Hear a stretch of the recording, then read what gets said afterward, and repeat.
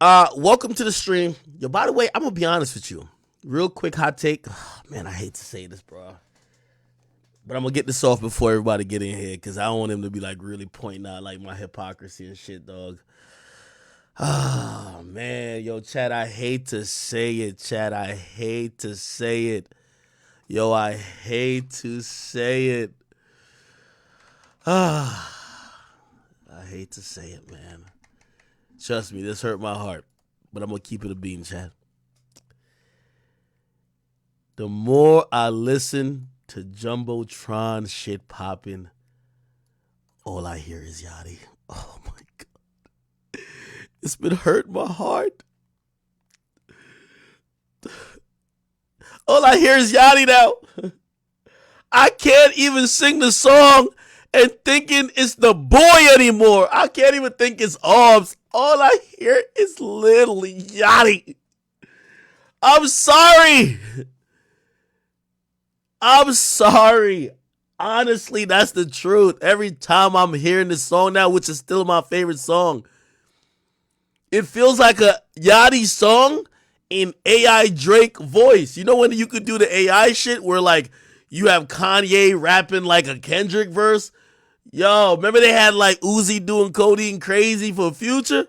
Bruh, this feels like a Drake AI doing a Yachty song, except a little bit like, extra little lyricism on it. I think Drake put a little sprinkles on it, but still, I ain't gonna lie, man. This shit do sound like a Yachty joint, bro. I ain't even gonna hold you, bro. I was fighting it for the longest because this shit slaps. And you know me. I first of all, Yachty and Drake not even the same like planet, not even the same universe. So like anything that Drake would come think of, Yachty's not close, at least in my mind. But it hurts. Okay,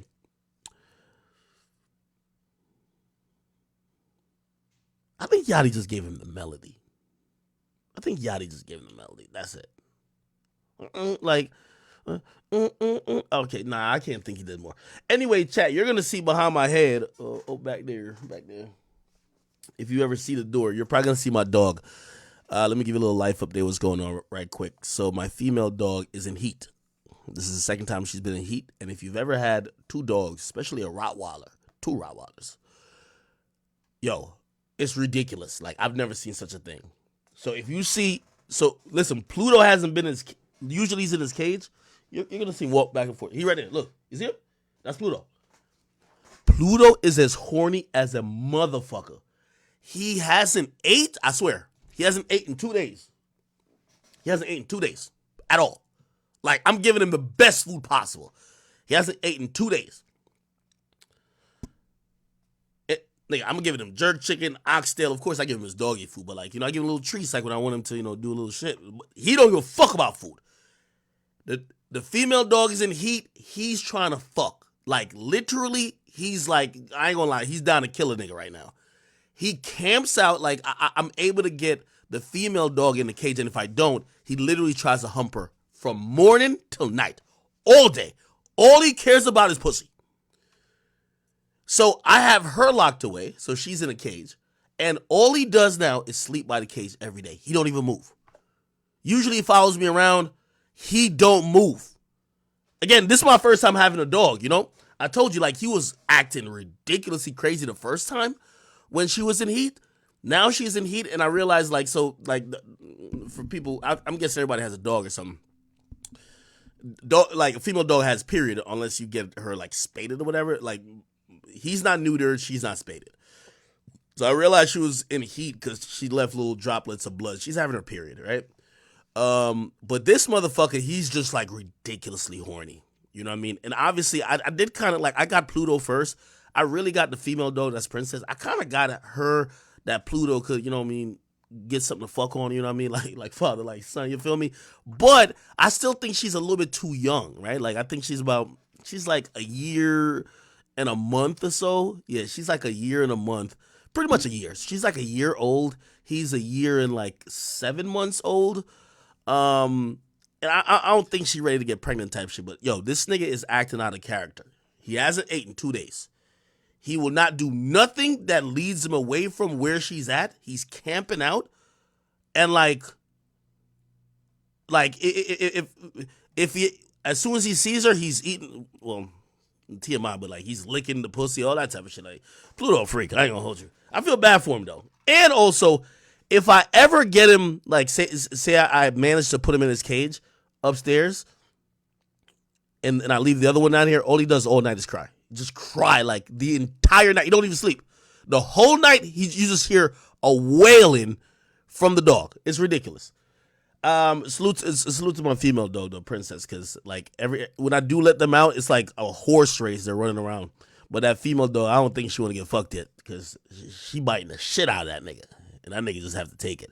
Anyway, somebody said that's the real meaning of for all the dogs. Yeah, for all my dogs, man. So yeah, Pluto is he's on a pussy getting mission. So he's gonna be stalking his girlfriend, and it's interesting watching animals in the wild, because like I know we're much socialized than like, you know, primitive animals, but just to even think that, you know, just males and females in general, right? Like we're all mammals in a sense, right? Just to see how dogs act just instinctively, right? Like they can't even control themselves. If you kind of extrapolate their behavior to like men and women, obviously we are a little bit more socialized and we should be able to quote unquote control ourselves a little bit. Everything in life makes sense. Like watching my two dogs interact absolutely made me realize why human nature is like this. I know that might sound crazy, but for real. Somebody said, let him fuck. Nah, she don't want to get fucked right now, because she be biting the shit. Like I see when he be trying to hump her. This nigga was trying to do some freaky shit, so I let them both out in the backyard. So she goes by the, like, you know, I got big ass pool. She go by the pool, and she about to try to drink the pool water. It's a saltwater pool, but still, like, you know, I don't know why she was trying to drink it. That nigga came over there. That nigga was trying to hit her with the wild back shots. I'm watching this shit on my security camera, and I ain't gonna lie, she ain't letting me actually put it in. Whenever that nigga get pussy, man, it's gonna be a hell of a day. Anyway. Somebody says a hoarded dog is more dangerous than... I ain't gonna lie to you. I'm gonna be honest with you. This is the only time... Like, first of all, Pluto, you know, and I'm kind of not that happy about this. Pluto recently, ever since the female dog came back, he bit 2 people that came here, right? He's not that fond of anybody but me and people. Like, he loves my mom, too. But people, like, he sees constantly... So he's already was kind of getting like, you know, a little bit like, he's a Rottweiler at the end of the day. But right now, when he's horny, nah, that nigga will take your neck off. Then this nigga want pussy, like he'll kill anybody for some pussy right now. Anyway, somebody said I'm oversharing. Yo, it's my first time having a dog. I'm trying to let y'all know what the fuck going on. All right. Oh my God, if y'all hear some noise in the background, that's my landscapers. They fucking driving around doing their thing. Somebody said read some super chats. All right, yeah, let me open up YouTube, see what's going on. All right, yeah, but really, I wanted to just start the stream off with the Jumbotron shit, flow shit, man. Bro, I kid you not, man, that shit been fucking me up recently, man. All I'm hearing is Yachty now. All I'm hearing is Yachty. Fuck. Okay. We got a bunch of shit to get to today. Obviously, one of the main things we're going to be getting to, and hold on, let me get into YouTube. Okay, one of the main things we're going to be getting to is obviously Kenneth Petty, a.k.a. Big Zoo, obviously getting reprimanded by the judge because he was geriatric gooning outside. My boy was Times Square thugging, you know what I mean? He was doing his thing, Broadway banging, right? And obviously, the judge wasn't that fond of it. I didn't even know he was on some probation. And actually, I don't even know if the probation has to do with his sexual, you know, he previously had like some sexual assault or, you know, some sexual case, right? That's why, you know, supposedly he has to register. I don't know if that's the reason why he's on probation. Nevertheless, when I saw him acting like that, first of all, I just thought it was too old. I wasn't thinking about legal ramifications, but apparently he was on probation. So we're going to dive into that. By the way, there's a whole thing going on. Nicki Minaj, which I'm going to be honest with you, Nicki Minaj is entirely, completely embarrassing. And we're probably going to have to do a deconstruction of Nicki Minaj's psyche. She's 50-something or 40-something, whatever her age is, but she's acting like she's 16. Okay, she's really trying to live like her 5th childhood again. And I'm wondering why, especially she's such an accomplished musician. She's so talented. She's done so much. I just never seen, like, I mean, I guess we see it in male rap all the time. Not really, though. But, like, Nicki spent her entire 20s and 30s being cute and docile and whatever. You might have heard that she had an attitude or whatever. Now she's in her 40s. All she's trying to do is gangbang.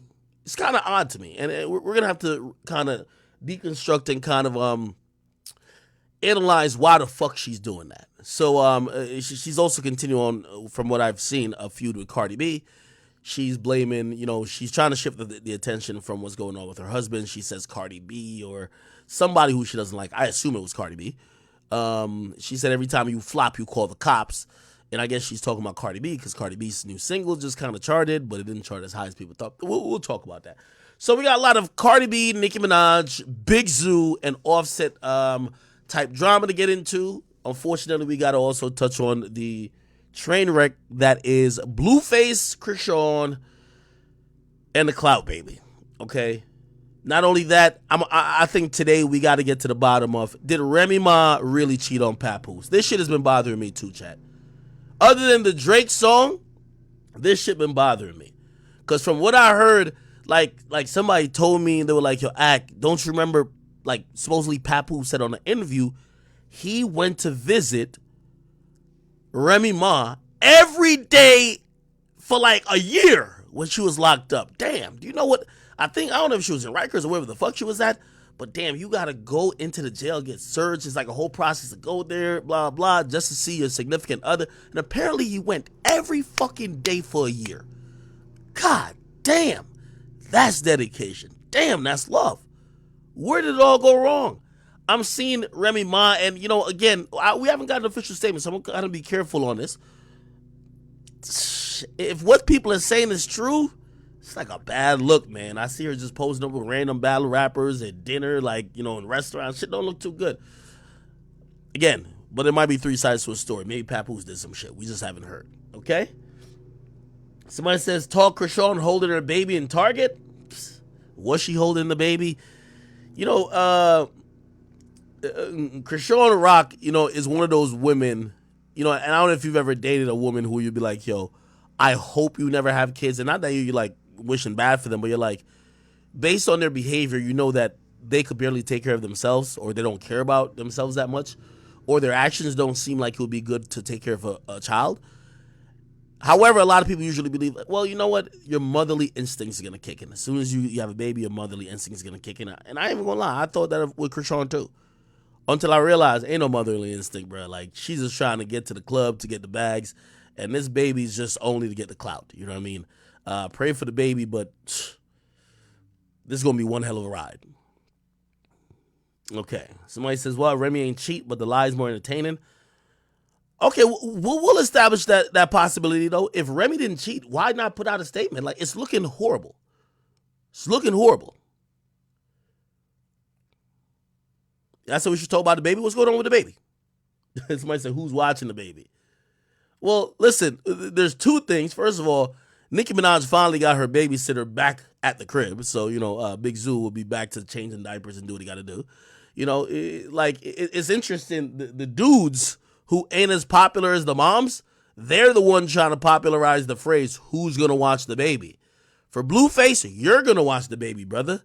To be honest, Krishan Rock going out for a hosting is probably more profitable than you going out for whatever you might be doing. She's just more relevant, so you should be watching the baby, my guy. Okay, you're the new Safari. You're the new Big Zoo. You better get to changing them diapers, all right? Okay, so if it was a man cheating, everybody would be on their ass. Yo, Elite Baller, we're going to talk about that too. Something about the silence is fucking me up, and also the fact that Papoose hasn't said nothing is fucking me up. We'll see. Okay. What else? Tory Lanez finally went to jail. We're going to be talking about that as well. What does that mean? By the way, also, interestingly enough, we'll be pulling up Drake. Drake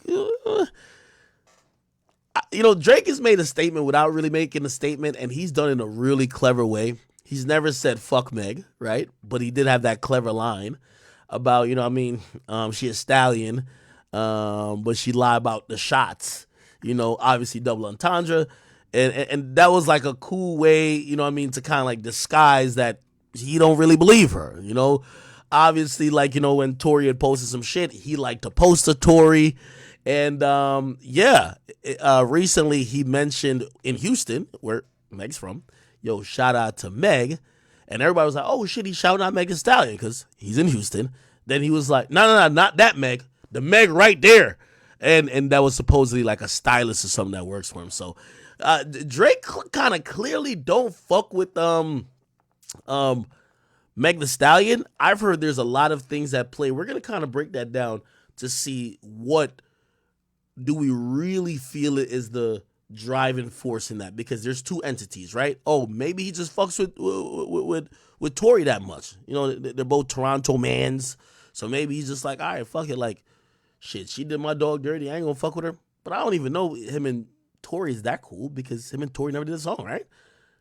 The other angle, which I think is more interesting, is that Jay Prince, who Drake basically, always talking about he mob ties, this and third, you know what I mean? Like, Drake almost, like, I feel like when Drake talks gang shit, like, he's always like, he's like putting it on Rap-A-Lot, like, yo, these are my guys. Well, Rap-A-Lot, whose boss is Jay Prince, right? Jay Prince is helping out Carl Crawford, who is suing Meg Thee Stallion. So Jay Prince is helping somebody out that's beefing with Meg. So maybe Drake is like, all right, yo, shit. You know what I mean?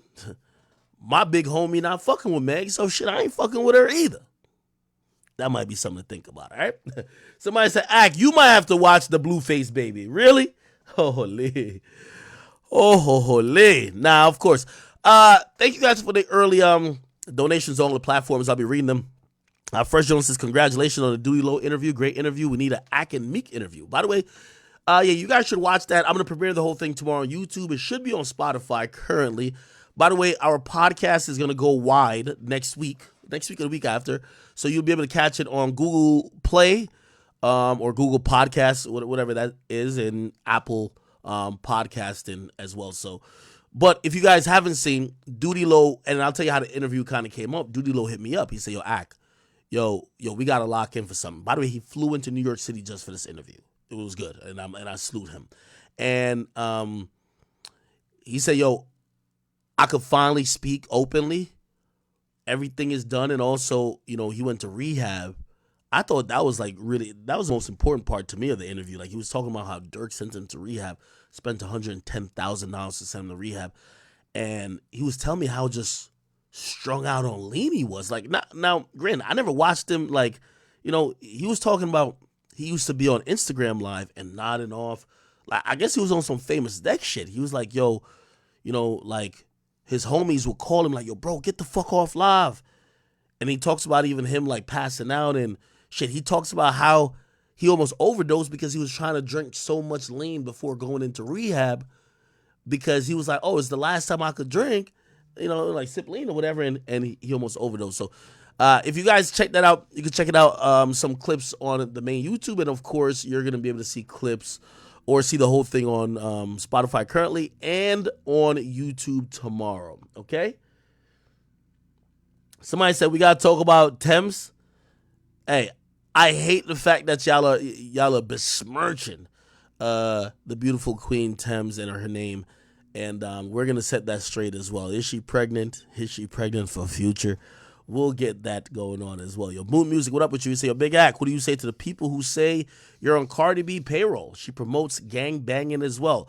I'm not on Cardi B's payroll, but I'm going to be honest with you. I do think that Cardi B seems to be, at least for me, again, I treat people how they treat me. Cardi B is someone who, honestly, I think she's more friendly to the media. Again, that's not being on someone's payroll. Nikki's someone who I know as, well, just my experience with her. She's operated like she's better than everybody else. She don't need you. You need her. She's above the fray. And when you do that, especially when people are in new media, like, they're not gonna, you know what I mean? Like, shit. Again, I always tell people, like, before, like, me and Cardi have, like, reasonable conversations these days. Shit, even if sometimes she hears something I say, she disagrees. She'll send me like voice notes, and she'll be like, "Remember, I was like, yo, Cardi, you dead wrong for talking about you Cardi B, and like you could upgrade over Offset. No, you can't. Stop playing. No, you can't. Stop playing." And we had a conversation about that, and she even admitted. She said, "You know, I should have said that because I'm not trying to embarrass my husband." I said, "Yeah, that's how you should do. You shouldn't be embarrassing your husband."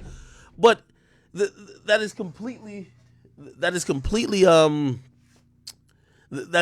different than like the relationship. I don't know how other people have relationships with Nicki. From what I've heard, Nicki just wants a bunch of barbs, which means robots that will just agree with her on everything. You might think I'm Team Cardi because I could agree with some of the shit she says and then disagree with it. With Nicki, I don't even know what the fuck, honestly. And I'm gonna be honest with you too. You see, Cardi comes from this like new age social media artist era. Nicki still comes from the era like Nicki and Meek are two peas in a pod. You know why Meek hasn't adjusted to this era? Meek is a nigga who still thinks he's too good for everybody. Like on some real shit. Like put it like this. Yo, Pluto, you're not getting in here, boy.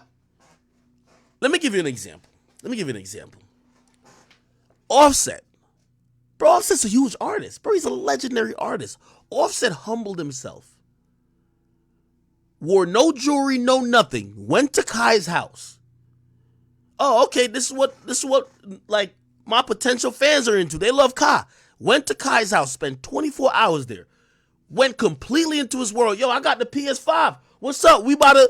Yo, he didn't act like a rapper like, bro, just treat me like I'm the shit. It's like, yo, okay, I'm here. Let's fucking do it. Bro, that's the difference with new age. And I think the new age rappers they don't have a high horse. Like old age rappers, they look down on anything media or anything that's not them. They actually believe the music industry only exists because of them. Do you get what I mean?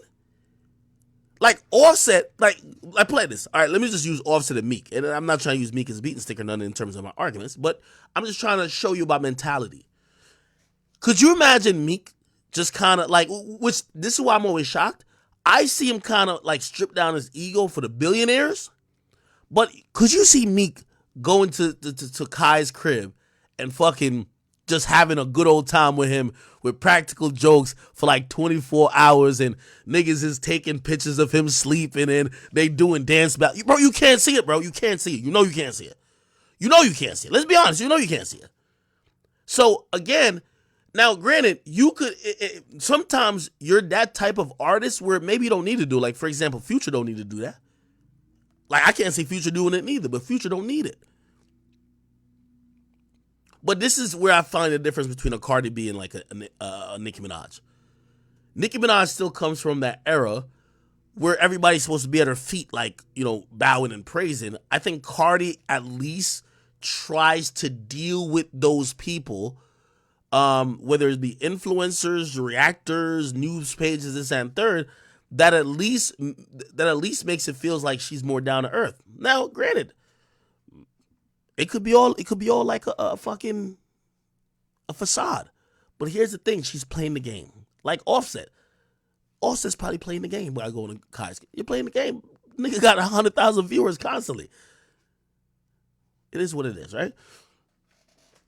Yeah, somebody said new age rappers act like humans. I'm telling you, old age rappers, bro, what I mean old age is like, a lot of the rappers that came before like 2012, they just view themselves as stars and they would never like even step out of that comfort zone to like put themselves on any other level. Anyway, somebody said Nicki don't need to play the game. You're right. No, hold on. High speed's up. You're right. She don't need to play the game. But here's also what happens when you don't play the game. Now, when you have this shitty attitude that every media outlet don't really, like, they don't really know you, right? They're trying to walk on eggshells trying to please you if they potentially want to do anything with you. And Cardi's somebody who's, like, mad down to earth with them. You know what they're going to do? Probably give her the benefit of the doubt. So that's why I'm glad you said Nicki don't play the game. Because what usually y'all say when, Cardi got people on payroll. No, Cardi is just not an asshole. Surprise! Cardi's not an asshole. Nicki's an asshole. Everybody knows that. Everybody says it. There's not one person in this industry. I just seen Jason Lee today. We're gonna get into all that. I might have to get into it now because shit, I feel like, I was trying to do like a summary of all of our topics and I'm going too far in. But Jason Lee was just talking about how Nicki was trying to do some weird. Again, you hear what y'all keep saying is payroll is people being assholes. Like, listen, you could tell if you're wondering if somebody's on somebody's payroll, you'll see promotional posts, but they're gonna be for music. Like, this is what people have fooled y'all about. So and so is on so and so's payroll. Who gains money? Or who would pay money to be like, hey, let's say this argument between Offset and Nicki's husband, which is really like, an ancillary part of the Cardi and Nicki beef. Do you think that Republic, which is Nicki's label, or Atlantic is paying for blogs to make either one look good? It got nothing to do with music. Now, that's different than, okay, Cardi got a new song coming out. We want all the blogs or we want everybody to post it. Yeah, duh, they probably are going to spend money. Hey, could y'all post up Cardi new single? Bongos is lit. That's how marketing goes. So if you're saying payroll, that's how marketing goes. You market a record. If Nicki don't have her records marketed, I keep telling y'all, she's an idiot. She's an idiot and Republic is an idiot. She's not Drake. Drake don't need, from what I know, Drake has never paid a blog. Drake has never paid no billboard or let's wrap this bus with my fucking cover art. He don't need to do it. It's Drake. Nicki not Drake now. She the best female rapper ever, but she not Drake. She got to know her place. Shorty, you do need it. You and Cardi compete. Drake competes with no one. Let's be honest. Drake competes with no one. Drake just fucked around and dropped the song. I don't even think they got a video. It's going to be number one. He competes with no one. He don't need that shit. Nicki, you do. Sorry, you do. Well, I won't say you do, but you do if you're trying to separate yourself from Cardi, because what people like, this is what the Barbs hate to admit. The difference in clout or the difference in litness between, like, I'm not talking about rapping skill level. The difference in clout and litness level between Cardi and Nicki is not that much. Sometimes Cardi's hotter, sometimes Nicki's hotter. They're like right here, neck and neck, constantly, neck and neck. Drake and nobody's neck and neck. It's like Drake and the rest of these niggas. It's the reality of it. Okay?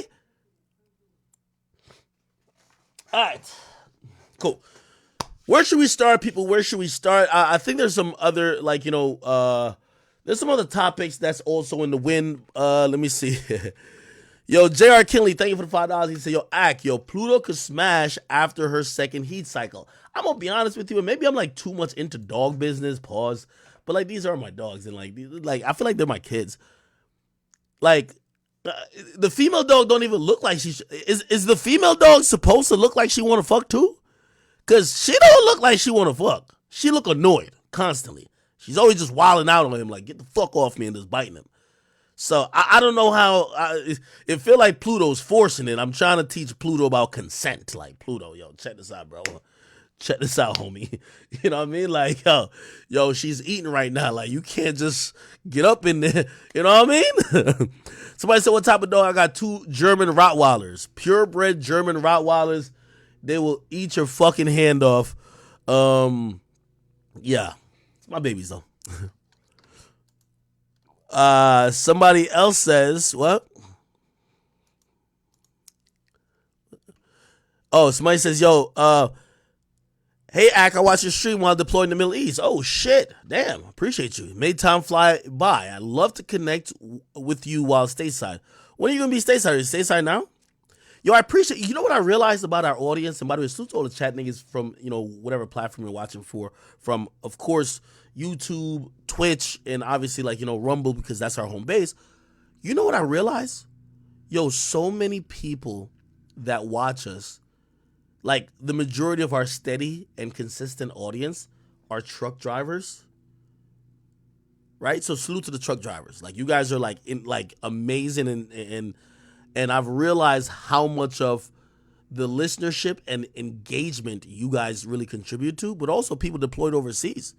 Like it seems crazy for me to think about it, but for some of y'all, I might be the update of what's going on in the pop culture world for you, and I appreciate you guys for that. All right. Okay, Mohammed Sasay. He says, "Are we getting to the Melly girlfriend interview?" Oh, thank you. You could. By the way, yo, the spam. Like, I'm looking at all the chats, so you gotta tell me where you want me to start. The Melly interview is like 42 minutes. If y'all want me to do rants at first, I'll get through these topics with rants. I know we're gonna have to watch. You know, I know sometimes like y'all don't want me to just sit here and just watch with y'all. So we could get to the topics. I got to rant first, but just let me know. Okay. Oh, Gene C says I'm stateside now. I'm based out of New York City. Oh, fire. Okay, bro. Yo, hit me up, bro. Okay. Start with Zoo. Y'all ain't shit. We'll probably start with Zoo. You hear these dogs crying? Cynthia A. Appreciate you. Thank you for the $10. She says, "Hey, just love you. I'm one of the few women that watch." Actually, I could pull up the joints on the screen right here. My bad. Okay, this is for everybody on YouTube.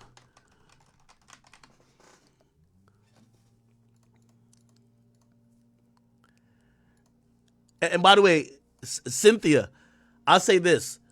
When I looked at ticket sales for our first show, like, compared to the amount of percentage of what I thought female viewership was, like women bought tickets, and maybe it was women that just bought tickets for their boyfriends.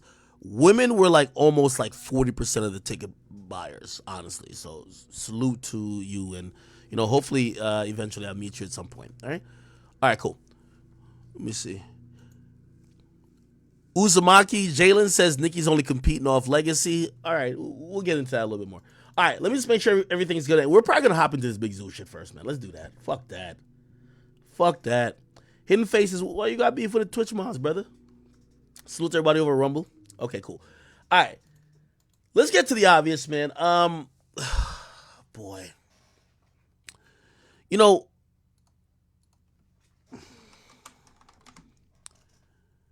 I remember watching this debacle,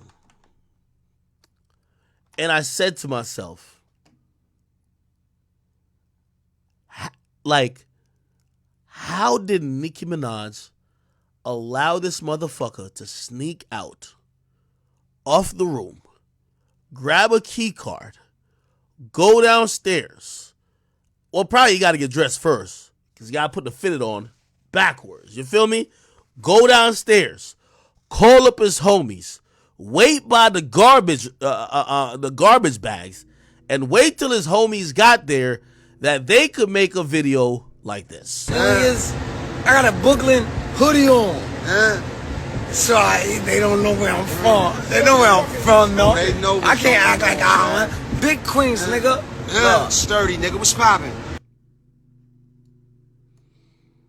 What's poppin'?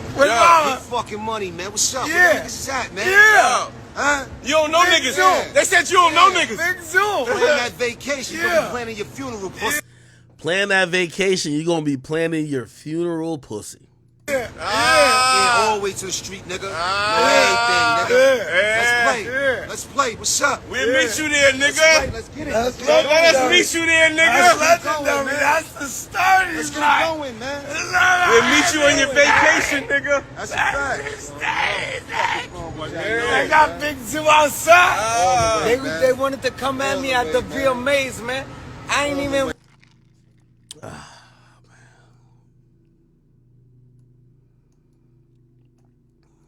We ain't even do nothing to nobody, man. What's poppin', man? Man? Nobody hiding around here, man. Yeah, We outside. We ready, nigga. All the way up in the We ain't ducking. The irony, man. We outside. The judges now force you to be inside. Nigga. Offset, where you at?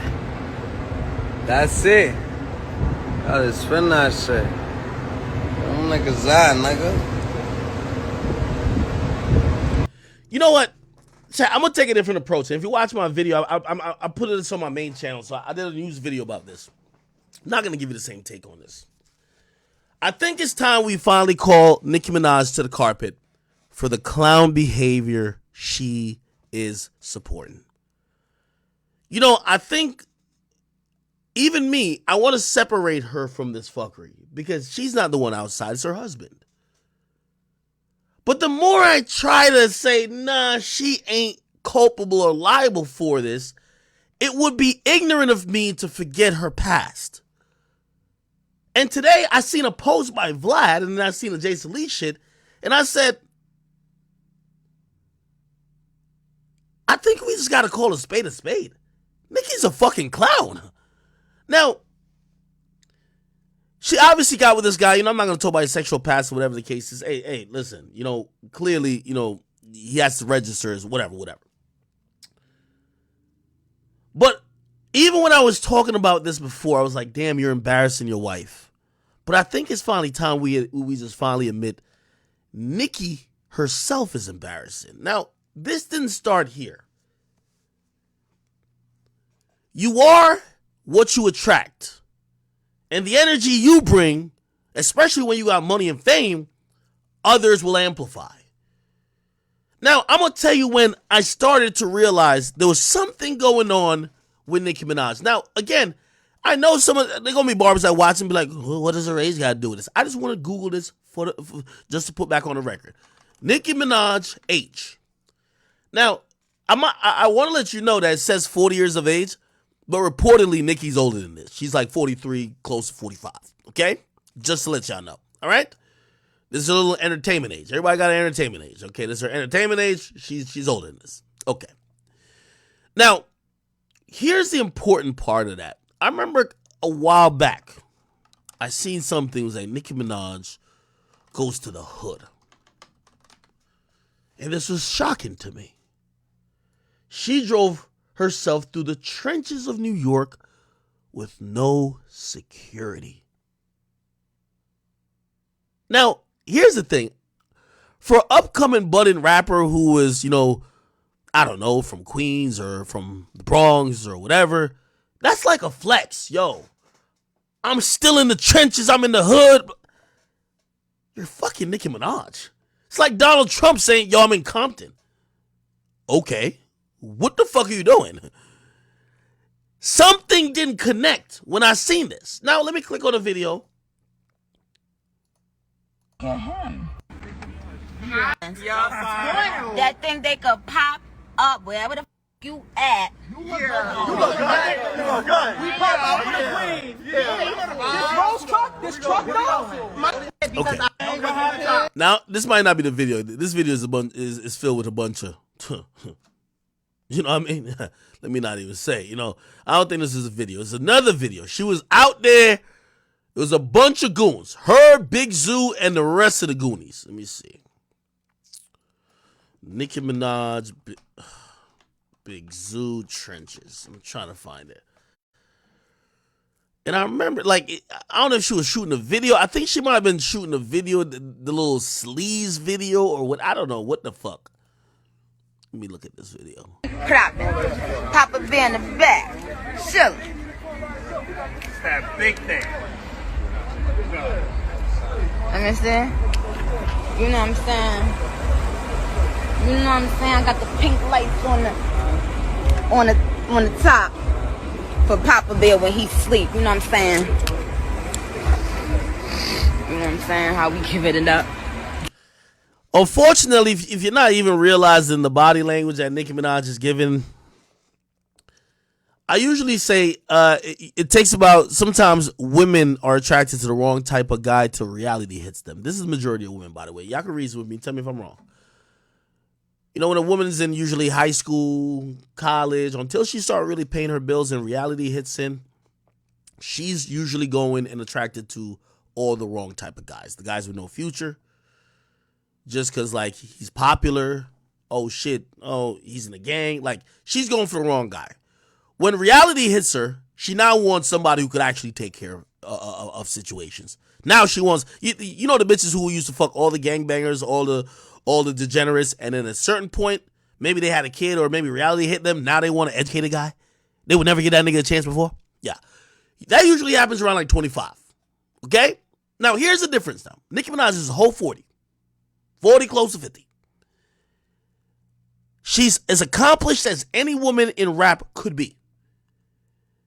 Yet, in the last year or two, and I have a theory about this, she's been trying to let people know that her associations is with some people that are in the trenches, that she's good everywhere. Now, if you ask me, I think this is, I always think she's in some competition with Cardi B. Cardi B's a hood bitch from wherever the hell she's from, the Bronx or whatever, who's also blood or whatever the case is. She's been a blood from ever since we known her.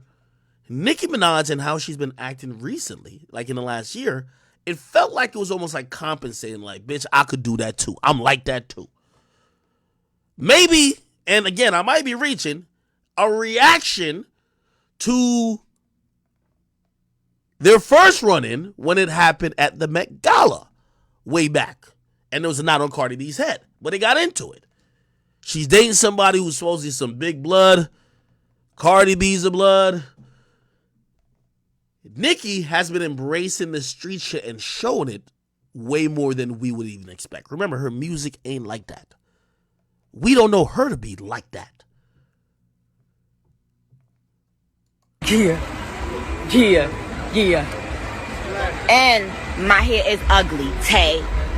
My hair is ugly, Tay. Okay. You tried to sneak off. Oh, thank you, Mama. Thank you. Let's see if we can find some more videos, because I remember it from back then. It was definitely like a year ago. It was a year ago.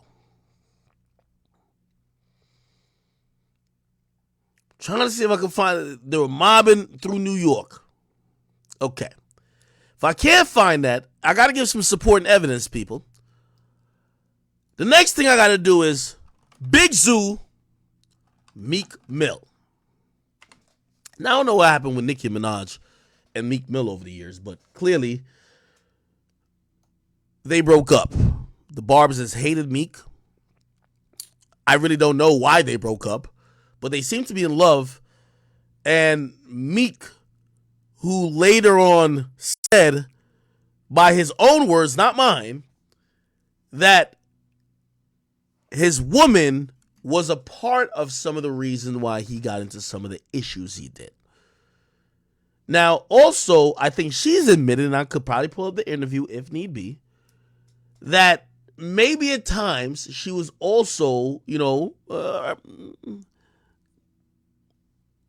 think I know the interview she said on, or alluded to it. She's been somebody who maybe had a pill habit as well.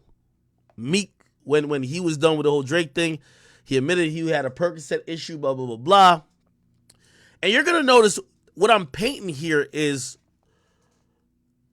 exactly what I realized Vlad tweeted out today, but Vlad put it in a very eloquent way. And I'll show you the tweet after this, but let me show you this video. So this was 3 years ago. She got rid of Meek about like 4 years ago or 5 years ago, okay? Yeah, 5 years ago. She ran into Meek with her new boyfriend. Meek apparently had a bunch of dudes with him. Apparently, Nicki's husband was kind of by himself, but I will give credit. Big Zeus stood his ground, and nothing happened. The shouting match occurred, and you got to imagine, like any ratchet bitch who loves to send a nigga on a dummy mission, Nicki Minaj probably sat there and watched her husband talk shit to a gang of niggas and probably said, that's my man. This is the worst type of female, people. And this is why I'm extrapolating a lot of these things, and this is why I'm going back into history to say, we don't give a fuck about Big Zoo. We don't know the nigga. But we do have to start blaming Nicki Minaj for her inserting him into rap narratives, into rap media, and eventually into these goofy situations. The problem here is bigger than Big Zoo. He's a degenerate. He got zero talent. Nobody wants to hear from him. But why are we hearing from this nigga? It's because Nicki Minaj has emboldened and encouraged his behavior over time. So this is one of the things that, you know, helped Nicki kind of realize, okay, she's with the, the big bad blood. And you guys probably seen him before. We picked it right there. Now, they're in Louis Vuitton, by the way. They're in Louis Vuitton. Nicki's in here. They run into Meek, and Meek probably says something to Nicki. Nicki and the husband, Big Zoo, starts to get back at him. You and I. There's 50 people outside. We ain't good. People outside. I'm talking.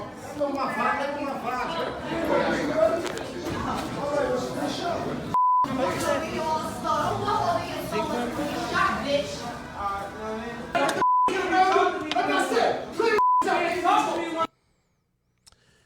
You're going to notice, and I don't know if you were paying attention on the low, Nicki Minaj was the one screaming, there's 50 people outside. I propose to y'all that Nicki is the worst of what women bring to the table with any man. She's the person that will hype up a nigga to die, go to jail, get arrested. You know that one girl. She wants you to fight every dumb battle she got going on. She's mouthy. She never shuts up. I remember, and I was the one who, I was the one who broke that news. Quentin Miller later confirmed it. I don't even want to tell y'all where I got it from because I got it from somebody really close to actually, somebody in the situation. Remember, when Quentin Miller got punched in the mouth, first of all, Meek's team told me that before. They had told me, they say, yo, you know we fucked up Quentin Miller. If he lie about it, we going to send you the video. I said, damn, what the hell? Y'all beat him up? They're like, yeah, they were bragging about it. Remember, I've never talked to Drake at this point. I'm just a fan of Drake. But they're mad I'm a fan of Drake. Say, we beat that nigga up. If you lie about it, we going to whatever. I eventually talked to some people. I don't want to tell you who I talked to. And they said, the real story is this. Them dudes called Quentin Miller at the store, wanted to get him to apologize or retract what he said about Drake, him not writing for Drake, and he said he wouldn't. So they kind of try to press him, but he say he not gonna do it. They got the video. He clearly don't look like, it don't look good on the video. They run back to the car. The word is, Nicki Minaj looks at these niggas when they get back to the car. Remember, she's in the car with Meek and the rest of the little lackeys. Nicki looks at him and says, wait, y'all niggas ain't do nothing to him? Yo, you niggas is pussy. Hear the story I'm painting. They leave the car because the woman their boss's woman has said, wait, y'all just recorded him? Y'all didn't do nothing to him? They now say, oh my God, if the woman's saying we pussy, we gotta go do something to him. They run back in the store and they said, bro, you gotta say what you gotta say on camera. He says he's not saying it. They punch him right in the mouth. Boop. And they run. But they got the joint on video where they punch him in the mouth. You hear the story I'm painting?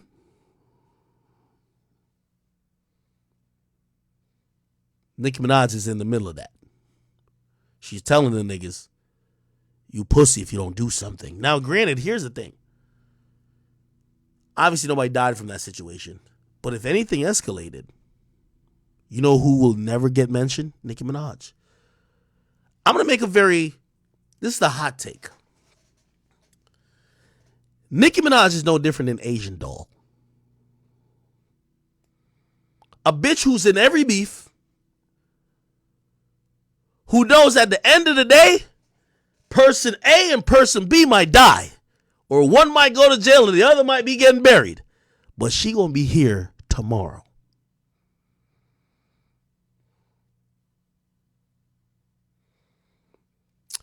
Now I see some people be like, oh my God, act like, why Why are you saying this? No, let me keep painting the story.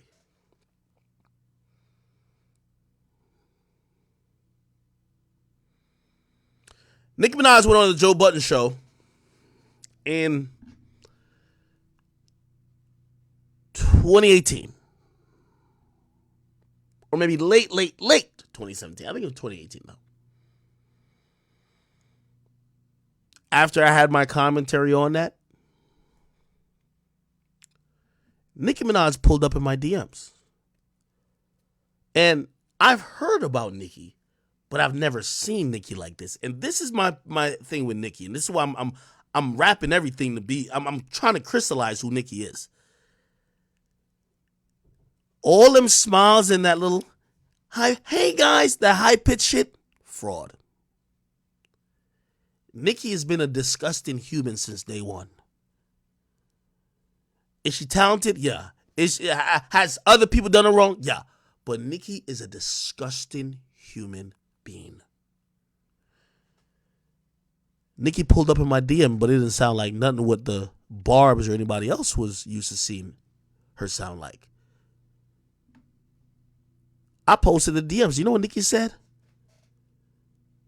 Yeah, I'm going to get my husband. He going to pull up to you. Where you at right now, nigga? I'm going to tell my husband to pull up on you, nigga. He going to handle you right now. What's up? Whoa there, cowgirl. What are you talking about? Yeah, you going to have to talk to Big Zoo. This is the same Nicki Minaj, chat. This is the same Nicki Minaj.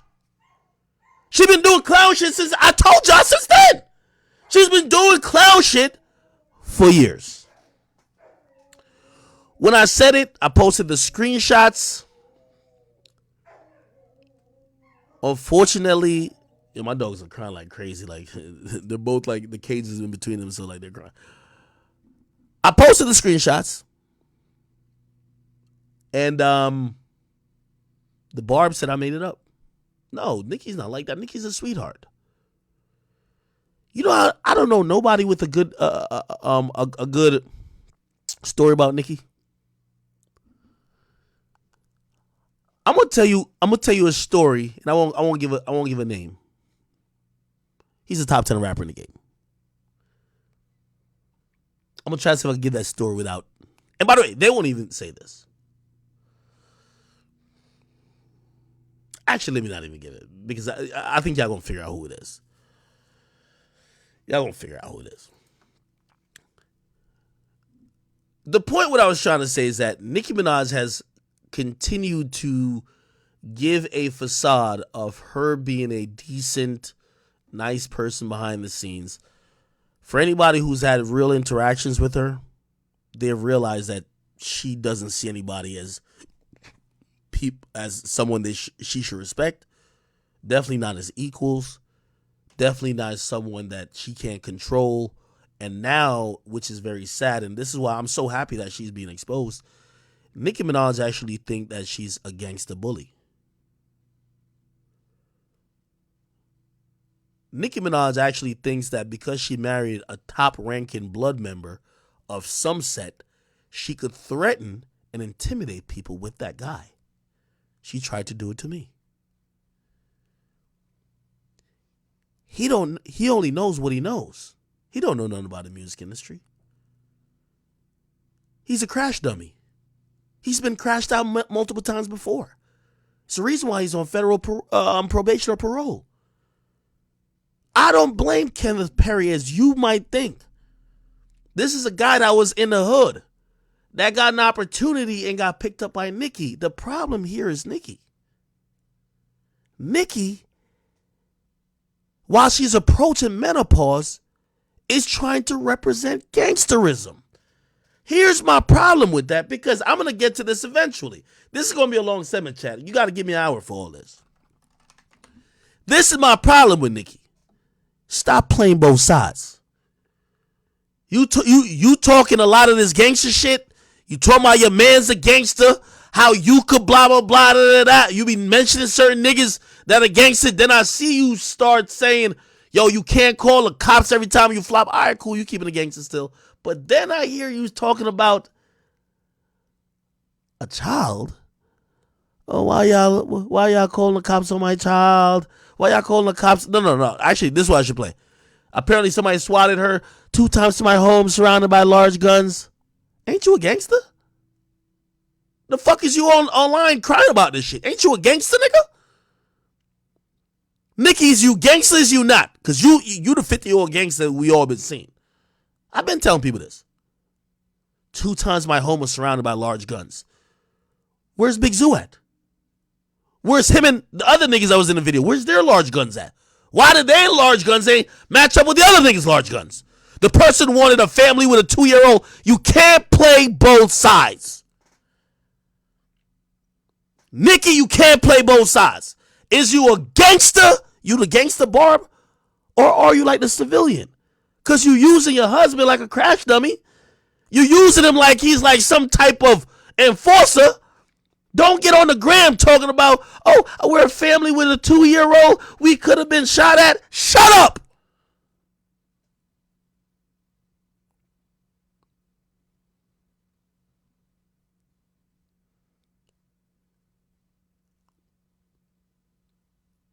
Nikki, you gotta tell the world the truth, man. You a junkie. You playing with that nose, man. You off them perks, man. Everybody know that shit. Ego out of control. Now you thinking that you running the hood. You thinking because you got some street niggas who ain't never seen the money you touching, you could get them to crash out. But stop playing both sides. All that shit, Nikki to the sleeves. What are you talking about?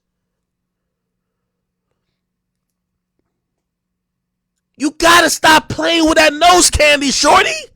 Stop it.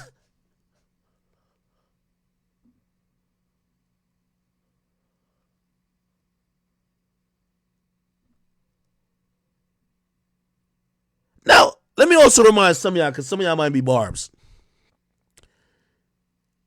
Y'all should know, Big Act, I don't do sides. When somebody, the moment Nikki DM'd me a couple years ago, you knew I had smoke for her for a lifetime. Don't even bring Cardi up. You knew what it was. You knew what it was. Don't even say that. Cardi can't program me. Like, the fuck? You knew what it was. But I'm only going to hit him with facts. So when I hear you talking about nothing on any block, shut up. You gangster or what? You got your husband over here with his geriatric goons, Times Square thugging, where it's all set at. Where was them niggas at when niggas was supposedly swatting your crib or whatever the fuck they was doing? Why is that gangster shit not popping then? Why are you now playing victim? Your husband's a big bad goon. They just gave him house arrest. He gonna be at the house all day long. Get him to pull up outside on them niggas. But Nikki, you know what I've noticed about you? You're the fucking fraud that's been trying to play victim for the last... I'm going to tell you when I noticed you were trying to play victim. I've never seen this before. The motorsport record was when the big bad Nicki Minaj finally hit the I'm the victim button. Because you didn't think you were the victim when you were bullying the fans of Lil' Kim and older rappers, and you were shitting on everybody else. It was only until the new bitch on the block came out. And her man was in the hottest group, and they were bullying you around because you needed a song, because let's talk about that tour you didn't do.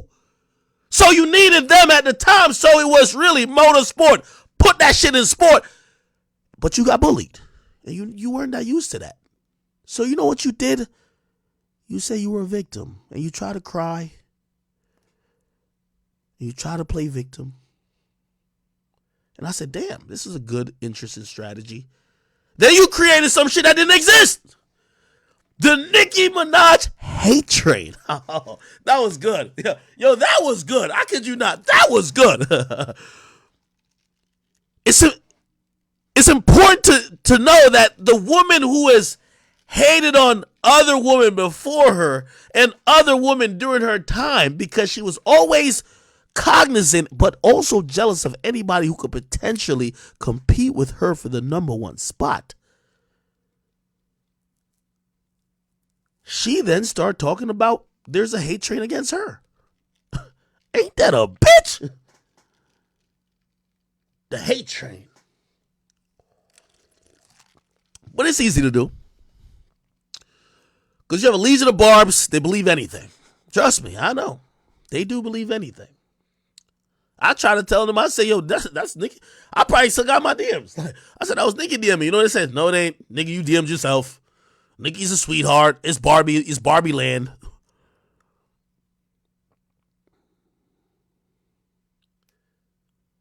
I'm painting a picture, people, of a woman who's not comfortable with the accolades we do give her. And nobody can sit here and say Nikki ain't one of the most applauded women.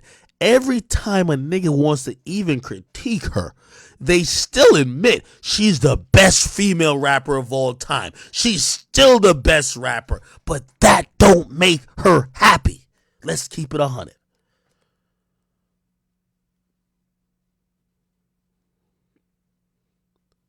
She's addicted to what comes with fame. She wants to be number one forever. It's the reason why we seen her rolling around the goddamn Thanksgiving table like pig in a blanket. We see it. I saw it. Auntie, come on, get off the Thanksgiving table. We gotta like say prayer. We gotta say grace. We gotta get to the stuffing and the sweet potato. Like, we gotta get to some shit.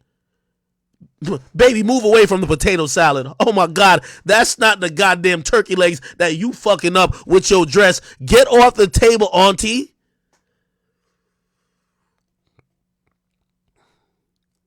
Let's be honest. Who's pushing the most division? This is a woman's era in music. Every day there's a new woman. Sexy Red, Ice Spice, Glorilla, Lotto, City Girls, everywhere. But who has turned this bitch into goddamn Avengers? You gotta pick a side. Civil War. Nicki Minaj.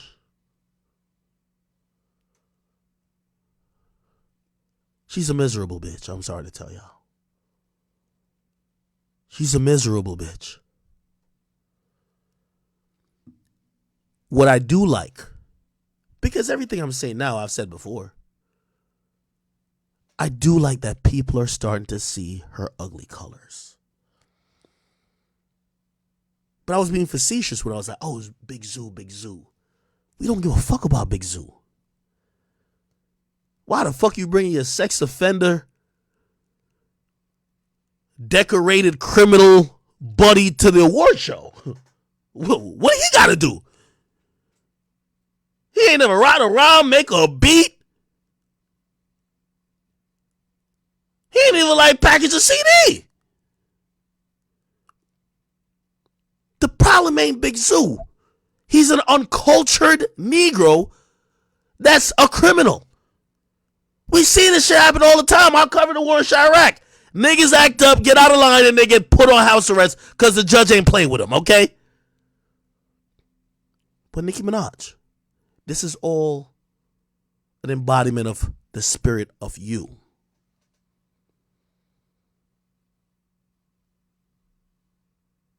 You're supporting all this fuckery. You're the person who's never denounced these behaviors. You're the person where if it comes to your brother who was raping a bunch of girls, you haven't said anything. And I understand it's your brother, so I'm not going to get that. I ain't going to wild out too much on that, even though there is rumors that allegedly you may have like motherfucking paid for something. But I won't even get too much into that because I don't know the facts. And also, it's your brother. But we going to sit here and act like you try to portray this little victim angle. Do you know what the woman that your husband is accused of victimizing has been crying about and screaming about in terms of her being bullied and her being a victim? You didn't give a fuck about that, did you? Actually, you've spoken up for him, basically saying that, yo, that bitch is lying. You weren't even there. So it's convenient when you're the victim. Only Nicki's the victim. The only victim here is Nicki Minaj. The only victim is Nicki Minaj. Everybody else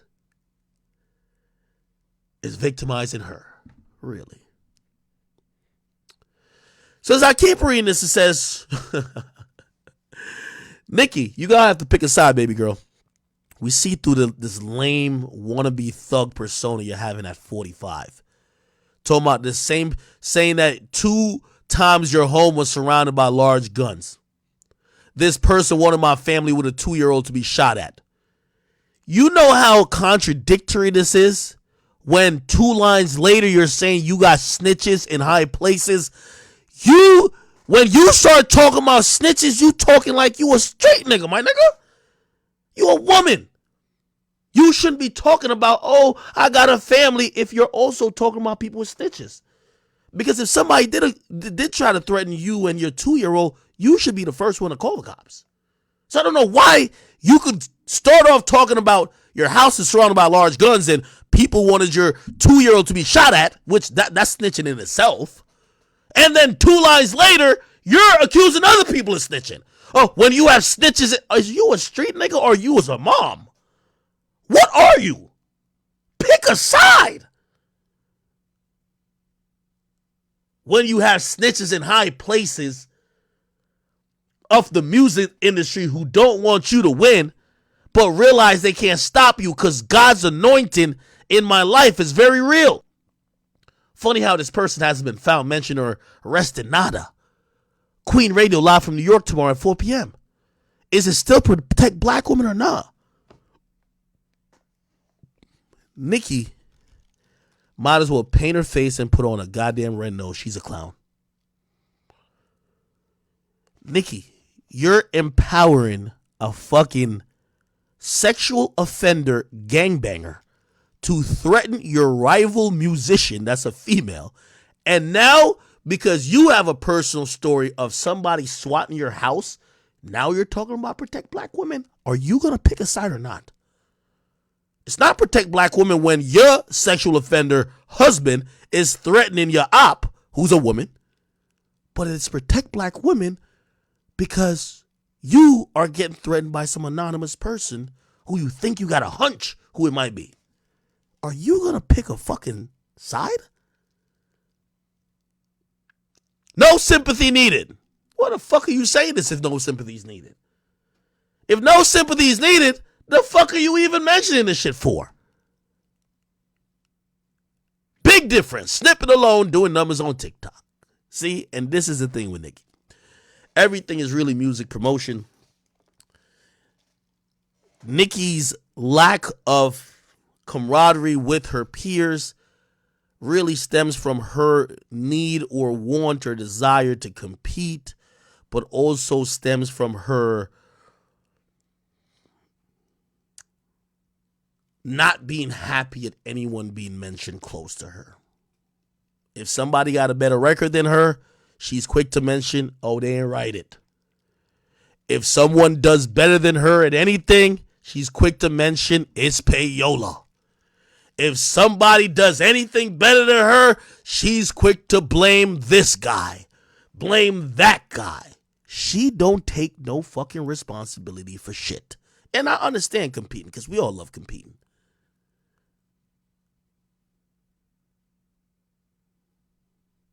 But at a certain point, you go from being competitive to being a fucking sore loser. And she's not even a loser because Nicki's won 1,000 times.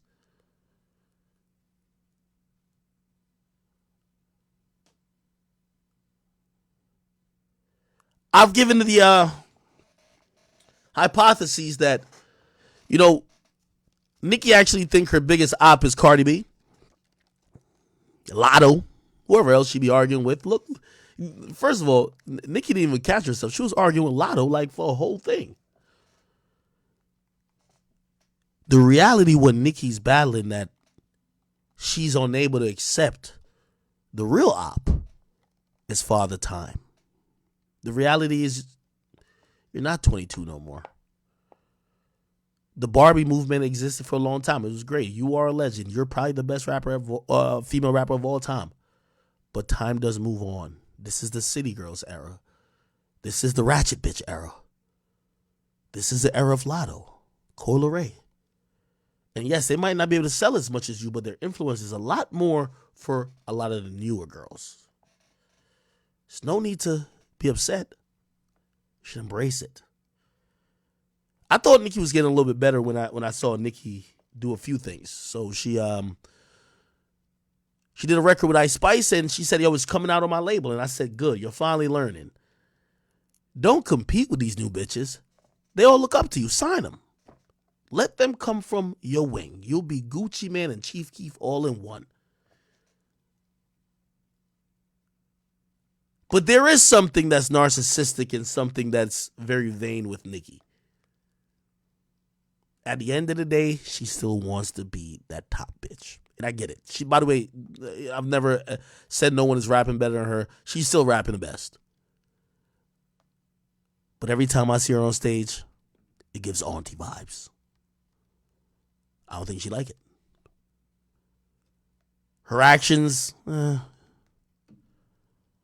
still influential, but there's other women that's doing their thing too. You can't be mad at it.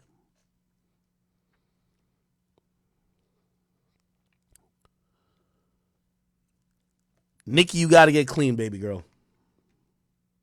You trying to be a gangbanger at motherfucking 40 plus is crazy. You setting up, you know why your stay-at-home dad husband is now staying at home by force, as per the judge, the federal judge? It's because of you. You're empowering this. You're emboldening this behavior. You're actually allowing and encouraging, even if we don't see it, you're allowing this shit to happen. You've never condemned this type of behavior. And that's why we are where we are today. So I read this, and by the way, I don't know if you heard the clip. I'll play the clip. Apparently this was, I guess, somebody who's calling, I don't know, calling the cops on Nicki. Here it is. And he fired 5 shots, and he's could be possibly drunk, or he has the child in his arm, and she just keeps telling him to put the child down. I don't know if he's trying to leave with the kid, and she's just trying to talk him out of it. And he fired 5 gunshots, but nobody. All right. Community, but he has a shotgun, and he fired 5. Okay, and that's obviously a troll calling in. Clearly, by the way, even with me saying all that about Nicki, I do not agree that she should be swatted. No one deserves to be that. And don't mince my words by me saying that neither her nor no other person should be swatted. But that's not my thing with Nicki. Nicki, I'm telling you, is acting like she's a fucking gangster. That shit is lame. She's coming across lame. Her husband look lame. But that's all he actually knows. So I gotta forgive him. I gotta look at her. You waited till you were 40 plus to start dating a gangbanger? That's a sexual offender? You sound crazy. I saw Vlad put up a tweet today. I know I'm long-winded at times, so I might be like, damn, Ak, wrap it up then. This was a pretty good way to crystallize what the fuck is going on. Okay? He sent out a tweet. Let me see if I can find it. Let's read this. He says, Nicki Minaj's husband is on house arrest for threatening Offset. Right after that, she previews a song saying she got killers who will pull up and do what she say. No way. Like again, when you read this on paper, you're like, no fucking way. By the way, I don't even know if I finished playing this, but this was, this is when I realized she was going to have kids with this nigga and like marry him, because she loves a gangster, right? So the dude is standing his ground versus Meek and a few of the chases. Look.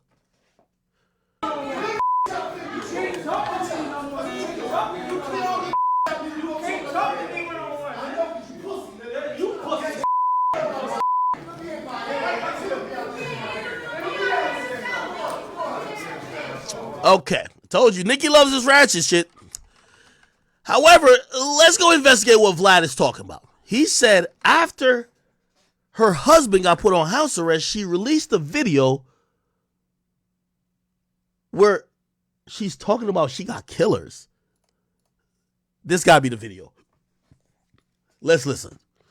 Me. I can't be playing with niggas. I'm married to G. I got some niggas that do what I say. If I tell them to shoot, they pull up from the 3. I got some niggas who do what I say. If I tell them to shoot, they pull up from the 3.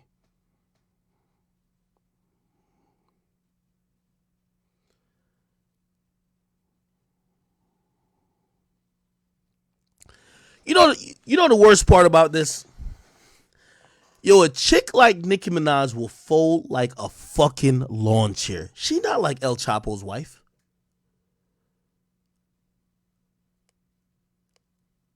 You think Nicki Minaj like El Chapo's wife? You know El Chapo's wife got locked up for years. You know what she said? I didn't even know my nigga was a drug dealer. What the fuck? Wait, my husband was selling drugs? Held it down. Nicki Minaj can't be seen on camera without 59 filters, and if she shoots a music video, she's paying tens of thousands to edit her body. That she looks sexy. I know this as a fact. You're not built to be incarcerated. The fuck are you talking about? The fuck are you talking about? You can't go outside without a pound of makeup.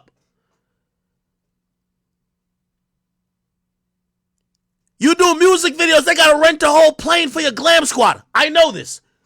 People who've done music videos, I know. Your whole glam squad is getting a private jet for themselves. That's to make you look good. Ain't nothing wrong with it. You're beautiful. Go ahead, do your thing. Like, you're beautiful at your old age. I got you. But when you talking this shit, man, you not Sexy Red, man. Like, Sexy Red a rugged bitch, man. She look rough around the edges. You a chick with a glam squad. You like Mariah Carey or rap. You not trying to go to jail. What you talking about? You got niggas who will shoot what you say. You don't want to get brought in no indictment. The fuck are you talking about? You can't even get on. Let me tell you this. It's so hard for me to believe this shit. You can't get on live showing your face without a filter, my nigga. You don't look like how it's seen on these videos. Ask anybody around you. You got 10 filters on. All type of body. I'm telling you, these entertainers, Nicki, it's not only her, they all be paying for. Yo, the music video you see, they look nothing like it. Promise you. Promise you.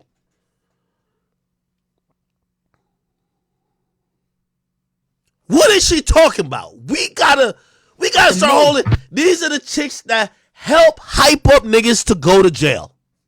I can't be playing with niggas, I'm married to G. I got some niggas that do what I say. If I tell them to shoot, they pull up from the 3. When bitches be rapping, I'm What are you talking about? laughing and sound like you trying to me. I'm who you dying to be. Will somebody cop all these groupies a ticket? Cause I'm who they dying to meet. I'm in the city, I drop a location. I'm in the city, I drop a location. What? By the way, Big Zoo right here. And all of the killers come out. I drop a location and all of the killers come out. Don't y'all find it weird? There has to be something that's lacking with her, that she's now 40 plus and she is bragging about, oh, I could bring the killers out. What does that reek? What does that tell you? She waited till she was 40, till she got a kid, to now tell you she could bring the killers out. Let's forget who she is. Let's just talk about the facts. If I told you that a successful person waited till they was 50 or 40, especially a woman, to talk about how they got killers who move where they say, there was never gangster before now, before the millions, before now, and it's not like they're like, oh, okay, we on defense, so I'm going to make sure we good. They're talking about we could do anything we want. Somebody says entertainment. I would say it's entertainment.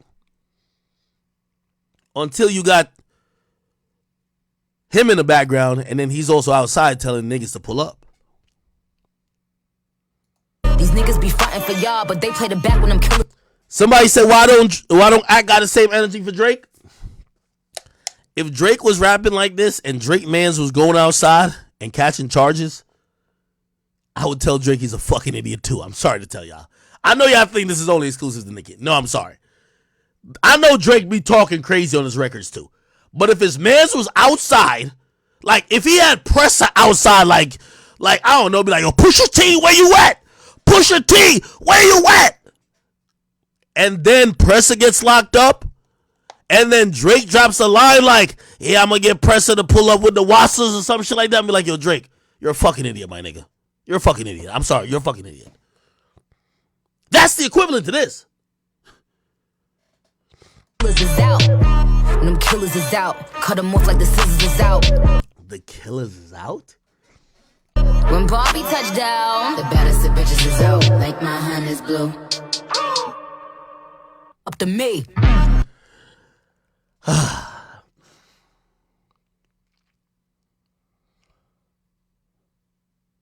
Sad. If you guys weren't aware,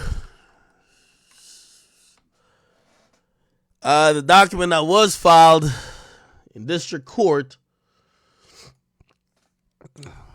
USA versus Kenneth Petty, says comes now. Natasha Alexandra Mingo, the chief probation and pretrial services officer of the court, they presented an official report upon the conduct and attitude of Kenneth Petty, who was placed on supervision by the Honorable Michael W. Fitzgerald, sitting in the court of Los Angeles, California on the 6th day of July 2022, who fixed the period of supervision at 3 years and imposed general terms and conditions therefore adopted by the court, and also impose special terms and conditions as noted on the attachment judgment and commitment orders.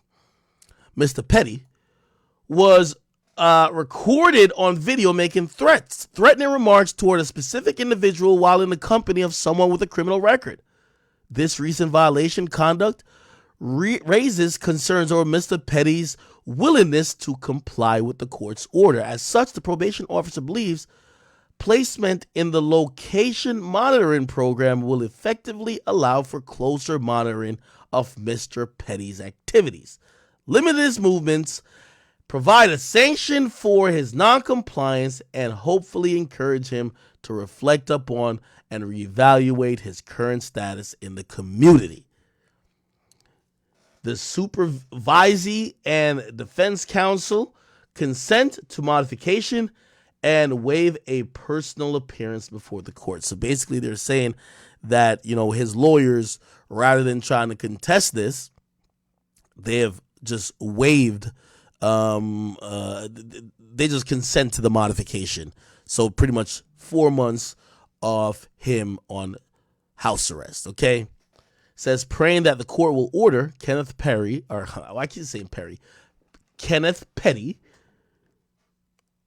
shall participate for a period up to 120 days in a home detention program, which may include electronic monitoring, GPS, alcohol monitoring unit, or automated identification system, and shall observe all the rules of such program as directed by the probation officer.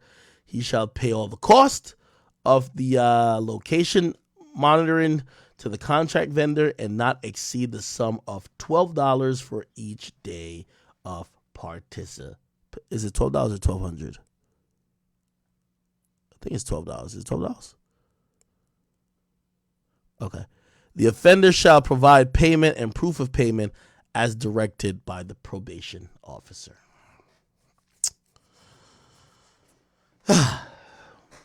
Again, I just got to tell y'all, I know, and even in my YouTube videos, we men, so we got to take accountability. And of course, I got at Big Zoo, but let's be honest, Big Zoo is nobody. He's a career criminal. With all due respect to him. Nicki Minaj is the person who's continuing to hype and continue to allow this behavior and also encourage it, but even brag over it too, right? Okay. Yeah. So clearly the Cardi B Offset situation didn't really have anything to do with it. I see Cardi B, obviously she's like a big blood too. So she responded to Ken Barbie. I thought Ken Barbie was a barb. I don't know these things. Anyway, the Ken Barbie person said, because Megan Cunningham said, hey, listen, the probation and judge did not need an outside report to act on this, and Cardi B and Offset didn't seem to care. Offset actually laughed about it as he walked on the jet. I think they were going to say hey to Deion Sanders at the Colorado game, okay? Ken Barbie says, thank you, because they're definitely trying to flip the narrative like this man didn't do what he did on Instagram and tag every blog in it. Be mad at him and his friends. Cardi B says, exactly. Keep me and my mans out y'all fucking mouth. Okay? Now, let's get back to, and by the way, for the life of me, obviously it's gotten a little personal. So, I'm going to give Nicki a little bit of a leeway here. It's gotten personal with her and Cardi. Like, truth be told, I just feel like Nicki's just too legendary to really even be arguing with anybody. But for whatever reason, it seems like Cardi threatens her status, or maybe just threatens her current status in the game. Whatever. She put up a bunch of stories and she says, I got something else to play, but we gonna wait for Queen Radio live from New York tomorrow, 4 p.m. Eastern. Laughing my fucking ass off. Then she says, a child who's done nothing to anyone but bring joy, you gonna get the brakes beaten off you, ain't reading comments, don't give a fuck about them, so knock yourself out. What she say? You gonna get the brakes beaten off you? Who she talking about? She said, ain't reading comments, don't give a fuck about them, so knock yourself out. Show this to them, write it down, take a picture. Maybe I should give the Barbs another surprise tonight. On 11/17/2023, what? Pink Friday 2 is coming for you. Tried to stop VMAs. What I do? Shit it on them. Best dressed according to Vogue. Body. Oh no, this is snippet of Big Difference. Gag the entire audience. Gag the entire live chai. Live from New York for the next month. Maybe more. Pulling up. Love you guys. Protect black women. Yeah, and Nicki's like confusing. She's talking shit and saying protect black women. Like, she's seen more as the aggressor than the victim, but whatever. Then she goes on to say, yo, you can't call the cops every time you flop. Just say it, right? Then she says, Barbs, tomorrow I'm going to tell y'all who to swat, since swatting a home with a baby isn't a felony. Let's go. Pink Friday, 11/17/23. Big Difference. Last time I saw you. What does this mean? She says, big difference. Last time I saw you. And she says, protect black women. Sometimes. Interested. Then she posts that she's trending. She's the number one, or Pink Friday 2 is the number one trending topic in the United States. Okay. And then, yeah, she's trending. Okay, cool. Now, I'm going to assume, I don't know if this is true, but I'm going to assume who she's talking about is Cardi B. Okay. So, actually, I'll go to billboard.com. So apparently a Cardi B and Meg Thee Stallion song finally hit the charts. It's been out for over like a week, and apparently it debuted, I think, at 14. Here it goes. So Bongos. It debuted at 14, and I think that's what Nicki's talking about when she says you flopped. And this is me assuming right here. So let's not just say this is what Nicki's saying. I guess she's saying for these women, to put in perspective, I know 14 might be like a good place to land on the charts for most people. For Nicki and for like Cardi, they're usually like, if you're not like in the top 10 at least, or maybe even top 5, at least for the first week, like your record ain't doing shit. They have huge fan bases. So like a top 14, even though for the regular artists would be like really good, for a Nicki or a Cardi, and I keep telling you, they're both kind of competing. They're like, always neck to neck in of some sorts. I guess she's saying that Cardi's song flop. Now, by the way, let's be clear and let's be honest. This might be considered a flop for Cardi B. Let's keep it 100. Cardi B and Meg Thee Stallion, Bongos. This is Cardi B's next single, or maybe a lead single for the album that's supposedly coming. I don't know when it's coming. She got Meg Thee Stallion, who supposedly, hasn't done really a lot since the Tory case, and she's popping back out. So Cardi, with her lead single for her album, and Meg, who we ain't seen in a while, them being on a song together, I guess people are saying, oh, this should be an easy number one, right? Except it wasn't number one, okay? It wasn't number 5. It wasn't in the top 5, nor the top 10. It was number 14. By the way, it was just above, but it wasn't a debut for them. Nicki Minaj and Ice Spice, their song was 15, but that shit been on the charts for 12 weeks. So Bongos is here. It's been on the charts for 1 week, right? And Nicki and Ice Spice song been on the charts for 12 weeks, and they're pretty much neck and neck, right? So I guess they're like, hey, listen, I think the peak position for Nicki and Ice Spice was 7. Yeah, 7. So usually sometimes for how the way they promote these songs, where it debuts is the peak, and I think this is going to be the peak, honestly. So Cardi B and Meg, I think the peak's going to be 14. So I think Nicki Minaj and her stands have something to brag about. But I think that's what Nicki's talking about in saying flopping.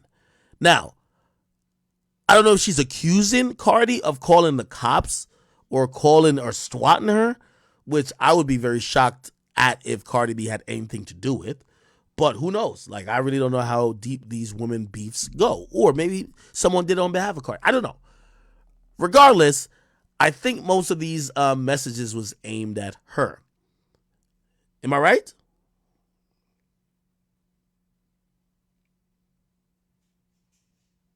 Somebody said Nicki blames Cardi for everything. I don't know. Z, thank you for the donation. She says, think about it like this. She's 40 with a family talking about sending killers. That's definitely not normal. Yeah, I don't know. Like, I mean, maybe I'm not that in tune with Nicki Minaj's like content. Obviously I knew she had like a lot of sexual-esque lyrics throughout her whole career, but I don't remember early on in her career she was talking about killers and violence like she is now, which that's why it's leading me to think now, like, what the fuck is going on? But whatever. All right. Somebody says, Nicki lead single last time I saw you flopping though. What? What? Okay. That's kind of interesting. So she's gonna be on Queen Radio tomorrow. This is her, Big Zoo, and I believe the kid. Is this kid 2? Oh, wow.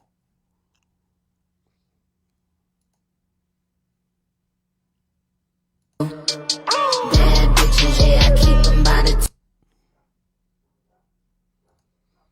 Okay. All right, man. I think we should move on. What else should we talk about? I know I have a lot of stuff to get to. Somebody said the song will go higher. Majestic, I don't think so. I don't think Bongos is going to go higher. I think he had the best push up till now. Unfortunately, I don't think that song is as catchy or as, like infectious that it's going to get more popular after this week. I know the labels probably did a great job of trying to market it for that first week. I can't see it going higher the second week, honestly. She's going to drag me on Queen Radio. Oh, I would love that.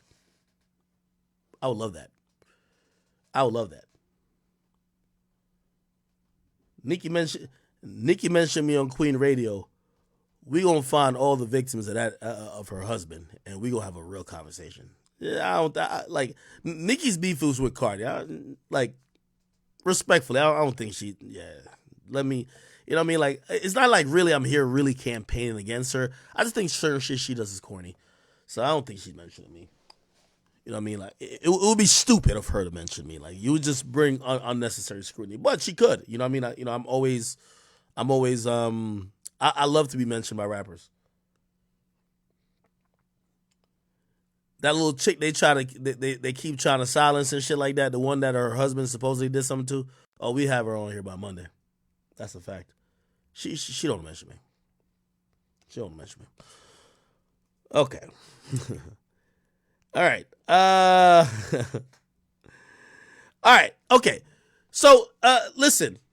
Eventually, I'm pretty sure they're gonna solve whatever issues they have. But really, I only came on here to say Big Zoo's actions is corny, but I'm really blaming this on Nicki. Nicki really got to get a grip with herself. You know, I hate to impose what I think she should be doing on her, or like, I guess I'm using my opinion to be like what I think she should be, but still, just my opinion. Nicki, who is a queen and the best female rapper of all time, you know, I've longed to see some grace from her, compassion, some elegance, some eloquence. I've been trying to see some of these things to be like, yo, Nicki, like, I ain't gonna lie to you, there was a point where, like, even Mariah Carey, like, even though Mariah Carey was actually extra stuck up once she realized she was a shit, but, like, you know, she moved different. She moved like she was, like, you know, not like these other artists. She moved, like, very above the fray. And Nicki at this point looked like she's down to waddle in the mud, except it looks worse on her than it would look on somebody else, because she's supposed to be the person who's the queen. The queen can't be the ratchet. So, yeah, I don't get it. All right. We should move on. A lot more other things to talk about. Let me see what else is going on in hip hop. Y'all spam on some topics, people.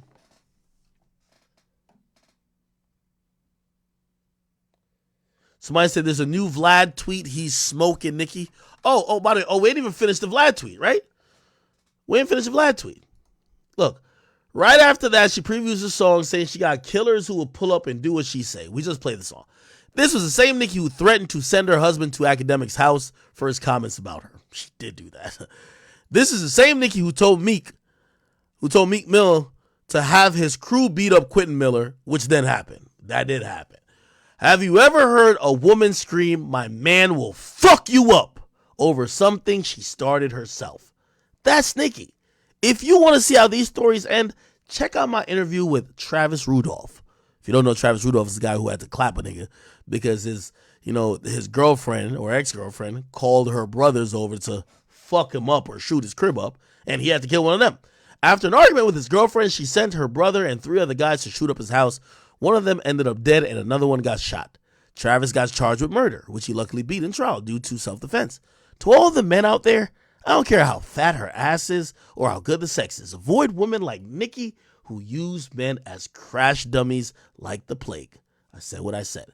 I do think this is a message to be heard.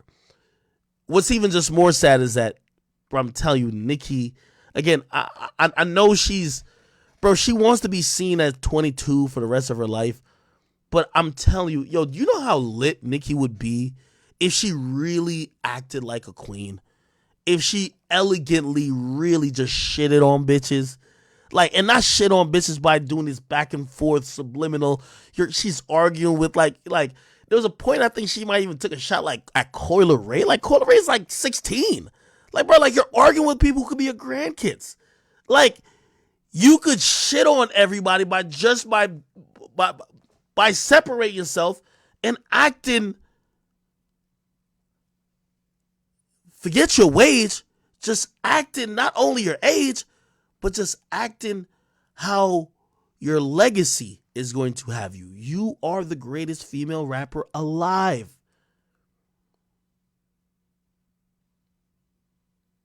You don't need to argue with these chicks. Anyway. Somebody said there was a new Vlad tweet. Let me see if I can read it. What the heck is this? That's a Vlad? Vlad Toma. Okay. I don't think there's any vibe to it. Right? Okay. The next thing was this. Jason Lee. So Jason Lee, who's a blogger, has also came out to say he has been getting threatened by Nicki Minaj. And this is why when y'all say, oh, there is a hate train against Nicki, Jason Lee runs Hollywood Unlocked. Okay? Like, he's much more, no, he's a homosexual. Nothing wrong with that, but he's gay. So he kind of covered female topics, right? Like, it's kind of like Shade Room almost, right? You know, I've always said, like, yo, even with Cardi, like, you know, like I've talked to Cardi personally sometimes, and I've told her, like, because she'll fill me in, be like, oh, no, this is what happened. And I'm like, yo, Cardi, I'm going to keep it a being with you. I'm not even keeping up with it. Like, I don't know what, like, that female subliminal, I don't really keep up with it until it becomes big enough news. But, like, Jason Lee is somebody who definitely, like, operates in that territory, right? So you got the Shade Room, you got Baller Alert, you know, you have, like, On Site, you have Hollywood Unlocked, the Neighborhood Talk. They all do, like, you know, they cover, like, these back and forths. They love a Krishan, they love a Ari, they love all this type of stuff. Now, I assumed when Nicki said to me, send me the address because I'm sending Big Zoo and the goons to come fuck you up, I assumed that she just really didn't like the fact that I was critical on her about music and some rap shit and just how she generally moved. I didn't know she was doing this to other bloggers or other people that was not even, like, really concerned with the shit that I'm concerned with. So again, I just told you the difference between me and Jason Lee. Apparently she did the same thing to him. So this is where he came out recently. He said, I think he came out today. He says, okay, I think he has an AMP show. Look at this. This is what he said. Lock them the fuck up. Now, let me say another thing. If you're a barb and you support this behavior, you support child molesters and rapists too, because you're also complicit. You're funding the machine. But all of you are so sick. Now, is Nicki Minaj a phenomenal rapper? Yes. I dance to her music every time it comes on in the club. I play it here. I love Nicki's music. And everything I've said nice about her, I believe. But I can tell you with what's currently in the news right now, it's clear. It's clear. It's clear. Nicki Minaj and her husband want Cardi and Offset dead. And guess what? If anything happens to him, we know where to go. If you know Kenneth Petty's parole officer, please send it to me. Email it to me right now. Send it to Hollywood Unlocked. Please DM us, because I'm going to call them and send them this receipt that I got of them trying to hire somebody to come get me. You wouldn't be the first celebrity. That white hit bitch from Sweetie Pies tried to hire somebody too, and they almost were successful, but got caught. Where's he at now? In life. Prison in life. Now, let me pause real quick. When me and Nicki had our exchange, I don't, again, I'm not that cool with a lot of people, like, on the industry level. I don't know how far it went. I don't know if Nicki, like, paid somebody, be like, yo, go do something. I don't know. I really just honestly don't know. All I know is what she told me, which is, send me an address. I'm going to have Big Zoo. You know what I mean? You got to talk to my husband. And I was just thinking, why the fuck I got to talk to your husband? You know what I mean? But again, I've been telling you, she's been using him as an attack dog. Now, here's the thing too. Before that happened, before she contacted me directly. So at that time, I was doing just like YouTube videos and, I was just giving my opinion on whatever going on in the culture. And I was doing these little quick YouTube videos, which by the way, I just kind of like almost like, I'm trying to start back up again slightly. And one morning, I can't remember what year this was. Well, one morning, I get a call from Charlemagne the God. And Charlemagne first says, yo, Ak, what did you do to Nicki Minaj? And I said, what? Oh, I remember the video I did that pissed her off. I did a video, this was when she was going through the breakup with Meek, and I said, honestly, I think Meek's career was being held back by being with Nicki. I think he's better off not being with her. Remember their breakup was a little bit, whatever. And Meek was starting to snap when he was like getting out of that relationship. So, I care about the raps. I wasn't the biggest fan of Meek, but I was like, I think Meek is good without Nicki. Fuck all that shit.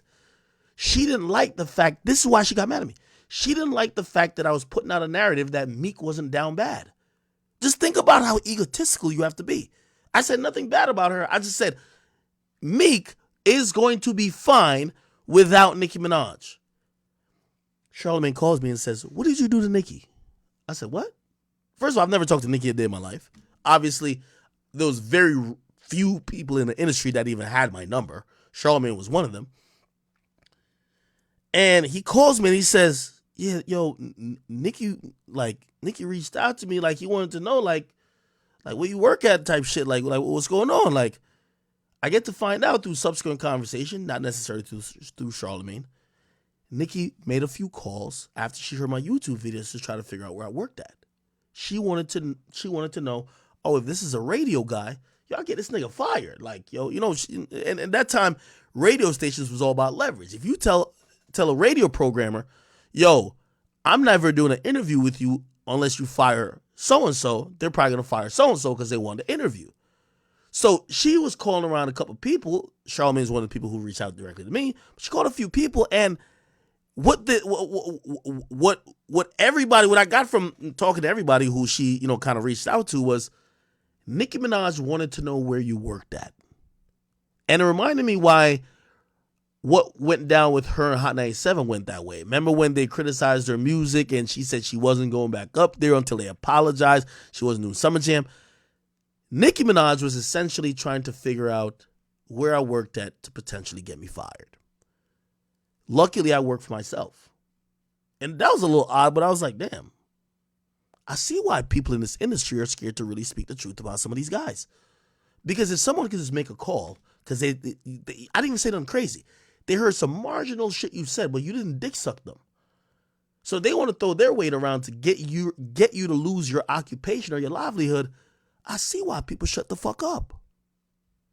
But that's where it started. I shrugged that off, and that's when she DM'd me. Okay? Going back to what Jason Lee is saying. So it looked like Jason, I don't know if Jason Lee is kind of hinting at her getting people to get him in terms of violence. I'm always honest. If it was that, the only thing with violence that kind of perceived was violence was like, yo, I'm going to get Big Zoo to fuck you up type shit. She never, like, I never heard anything about like, yo, she was trying to get other people to do something. Like, maybe she was, I don't know. Only thing, but she told me directly, you got to talk to my husband. And I was just like, wow, the fuck, I got to talk to your husband? Like, what the fuck is this? Anyway. And guess what?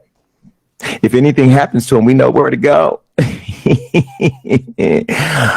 If you know Kenneth Petty's parole officer, please send it to me. Email it to me right now. Send it to Hollywood Unlocked. Please DM us, because I'm going to call them and send them this receipt that I got of them trying to hire somebody to come get me. You wouldn't be the first celebrity. That white hit bitch from Sweetie Pies tried to hire somebody too, and they almost were successful, but got caught. And where's he at now? In life. Prison in life. Hello. Ain't nobody hiding from you bitches. I'm going to be here every motherfucking day. I'm committing my whole life now to reporting on all this shit. I told my team every resource we got, cover it. Everything you see, put it up. Anything you hear, put it out. If you don't find it, go look for it. We ain't hiding from nobody, and I'm tired of the... Hey, this is one thing, you know, I don't think I see eye to eye on with Jason Lee on everything, but what I do like about him is that he's always, ever since I've heard of him, he's always been the person that doesn't fold. And I like that, because I remember at first when I was like, you know, started doing my thing and people realized I just wouldn't bow to these rappers. Like, a lot of people, it was like concerned. They were like, yo, you're going to get hurt, this and third. And it's like everybody was trying to talk me into like, yo, no, these rappers, when they say something, you just should just lay down and just like whatever. So, you know, I remember I was like, nah, fuck that. Like, bro, like none of these guys gave me a chance. Like, yo, I don't even give a fuck about interviewing them. I make more talking about them. And I seen that Jason Lee dude, and I seen that he was also just not bowing down to these people as well, like in his world. And I was like, I respect it. I don't got to agree with him on everything, but I respect it. The high road got tired. So now here I am. I'm going to let Michelle do that. Period. Okay. Now, wow, that was interesting. By the way, Ariel Jenkins, thank you for the donations on YouTube. She says, "Hey, thank you for getting me through the workday. I appreciate you." Listen, if you are able to like listen to me at work while you're driving a truck, any type of thing you're doing, and I help you pass the day, I appreciate you so much because shit, you're helping me as well, right? You're helping me pass my day because I be bored as fuck too. Like when I'm super bored, I gotta get on stream. Yeah. And Nazir Howell says, "Yo, we fuck with you, heavy big guy." Thank you, bro. Okay, cool. So yeah, so look, now here's the thing, and this is where we get a little bit deep into it. A lot of these things I have like these little ancillary knowledge, or like sometimes I really go down these rabbit holes. As much as y'all might think I do share on stream, and I think I kind of like try to bring more information and enlighten on you on what's going on. I don't say everything, right? Now, allegedly, early on in Nicki's career, she used to be backed by certain people that was of certain notoriety in New York. You would hear her say on certain records, she would say Web and Nitty. And you'll hear those names a lot. You'll hear those names a lot with a lot of rappers who kind of came either up through the New York scene or even sometimes Jersey, because you used to hear it from Joe Budden as well. And those people who, I don't know who they are, honestly, but what I've realized who they are were kind of people in the streets who kind of, either supported these people's careers early on, but they were definitely, I'm not going to say enforcers, but they made sure these people had some street credibility, right? So early on in Nicki's career, she would mention... Lock them the fuck. Oh, my bad. Web and Nitty. And apparently there was a clip, or actually a screenshot of not too long ago when Webb's brother, I think somebody named Fly Tie or something like that, they said that Nicki Minaj got mad at like either Webb and Nitty or whatever, for not going at Jason Lee. So it seems like they're corroborating what Jason Lee is saying. Looked like Nicki went to her street niggas to say, "Yo, this fuck nigga, this gay dude is messing with me. I want y'all to get at him." And apparently they refused to get at the dude, and Nicki got mad at them. So supposedly the brother of Webb came out and said that. I wish I could find the screenshot. I probably could find the screenshot. Where is the screenshot? Let me see if I can find it. It's probably somewhere. Probably see if I can find that shit. Let me find it. Give me. I want to. I like putting all the receipts on the fucking on the table. Here we go.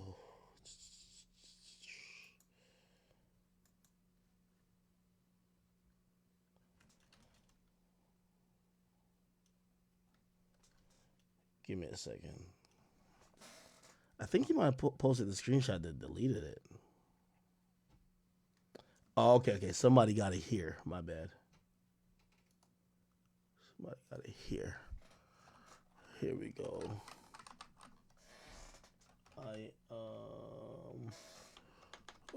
This is the match. Okay, here we go. Cool. So this is supposedly that screenshot in question. I'm going to make it bigger that we could read it. It's going to tell you a lot. So this is supposedly the brother, supposedly, of like Nitty, right? Or not Webb, I mean. By the way, what he said is that it's true. Nicki and her man allegedly tried to hire folks to come get me. I chose not to address it publicly. But after seeing that he was dumb enough to get on the internet to threaten to kill Offset, I want to speak to the DA and parole officers, receipt attached. So apparently Jason Lee said he wants to speak to, the police about a previous threat that Nicki Minaj made, and then he got proof that Nicki made it because the person Nicki was trying to get to do something to him came out and exposed Nicki. So this is I Am Fly Tie. You probably could look up his name on Instagram, but they said, "Nicki, the jukes is up. No more using my brother Webb and Nitty name for clout. And you ain't trying to help niggas' situation out." Which, by the way, you have to realize it's like a transaction with all these like street dudes that's like kind of holding down these rappers, right? If they're over here fighting your beef or beating up like your ops in the streets, they're expecting you're gonna, break him off with this money, help him with this artist or whatever the case is. And if you're not doing your part, at some point they're gonna be like, "Yo, this is not beneficial to them," right? So it says, This person says, you're not using my brother Web and Nitty name for clout no more, and you ain't trying to help my nigga situation out. Said, this is why I blocked you and cursed you out when you got mad at me for not cutting Meek Mill off when y'all broke up. Meek could confirm.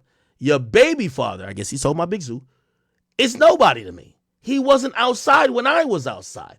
I was sparing him for my brother. But y'all niggas know what it is with me. Don't mention my brother or Nitty in none of your records. I said what I said. And he still got that same old AP I had when I was robbing, LOL. He might want to come work for me. The fuck? Okay?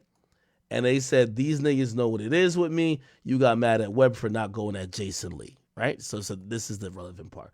These niggas know what it is with me. You got mad at Webb for not going at Jason Lee and Hollywood Unlocked for exposing your husband. Girl, bye. Okay? Yeah, if you do a quick Google search of Nicki Minaj, Webb, Nitty, you'll find a bunch of songs where, she is, oh shit, what the fuck? Yo, I ain't gonna lie. Genius be having too much information. You want to hear what Genius say about Webb and Nitty? Nah, Genius got too much information. Okay, on Rake It Up, it says, Rep Queens like Supreme, ask Webb and Nitty, ask Bimmy and Joe, nigga rummy my dough. That's Nicki Minaj's verse on Rake It Up. Somebody says the Supreme Team is a legendary cocaine dealing organization based in Southside Queens, where Nicki grew up. Bimmy was a member of the Supreme Team. Who fellow Queens native 50 Cent was also mentioned on his 2000 track Get a Quan. I know a lot of niggas that get dough like Bimmy and Joe. Webb and Nitty are infamous street coke hustlers. God damn. I'm like, what the fuck? Who managed Joe Budden during his career in NYC. Nicki mentions her interactions with Webb on 2012 Champion as well as 2014 Chirac, also mentioning Nitty and Queens. The line is also similar to Joe's line on his 2016 song Uncle Joe. Came up with Nitty and Webb on New Supreme and Queens. Okay, so I don't know. I have no idea if she was trying to get something physical done to Jason Lee, but with all due respect, Jason Lee's gay. It's like, bro, like why would you get some gangsters to go beat up Jason Lee? Just get a group of Kershaw Rocks and you probably got the job done, right? Okay. All right. I think we're done with that. Finally done with Nicki Minaj. By the way, again, I say all that to say, bro, I don't fucking hate her. I've still covered her and given her a lot of props when she deserves it afterwards. She's a shitty person, and there's a lot of people who are in this game who are talented but are shitty people. It is what it is, right? All right, let's keep this shit moving. What else is going on in music? Oh my God.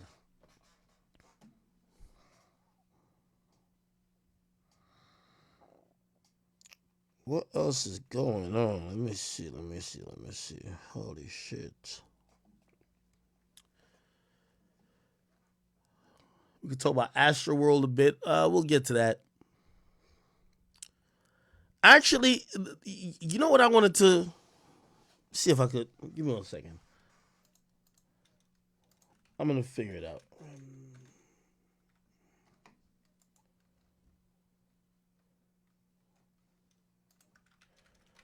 Okay. Yeah, give me 2 seconds.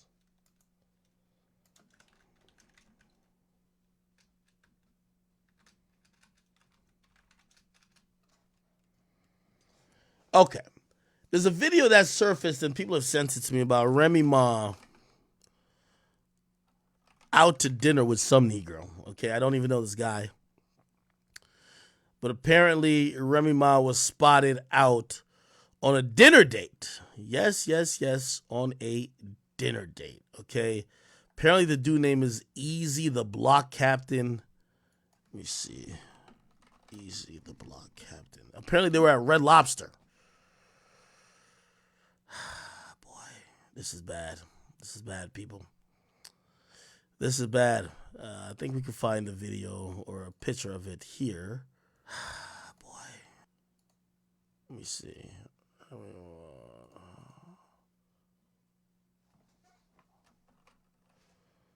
Wait, where the fuck?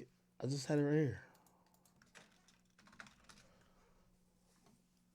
Now, I'm going to be honest with you. This whole situation confuses me because Remy's not speaking on this, but also Papoose isn't too. And I want to be very, very clear and very, very honest as well, right? Give me a second, Remy Ma. Easy. Okay. Who's this dude? Oh. Let me see. Okay. Yo, it's definitely. Oh, check this out, family. Okay. So here's the picture in question. So apparently this is Remy Ma right here. She's out on a dinner with her new man, allegedly. And it's some guy named Easy the Block Captain. I don't know what he does. And apparently this is how he looks right here. Now, I'm going to be honest with you. I'm having a hard time wrapping my head around this. And I'm going to try to be very, very even though, you know, we as guys, let's be honest.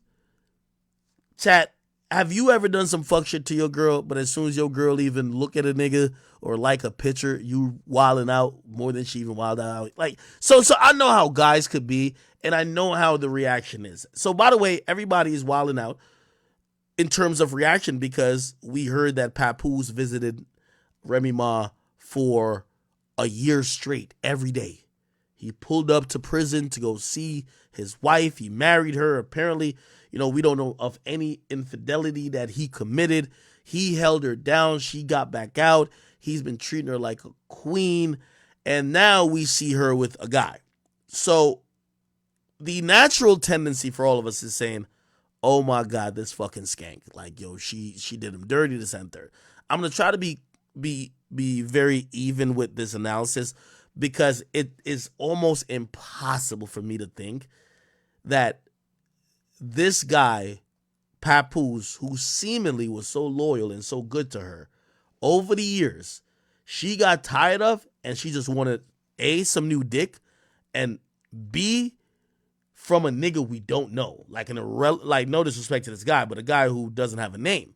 You know, usually women don't even downgrade, they upgrade. Like, especially with stature and, you know, status, net worth, and even just celebrity status, right? But it appears that she may have just settled for some other guy. I have to believe, and this is me being honest, I got to believe there's more to the story. First and foremost, are they really separated? Well, they're allowing people to think that because Remy Ma isn't saying, hey, I love Pap. No, we're not separated. That's my husband. And Pap hasn't came out and said anything. By the way, Pap is hosting, and you know he took over the night hour of DJ. I think it's K Slay's programming, so it's like the drama hour or whatever. So he's kind of doing radio, and we would expect him to address it if there was an issue on radio, but he said nothing. Remy Ma said nothing. Now, here's the conclusions I'm coming to. This is all one big game. They ain't separated at all. But this is obviously what people are talking about, and who knows, maybe there's a reality show coming. Honestly, in this day and age, I'm so conditioned by like watching the Krishan Rocks and Blueface that I feel like anytime I see potential drama in a relationship, there's a camera to follow or their storyline is going to be told on some type of camera. I could be wrong, but that's one of the possibilities. The second possibility is this, right?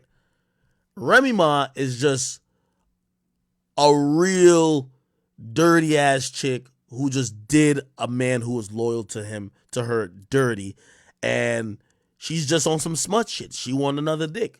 You know what I mean? Maybe he couldn't hold his end up in the bed. I don't know what it is, or maybe she just needs some new dick. I think that's the least likely possibility. I think it would either be A, this is all trolling, or number 3, or number C, or not number C, letter C, which would be this. Pap and Rem, they've kept it quiet, but something happened in that relationship that caused them to separate. The mere fact that she's out publicly with another man, I'm guessing that maybe he cheated too. Or it's been very clear that he's either allowed to or he's with other people. I can't believe he's still holding her down, right? Obviously, it looks worse when you see her with a man than it would probably look if you've seen him with a woman. But I don't think that Remy's just a piece of shit. Like, it would shock me if Remy was just a piece of shit, that a guy who held her down in the day and age where women complain about men, you know, whether it's red pill content or whatever, always exercising options, cheating galore.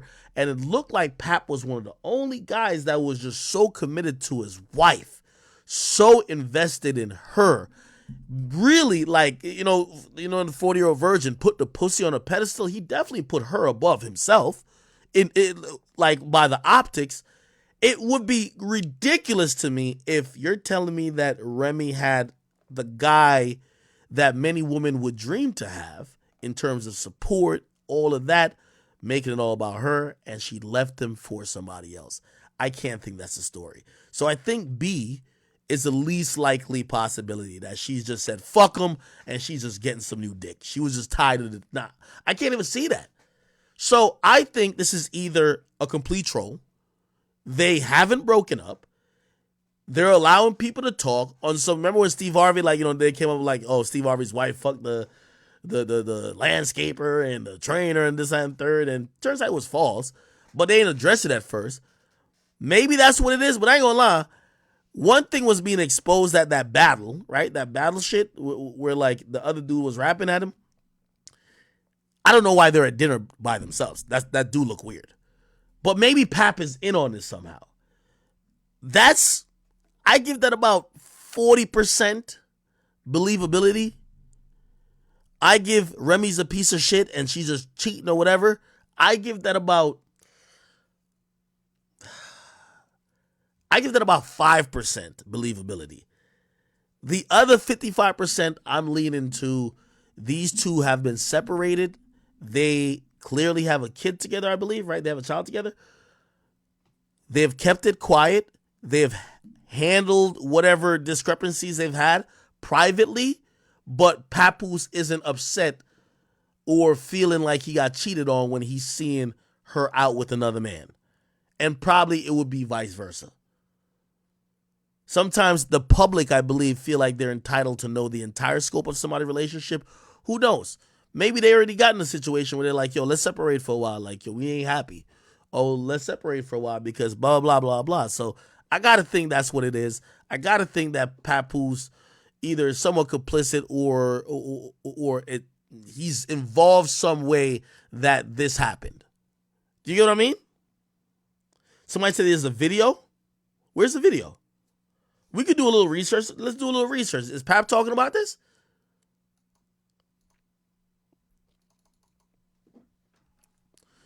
I did see Easy the Block Captain responds. I did see he supposedly rapped at the dude. Apparently he had rapped at the dude. I don't think people realize that he had got his get back. Basically saying that, let me see. Remy Ma shit, Papoose, Hurricane Dude, why ain't go live shit? Probably a Philly angle that's nonsense, a gun title angle, need to stop it. I'm a drug dealer, I got behind rock to make a profit.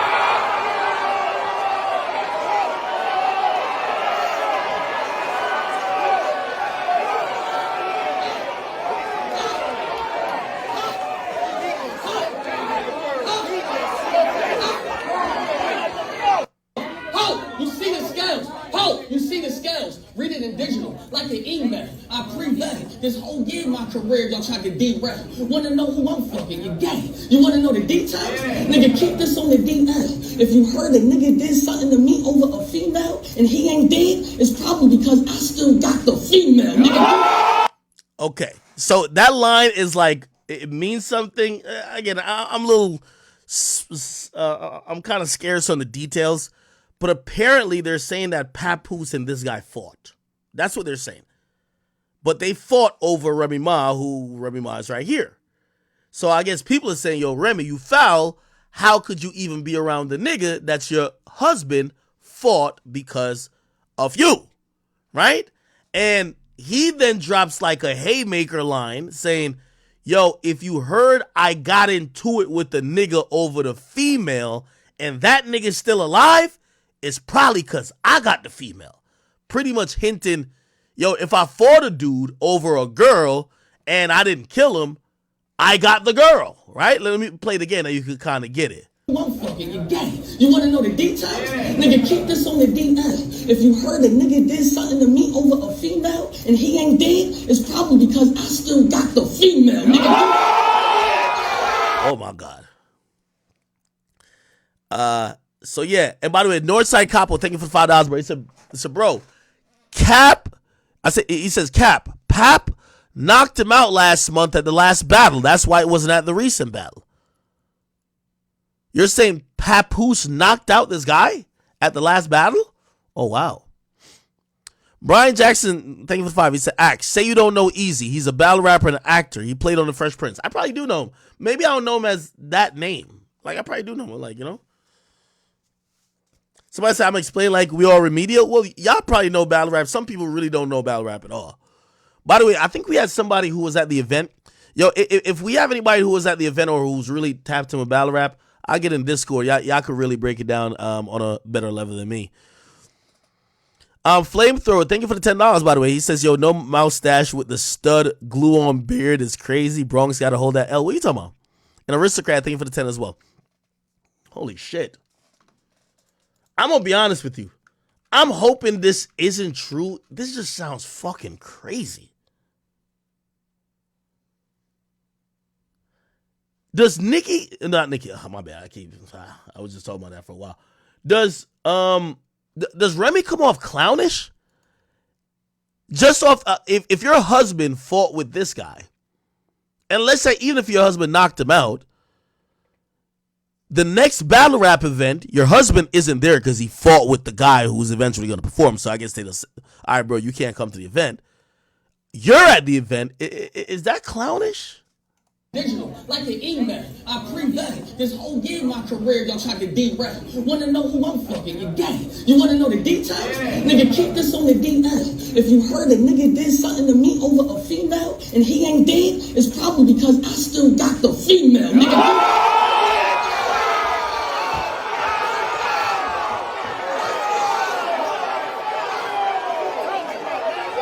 Damn.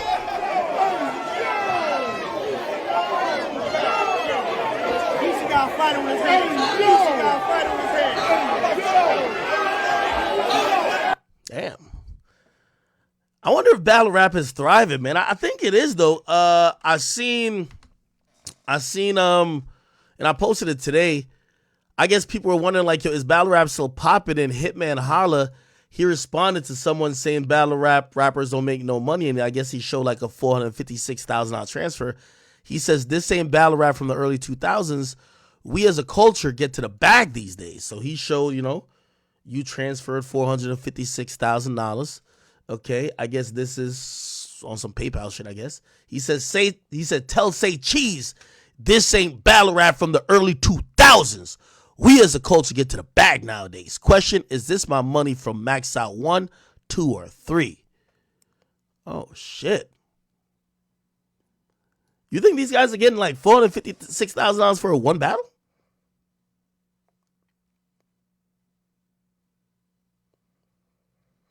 Petty Kruger on Rumble, thank you for trying to clarify. He says, yo, when it comes to the Remy thing, he says Remy responded, and Remy said it's just battle rap. He says the only thing about her saying that is that battle rappers usually don't lie. Remy Ma responds. Amazing battle, amazing battle. Amazing battle. Ooh. Is this the guy? Amazing battle. Looked like he was about to like, you know, all right, baby, give me a little smooch right quick. He trying to get a kiss in. And Remy, who's the pro, is like, yo, it's a fucking camera right there, my nigga. Nigga, you're the sneaky link, nigga. You're the sneaky link. Amazing battle.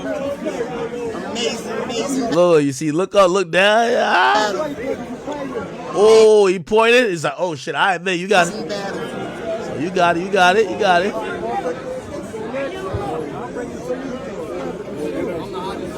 Damn. See, I couldn't pack friends. Again, nigga, you not getting your back in. 15 years, nigga, I ain't never known you was gonna pack friends. Oh, maybe she is cheating. You heard what she just said? I don't know how to remove this shit. She says, 17 years, I ain't know you was one of Pap friends. Call me a bitch again, you won't get your back in. Why wouldn't she want that nigga to stick up for her husband if they're not beefing?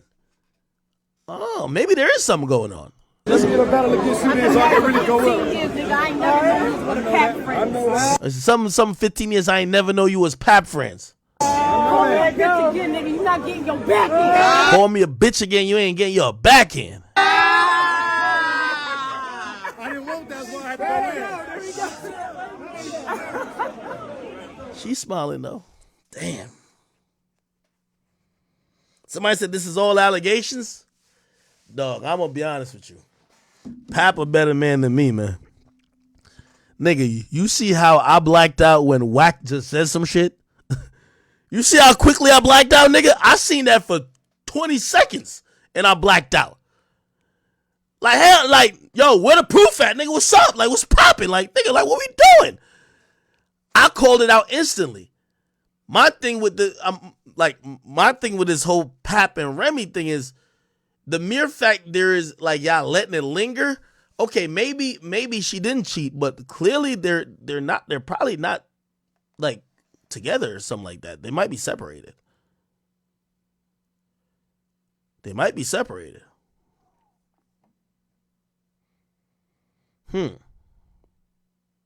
Okay. All right. Is there any other videos regarding this Remy thing? Let me see. I didn't like one thing about that would be, you know, the best rapper that he can be. And then when I see that somebody like Shane come out, You know, can you see Rocco? Why he saying he got killed? He feel like he shouldn't do the job. So like soon as the mic is off, I'm like, listen, you had to.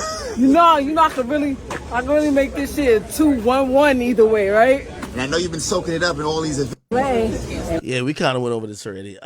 Man, I think I looked at this as well, but I just wanted to get the update.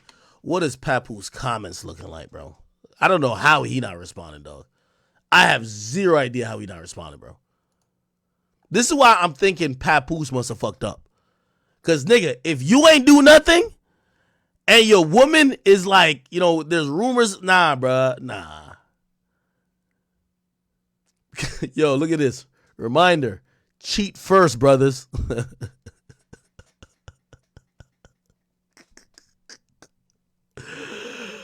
Oh, man. You good, Pep? You know we got your back. You're the battle rap god. Know your worth. Yo, that's like the new line everybody been saying. Know your worth, King. Hey, are women like the new niggas? It's like usually is niggas dogging out the women. Look like his women dogging out the niggas now. Like pause. Like in the sense of they acting up. They treat niggas bad. It's the dudes who seem to be the victims in relationships nowadays. Include myself. After you held her down while incarcerated, that's what she did to you? Shit. I ain't gonna lie, man. You need to speak up, Pap. Let me see these comments. Why are we even going back and forth? How was your day, Ken? All right. Pray for Papoose, man. Pray for Papoose. All right. Yo, people, unfortunately, Tory Lanez has, well, actually, fortunately for him, because apparently he was waiting to get sent to prison, but Tory Lanez has been sent to prison. This is his new mugshot.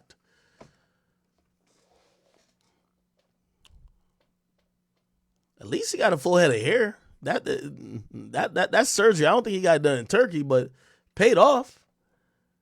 But we not seeing it from the top view. We not seeing it from the aerial view. I don't know what the fuck is this. It look like styrofoam or something like that. I don't know what the hell is in his head.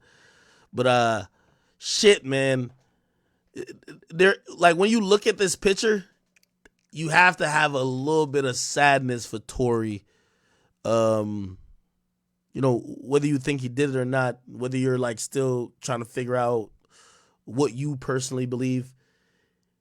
Yeah, his life is indubitably changed. Like he's now gonna be in a chain gang. He's gonna be doing years of servitude.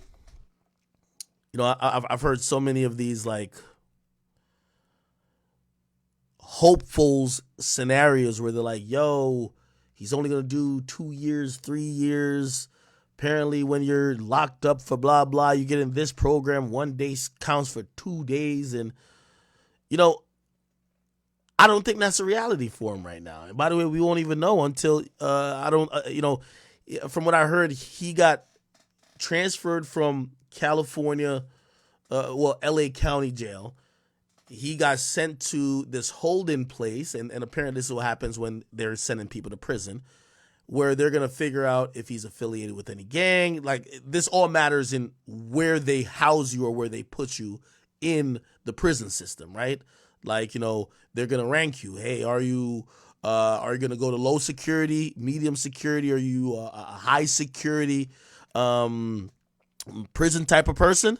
You know, obviously, like, low security is almost probably like a fucking camp, right? Like, you know what I mean? Probably not even jail cells. Jail cells just a curtain, right? Medium security probably got bars, you know what I mean? They're probably going to figure out, are we giving him protective custody? At least at first. Maybe he could opt out when he get there. Like, how are we going to treat him? How are we going to make sure he's safe? So all these things are happening now. I don't know if he's officially, but I know he was in that holding, like, it's kind of like limbo for prisons. But that's once they get you out of the county jail. And shit, obviously high security would be like if they think you're like some type of serial killer or like El Chapo or something like that, 23-1, where, you know, they probably have some type of watchful eyes on you at all time because they think you're that dangerous, or maybe they don't want you to have any contact with the outside world, right? I think Tory's probably going to get some medium level security type shit, but there's other things to consider. Okay, is he going to be on PC? Is he going to be on the yard? Okay, even if he's on the yard, what type of pod they put him in? Like, or is he going to be in a situation where, you know, he could be around gang members, or he can't be around gang members? If he could be around gang members, is going to be, I don't know, like, where does he feel comfortable being at? Like, around the Bloods? Like, it's probably a lot of things they got to, you know, figure out. I'm pretty sure they're probably, it doesn't take that long, though. They probably either figure that shit out, like, really quickly, so that they should have already shipped him out. By the way, is Rumble tweaking?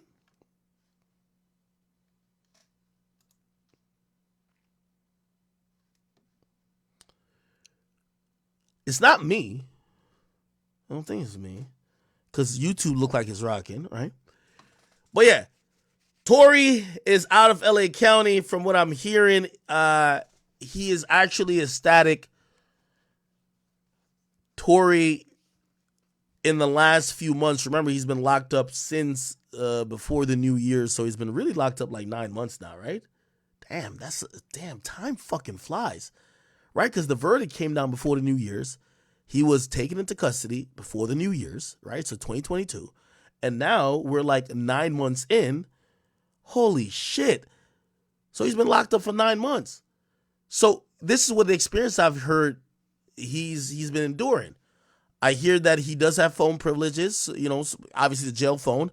He's been on the phone trying to handle his business, trying to coordinate things, whether it's dropping music, whether it's making sure money pays for his kids, you know, this, that, and third, make sure the right people are doing the right things. He still has a business and an empire to run.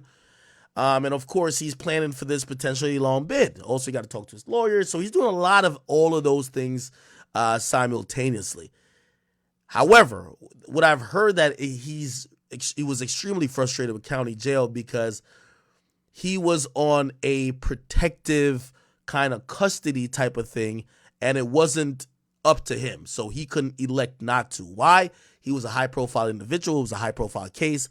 And once he only got taken into custody once he was found guilty. And until he went through the process of being transferred to where he was going to do his time, the LA County jail officials was not going to let him just, roam free or, have rec time with everybody else or whatever the case is. And not because they hate him, it's because they don't want nothing to happen to him under their watch. They were just holding him until he goes to whatever prison he was going to go. Obviously filed a bunch of appeals and this and third, so it was taking a while, but they pretty much had him locked down. So if you're wondering what Tory's, situation was since he was incarcerated, from what I hear, he had a single cell. He was only allowed pretty much out like an hour a day. He was allowed to do certain programs, but within reason. It was protective custody, but not by his choice. I hear that he's excited because he could finally choose general population, and that's what I'm hearing he's opting to do. Whenever he gets situated at the prison he's going to be at, he's going to want to be in general population because now he could be among other people. And as much as you might think everybody socialization is a really important thing. So making the best out of a bad situation, at least he's getting put in a permanent housing and it'll allow him to be a little bit more free in the sense of he'll be able to do more, but also he'll be able to have a permanent situation where he could get a little bit comfortable until, maybe one of the appeals fall through for him where he either gets bond or he gets granted a new trial. Who knows? Okay. All right. I think Rumble might be back. People, please show some love to Rumble. I don't know. It probably was a temporary hiccup. Okay. Wow, man. You know what I've heard though? I heard Tory's been holding it like a G. Tory, while talking to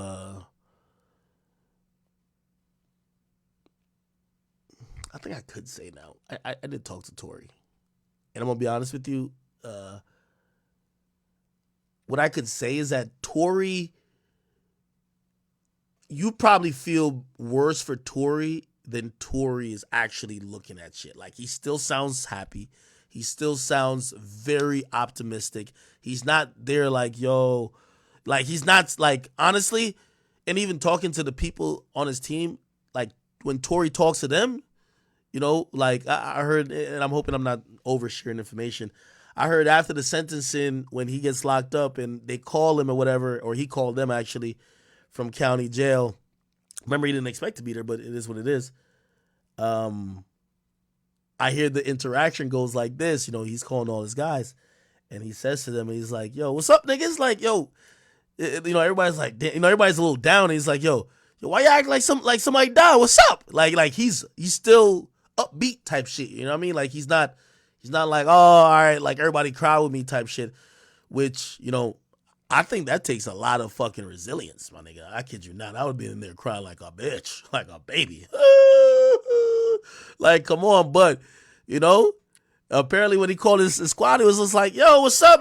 Yo, what's up with y'all, man? Why y'all sound all down? Like, you act like somebody died, man. Like, yo, listen, yo, we fighting. We gonna make this shit through, man. We just got to make sure everybody's doing what they need to do while I'm in here, and I'm going to hold it down. I got to hold it down. So, shit, salute to Tory for that. By the way, who seems to also be holding it down for Tory a bit. Yo, did y'all see this? Yo, Drizzy. Yo, did y'all see this Drake shit? The Rumble stream is down again? Oh my God. I don't know. It kind of looked like it's up, but no. All right. Yo, you know who's holding down for Tory though? Drake. Drake, I believe, supports Tory, but, obviously he's not going to come out and make these statements. And by the way, I think that's the clever thing about Drake. He's never came out and really commented on it, but you could tell by his actions where he kind of lies. Obviously, when he dropped that, the line on Her Laws talking about, she lied about shots, but she's still a stallion. You get what I mean? Like, he was making kind of hints towards, yo, shit, maybe he feels like somebody was lying about some shit. And obviously Meg called him out, and some other people that were associated with her, including Rock Nation, saying there was a lot of popular entertainers, including Drake, that seemingly was taking Tory's back. And you would have imagined that even that type of like negative publicity, by the way, they were going crazy on him on the timeline when the song initially dropped off Her Loss. And surprisingly, Drake, who's usually a guy who's like pretty clean PR wise, Drake didn't really like try to clean it up. Like he just kind of like, he didn't say nothing about it, to be honest. So I guess he just let people think what they want to think, whether they want to believe it was that or it wasn't. And I was just like, that's kind of interesting, because Drake, I would think that, he would want to be on the good PR side of that and be like, oh, hey, I didn't know. Like, I just seen, what's Shorty name again? I just seen Tinashe do that with Chris Brown. She did songs with Chris Brown like a few years ago. Now, like, we're in this super woke era. I don't know why she even answered it. She probably got asked it, and she was like, hey, she regrets doing songs with him type shit. You know what I mean? Which was, it was like kind of corny, because it was like, yo, bro, like when you did do a song with him, it was after all those things happened. Why are you now regretful? But she just don't want to be canceled, probably. Like, she barely has a career as it is. She probably just want to be in everybody's good graces. She don't want to, kind of have an opinion or stand on any point that could get her canceled. Regardless, Drake ain't like that. This is what Drake said at his recent show. And by the way, this was in Houston. Guess who's from Houston? Meg Thee Stallion. But this is what he said. This is hilarious.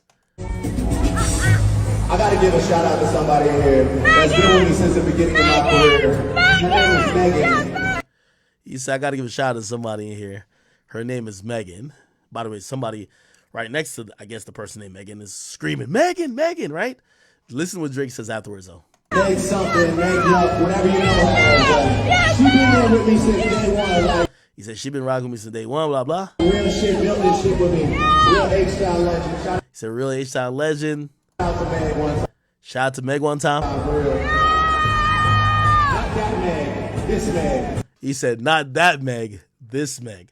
Which kind of is a little bit shady, because even if he wasn't talking about Meg Thee Stallion, he didn't have to be like, not that Meg. He could have been like, I'm talking about Meg, my homegirl. But it just kind of came across like you could tell he don't fuck with her, which I believe he don't fuck with her. Now, here's the thing. Some people are kind of suggesting or wondering, does he not fuck with her because, right? Does he not fuck with her because he fucks with Tory? Or perhaps it's because of the Jay Prince angle. So if you guys don't know, so Carl Crawford, who's the guy who's suing Meg, right? He's a former baseball player. He used to play, I believe, for Tampa Bay Devil Rays, right? Made a shit ton of money, got into music, signed Meg Thee Stallion and a few others. He is in a fight over Meg's career with pretty much Meg, but it's backed by Rock Nation. The person who came on to help him in that fight, and if we go to his Instagram, here we go, Carl Crawford, Instagram. It's going to be like 1501 certified. Yeah, right here. If you go to his Instagram, the person you're going to see right next to him on a lot of these ventures, by the way, I guess this is his new artist. This is his new artist right here. The first black star in Greece, give her a queens, blah, blah. Oh, that's Kiki. Is that Kiki Palmer? That looks like Kiki. I don't know. Is it? I think it is Kiki Palmer. Yeah. Okay. Anyway. Yeah, if you go on his Instagram page, though, you don't have to scroll too much, and I'm scrolling in real time, though. You're probably going to see a picture or some association with him and Jay Prince, and I'm pretty sure it's going to be around here somewhere. He always got some female artists he's trying to get on. Who's this now? Salma Slims? Okay. All right. Where's him and Jay Prince at? By the way, Jay Prince obviously is from Houston as well, so that kind of makes like a natural synergy among like partnerships. Where the fuck is this? Maybe he's just posting that much. There's a bunch of pictures with him and Jay Prince. Where is it at? I don't know. Maybe he's just posting that much. Anyway, him and Jay Prince have a really good relationship, or it seemed like they did, because Jay Prince actually came to his defense a bunch of times while trying to tell Jay-Z and Rock Nation, y'all are trying to fuck over somebody who I'm cool with by trying to get Meg out of her contract, and that won't fly. Yeah, where the fuck? Yeah, I don't know. I don't know where the fuck is this joint with him and Jay Prince. Maybe I gotta go on Jay Prince page, because this nigga posts a lot. Jay Prince respect. I think they so cool. Gotta be so cool. This picture makes me laugh. Jay Prince, Youngboy, and Birdman. This shit is hilarious. Yo, Birdman looks like an angry parent that showed up to the PTA meeting, man. And this nigga Jay Prince looked like the cool uncle, and this nigga looked like he just got suspended for like half the school year, bro. Let me see. Damn. I think they still cool. What the fuck? I can't find a picture. Okay, here it is. Jay Prince and Carl Crawford, okay? And if you find this picture on Jay Prince's page, this was August 23, 2022, you'll see this long-ass rant where he was basically talking about where he says MTS, that's Meg Thee Stallion. So any attempt by MTS or RN, so that's Meg Thee Stallion, or RN is Rock Nation. So he was standing up for Carl Crawford. And I guess what I was thinking, that's a possibility on the angle for Rock Nation, or the angle for Drake not liking Meg, because we've never seen them really interact with each other, right? I'm thinking Drake is loyal to Jay Prince. Jay Prince, who is helping fellow Houstonian Carl Crawford fight against Rock Nation and Meg Thee Stallion. Maybe that's why he's dissing, but I don't know. Like, it kind of seems a little bit more personal than that, right? Don't it feel like that? Feel a little bit more personal between Drake and Meg, more than I don't fuck with her type of shit. It feels like there's a slight shade being thrown, especially by Drake. I could imagine why Meg don't respond. You know, Drake's the biggest rapper in the world. You respond to him like he could fucking end you, right? Like, you rather just take it in stride. Like, just like when, you know, Drake dissed Ice Spice, or did he diss Ice Spice? Or seemingly diss Ice Spice. You know, Ice Spice just had to eat that shit, and, you know, eventually kind of came back around. This pic is hilarious too. Yo, Jay Prince with the fucking earphone with the string attached in his ear is hilarious. He did give a good reason later on. He said the AirPods give cancer, so that's why he has a joint with the cord. But still, hilarious nonetheless. So I think that's an angle. That's the only reason why I can see why Drake be dissing her like that. Right?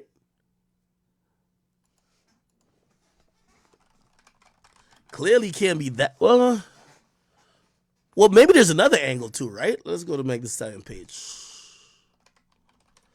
Maybe there's another angle. So Meg ain't cool with Nicki. Like, Nicki been calling her an alcoholic, this, that, and third. Like, Nicki been like kind of dissing her. Obviously, Drake and Nicki on the same squad. Maybe that plays a part into it too. You get what I mean? I don't know.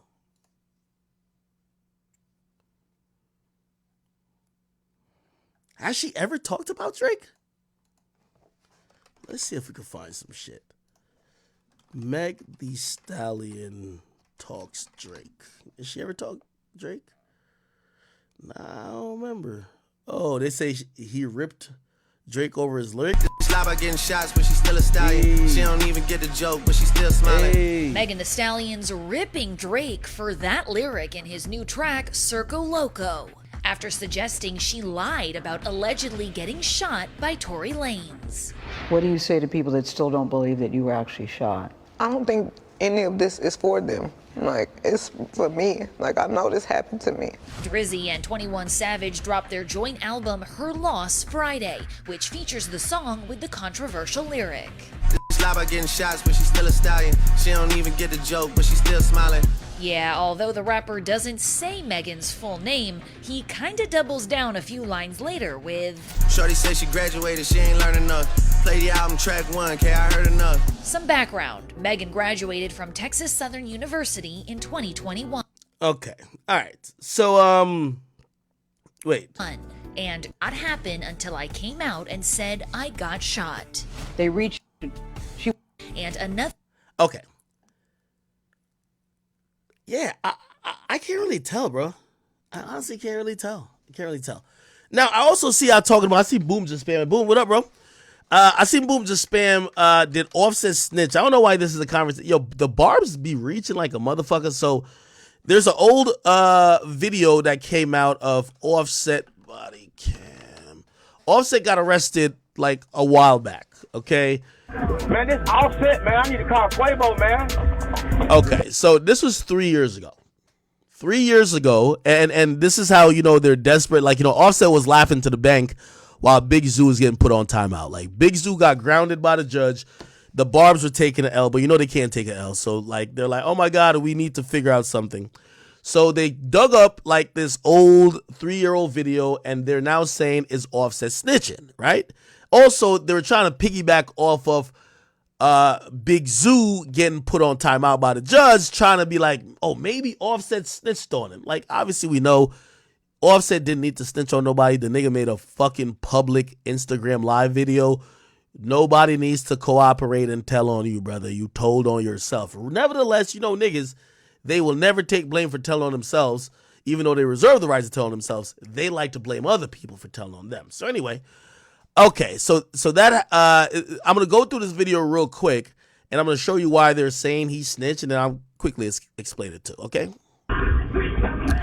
So this is a video that happened in, I think this was in Georgia somewhere. That looks like an illegal turn, right? But I think they might have put the sirens on already. Which, damn, I don't know nobody who cuts across the line when the siren's on, but whatever. He goes into what seems to be like a gas station. The police pull up, you know? All right, bet. Cool. So he's in this, it looks like a Porsche, right? They pull up on him, and this is from two different angles, okay? They're going to ask for his, like, license and shit like that.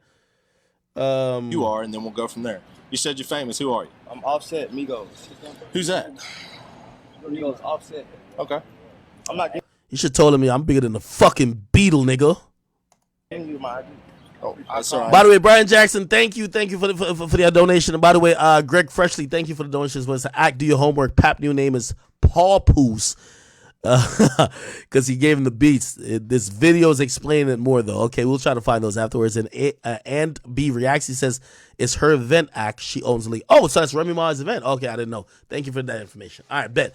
Let's get back to this. So Offset gets pulled over, and I guess he's telling them, "Yo, I'm Offset, man. The fuck." I need your ID, please. I'll just call my lawyer. Okay, that's fine. I need your ID. I don't have to give you Sir, my ID. yes, you do. Pulling me over for no reason. No, sir. I can tell you. I pulled you up for your window tint. So can I get your ID, please? Not too dark. Okay, sir. I can't see through the back window. That's too dark. All right, can I get your ID, please? I bought the car like Okay, sir. We can work all that out, but I need your ID, please. I just seen y'all pick on 5 people and pull them over. That's why Who picked on who? The 7 cars you with. Hey, if he doesn't tell me why I'm being pulled over, I'll give him my ID. Are you being pulled over right now? Yeah, and I said, why? I did tell you, sir. I told. So I think, by the way, he's on the phone with his attorney. I think this might be one of them high-powered attorneys. I don't know. This might be Sadu. I don't know if this is Gunna's attorney. You're gonna hear something about it. But just think about how, you know, the privilege of a celebrity versus a regular person. You get pulled over, like, this got nothing to do with your attorney, but this nigga calls his attorney like, y'all about to have court on the side of the road. You get what I mean? Like, any attorney for the most part would tell you, hey, listen, you get pulled over by the police, especially if you're a black man, comply. If you're going to get locked up, you're going to get locked up. If you could comply and maybe not get locked up, cool. We'll deal with a ticket, any type of ramifications in court. You're probably not going to argue with the officer, even if you put your mama on the phone, the lawyer on the phone. I mean, unless you put another cop or a judge on the phone, I don't think nothing is going to happen. Regardless, he called his lawyer. For the regular person, you ain't calling your lawyer. You get what I mean? Your lawyer not even answering you. Definitely not on FaceTime, right? Told you for your window tint. Can I please have your ID? I just bought this car, bro. So he's asking the lawyer, yo, do I got to give him my license? I guess he wanted to be like, nah, you got to tell me why you pulled me over. So the probable cause of, which by the way, he's not even searching, right?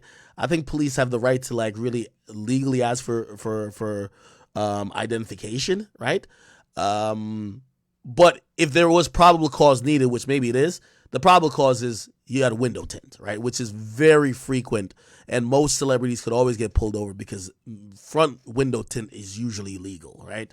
So that's probable cause. Change my tint. Okay. All right. I appreciate it, sir. Thank you. I appreciate your cooperation. I mean, it's an easy traffic stop. We can go. Pick up 5 people and pull over 5 people. 7 cops. Tiger tip. Why y'all so deep around my car, bro? What's up? Look, man, we ride. So one cop is here, one cop is here, one cop is here. Especially from my time getting pulled over, it always feels like this is, even if they're pulling you over for a brake light being out or any little stupid shit like, hey, when you made the turn, you went over the yellow line, whatever.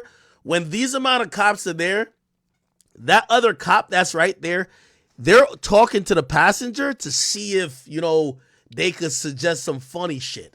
Also, if this is a state, obviously now these days marijuana is like kind of legal in many places, but they're probably also trying to smell some shit because, of course, especially with a car filled with a bunch of Negroes, or especially a expensive car with a nigga driving it, they would love to have probable cause to be like, get the fuck out, we finna search it, because they want to bring somebody to jail. Let's be honest, right?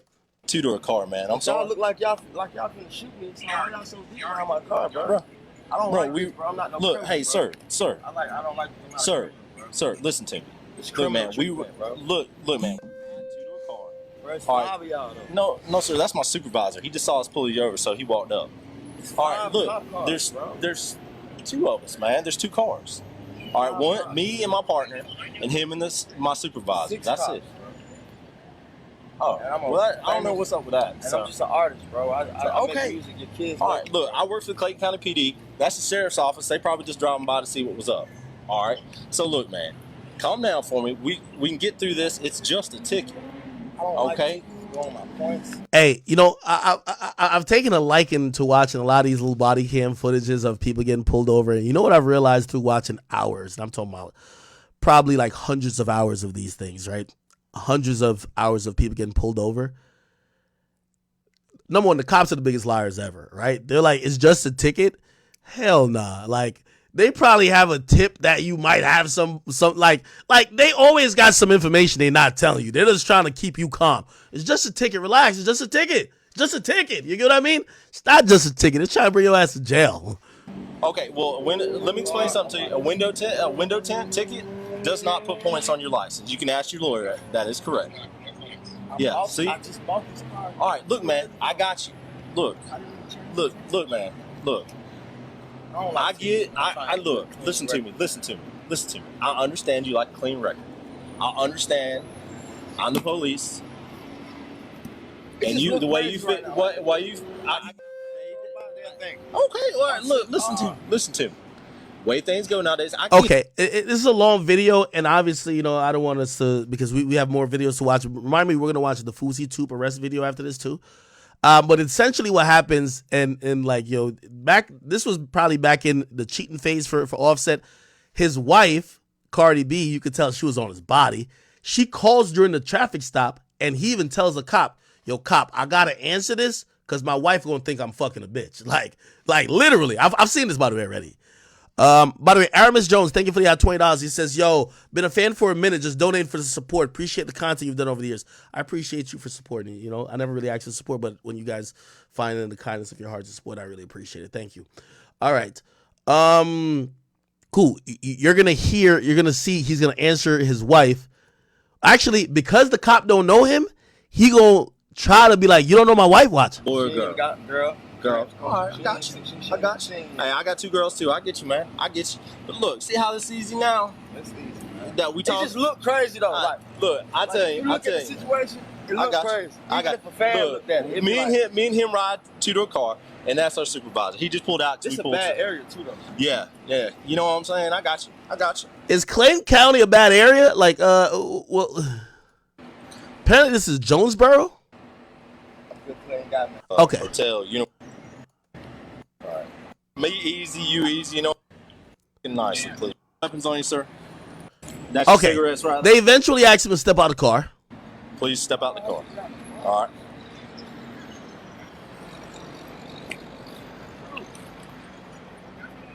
Hey, man. Thank you. I appreciate it. Hey, chat, you'll notice something with cops. Look where that nigga hand goes when he says step out the car. Look. He just said step out the car. Hey, man. Thank you. I appreciate it. You see why you can't really play with these. You can't play with these niggas like that.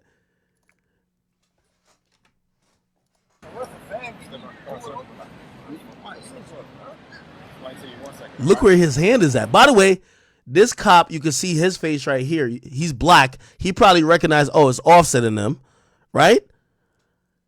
This cop is on high alert. He got his hand there.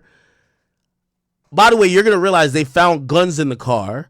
I don't know if this cop knew they had guns before, but his hand right here seeming like he don't know if Offset going, like, you know, sometimes you tell a real criminal, step out the car. That nigga might be like, fuck, I ain't going to jail. I'm finna shoot you. So he looks prepared. Please step out the car, sir. Oh, you seen that? He reached in the car, took the keys out, and put it on top of the shit. You see, this cop looked black. This cop looked black. This cop right here, you can tell he don't trust no niggas. Thank you. Yeah, he has to. You got any weapons on you, sir? No. You step right here for me. You turn around, put your hands up on the car for me. I appreciate it. Nothing on it's gonna stick me, probably anything like that. I'm gonna pat you down for weapons, all right? That's your cigarettes right there. What's in here right here? That's money. All right, look, I'm gonna take this off and I'm just sitting on the car. All right, I ain't gonna search it, nothing like that. I'm gonna sit it right here. All right. All right, step back here for me. Can I grab my lighter right there? No. Just smoke my cigarette? Yeah, you. I'm not doing nothing, bro. Okay. Get my lighter right there? In a minute. Come on. Just the lighter. I ain't gonna do nothing. Okay, the lighter. Come on back here. Turn around for me. No, you good. Turn around for me. Turn around. Sit down. Right now. No, turn around, man. Turn around. No, turn around. Turn around. Talk to me. You still got your lawyer on the phone? Yeah. All right, look. They doing a good cop, bad cop shit. This nigga's trying to make sure this other nigga in the car calm. Yo, cops, I ain't gonna lie to you, man. These motherfucker is on some shit, bro. Yo, I'm telling you, bro, like, yo, I've ran to cops when I was younger, bro, and honestly, it took me so long to realize the play they really hit on my ass. Like, I got my shit illegally searched one time. And, like, I think I've told this story many times, but, like, sometimes you think the cops are just moving random. Bro, they're moving mad coordinated. Him, hey, you know what they saying? Yo, I bet these niggas up to no good. Let's separate the driver from the passenger. You stay up there with the passenger. You asking blah, blah. The passenger automatically gonna be like, yo, why y'all pull us over? Why y'all take him out of the car? You know that nigga gonna be like, I don't know why you take him out of the car. I'm just the backup officer. But where y'all going though? Yo, good cop, bad cop all day. This bad cop right here. Bad cop is, yo, you know, he's keeping it chill though, but that's bad cop. This cop up there probably acting like he don't know what the fuck going on. Look, I know. We just talked. Look, my bad. I'm sorry. Look, we just talking, man. I just patted you down for weapons. Just making sure. All right. I don't get why this is going on, though. This is crazy. By the way, there's other cops circling around the thing. They're allowing, he's a primary cop on the joint. They're allowing him to do what he got to do. I asked you earlier if there's any weapons in the car. All right, the reason I asked you that is because I smelled the odor of marijuana coming out your car.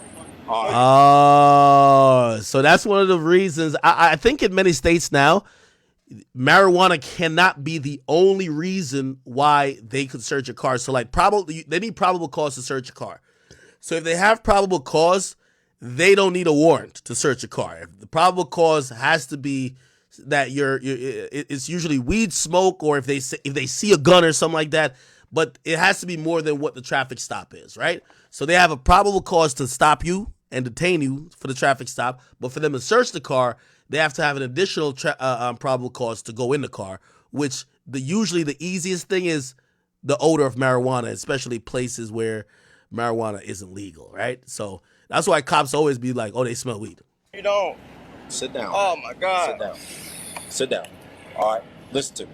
And when I asked, partner right there has got a gun on him. You got a license, too. Okay. Okay, that's another reason he probably took him out of the car. Even though, they're in Georgia, so guns illegal. Once they hear a gun, that's why he probably put his hand on his gun. You'll never know. I think he got a legal gun, but y'all both armed, right? She's got a license. But see, that's why I asked, man. I can ask that for my safety and your safety. But I don't. So that's why I asked. All right. All right. That's why I'm asking. All right. Why is he being detained? I'm standing here talking to you, not over there. So now his homie got taken out the car, and he's getting put in the cuffs. You asked me a question, I don't know. Man. Drew, man, I don't even... See? And by the way, they're doing a good cop, bad cop. This white cop is saying, why my friend being detained? He said, I don't know. He's like, yo, focus over here. Respect, you telling me to get out of the car, bro. For a fucking tent, bro. You made me get out the car for a tent, Drew. I smell the odor. Oh, no, I think this is Drew Finland. It's Drew Finland. You heard he said Drew? So that's his lawyer still on the phone. That's Drew Finland. Very popular lawyer in Atlanta. So this is this guy right here. It's Drew Finland. This boy, I think this dude, what is he known for? He ain't do T.I. shit. He didn't do T.I. Let me see who he did. Right now he's representing Donald Trump. Right? Who else? He's representing some rappers back in the day. Well, obviously the Trump thing is going to be the big thing, but Drew Finland has represented a bunch of people. I don't think he did T.I. I think that was Sado. So in Atlanta, there's like 3 super attorneys. There's Drew Finland, is him. There's Sado, which was Gunna's lawyer, which was also T.I.'s lawyer. And then there is Brian Steele, which is Young Thug's lawyer. I hear those are like the trifecta, which every rapper pretty much has like one of them on retainer. So that's why he has a dude on FaceTime, right? So what? Look, we're not. Tell your lawyer we're not gonna have. Talking to you. Yeah. Tell your lawyer we're not gonna have court on the side of the road. Okay. Yeah. So I mean, the cop basically was like, "Yo, nigga, I'm not about to talk to your lawyer when this ain't court, my nigga." So I smell the odor of marijuana coming from the car after for a legal traffic stop. All right. So we're gonna go from there. So we're not gonna have court on the side of the road. We have court in the courtroom. All right. So now it's your car, correct? All right. I'm gonna advise you now that in the state of Georgia, under the law, due to the fact that an officer, all 3 of us, can smell the odor of marijuana coming from your car. I'm gonna search it. Okay. Now. And there's 3 people for a window tint stop? No, sir. So you hear the lawyer saying, so wait, y'all have this amount of people for a window tint stop. So like basically you could kind of tell this is probably targeted a little bit, right? They probably had some tip or some call, right, that they're not going to tell Offset. Remember, Offset said there were 6 officers. If someone's getting pulled over for a window tint, which is already like a bullshit charge already, you're probably, and it's 6 officers, come on. It's me. Okay, look, again. Okay, again, we're not going to have court. All right, again, I explained to you that me and my partner ride to a car. All right, and that's my supervisor pulled up when I... Okay. Window tint stop. Okay. All right, so that's all it is. All right, there is no... I pulled you over, again. I'm gonna be honest with you. Even though I don't think his lawyer is gonna change the outcome, I do think it was important that he FaceTimed the lawyer, because this cop, even though he's playing the bad cop in this like scenario, he's way more explanatory. Like he's explaining, hey, this is what's going on. Like sometimes these niggas is assholes. They'd be like, yo, I know the law. You don't shut the fuck up. You get what I mean? So even though he's being bad cop, he's still explaining and trying to keep it, you know. We ride two-door car. There's no single man car. It's two-door car. That is my supervisor. He pulled up when I initiated traffic stop because he's my supervisor. He's making sure I do my job right. All right. So we're gonna search the car. I need you to sit right here for me. All right, not move. Can you do that for me? All right, I appreciate it, sir. Sergeant Smith, you stay with this gentleman right here. Bro, you just let me get out the car for no reason, bro. I don't even have. Okay, by the way, I'm going to go to another video real quick. I'm going to come back to that, but I think they might have not put this on the body footage. Look, wait. Yeah, I don't think it's on that body footage, but Cardi B calls Offset during traffic stop. Look, you're going to see it. It's from the same joint. Rapper Offset FaceTimes his lawyer and Cardi B. Look, he gonna tell me, he's gonna be like, yo, my girl be thinking I be cheating. Watch. Going over right now. Yeah, Lord. How you doing, ma'am? Yeah, hold on, let me go to it. Okay, I'm not gonna give you my ID till you tell me why I'm pulled over. Well, sir. Okay. What's up, man? Sir, supervisor. About the car, sir. Wait, hold on. Let me see. Here we go. Leather interior and the red. Yeah, I like that red. I like that red. I do. I really like the red. You know what I'm saying? Going over right now. Yeah, Lord. How you doing, ma'am? Turn the phone off, man. I turn the phone off. We deal with this, all right? How you back? All right. Damn, man. It's my wife, man. I got you. I don't actually think I'm cheating. Oh, I got you. You heard him? He said she actually think I'm cheating. Yo, free Offset, man.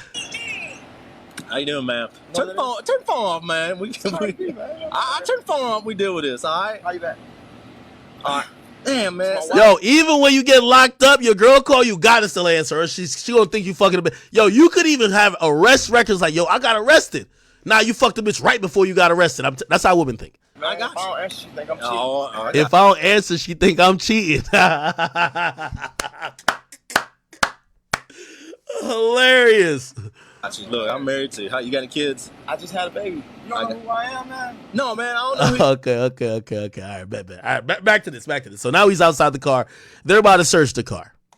I have to get out the car. White cop goes, he finna search the bitch. Okay, he's in that shit. Look. Okay, they just found a revolver. You see this revolver? Now, here's the problem. They found the other guy on the other side of the car got a gun, right? And the way how possession kind of works, first of all, they're not assuming one guy has 10 guns.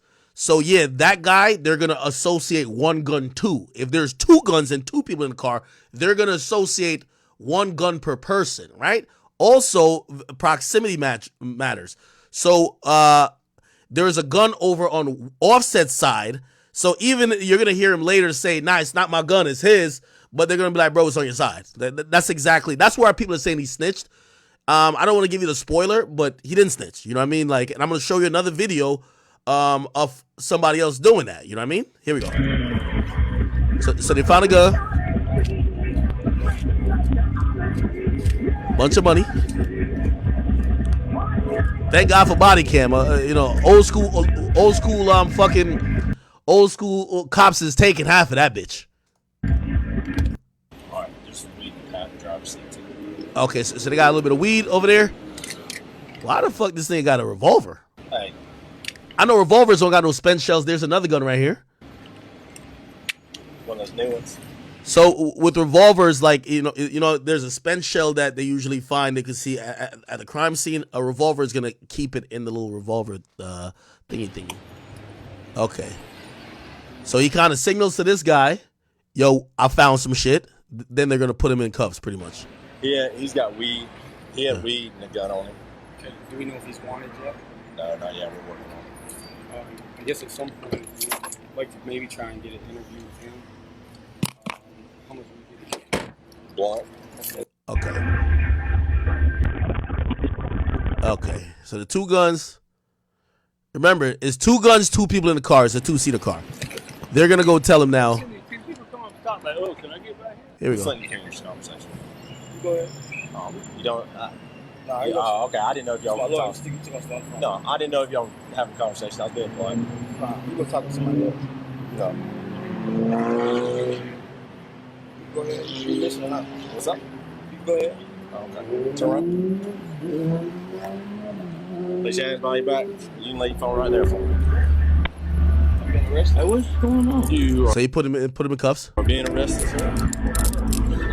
You are a convicted felon and you got 3 guns in the car. One underneath your seat. One underneath So he says it's his though, right? your seat. One in He said one under your seat. That's what the cop says. box and one on top. One in the one in the glove box and one in like I think the center. Shit, at least he's not lacking. Yeah. All right, sir. You can explain it to He keeps saying his. He got judge. the license that he claimed. Hey, why y'all locking him up, sir? It's his, bro. He got the license. Okay, He's sir. saying it's his. Spread your feet for me. You don't hear me, bro? I appreciate it. Hey, lock Fake me up, coon bro. shit Come you doing, all bro? right. Come to Fulton County. Right Crazy, street. bro. You acting like real motherfucker. This shit, nigga. Shut up.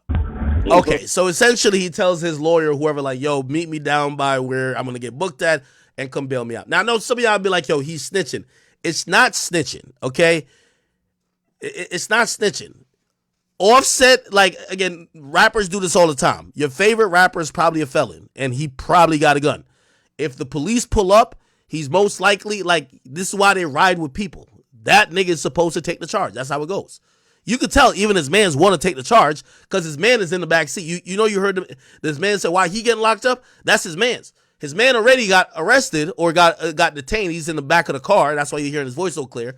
He's saying, why y'all locking him up? Because he's down to take the charge. That's what it is. Now, for the people who are saying that he's snitching, it's because you don't like Offset. This is some Barb shit. I'll show you another situation where this has occurred. Boosie. Video's right here. This video right here, Boosie gets pulled over. Instantly, Boosie says, yo, the guns are theirs. You get what I mean? Eventually, well, he doesn't say the guns are there, but it's pretty much like it's already understood. They're going to take, they're going to say it's their guns, right? Is it actually this? No. This ain't the one. This is the one he gets let out. Oh, no, actually, no, I think the guy, and Boosie takes the weed charge, I think. Is it this? Yeah, rapper Boosie offers to take the weed charge. Let me see. I'ma still do what I do. Oh, yeah, right here. This is one. Leave my house. I know you. Huh? So when he gets pulled up on, you're gonna hear him basically say like, Boosie's riding with guns. Like, I don't give a fuck what you talking about. Boosie's a convicted felon. Boosie cannot have no guns. Boosie's mans is gonna quote unquote have the gun. Duh. Right? Just like Offset, convicted felon, can't have a gun. It's already known. Yo, police pull up, it's your gun. Bruh, come on, like you're with the fucking famous rapper. Y'all know Boosie ain't no snitch. Look, Boosie's gonna kind of do the same thing. You're gonna see. Watch. Here we go. Okay.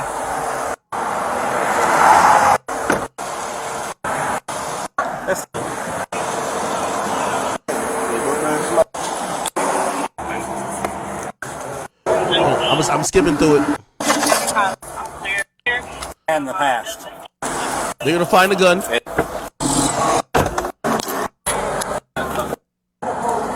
Gummy.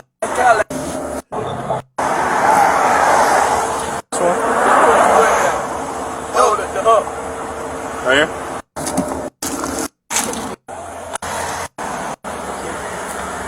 It ain't it's just his gun. I'll take the marijuana. See, it's his gun. So essentially, they find a gun, right? They find a gun, but they find it on the passenger side. Like, I didn't show you that part, but this is how many body cam footage I've watched. I've watched all these. They find a gun in the car, but they find on the passenger side in the glove box. But they find weed too, right? Now, remember, Boosie can't get caught with nothing. Of course, his mans is like, bro, Boosie rolling with real niggas. They know he finna pay the bond. He probably gonna throw him 20 racks when they get out.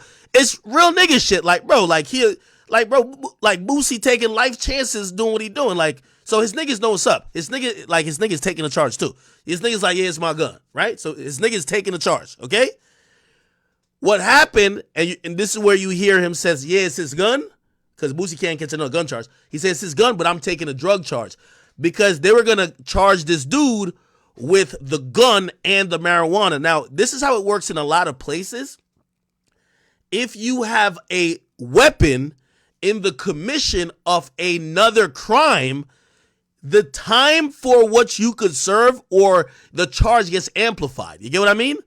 Like if you have, if you have a gun while doing another crime already, you get like a bigger charge for it. So that's why you're going to hear Boosie says, I'll take the drugs.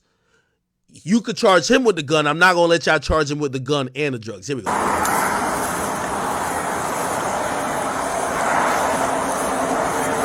right. So long story short, it's your marijuana, it's your gun. Yeah, so basically the guy he said it was his gun. Like he's claiming it too. Marijuana, okay.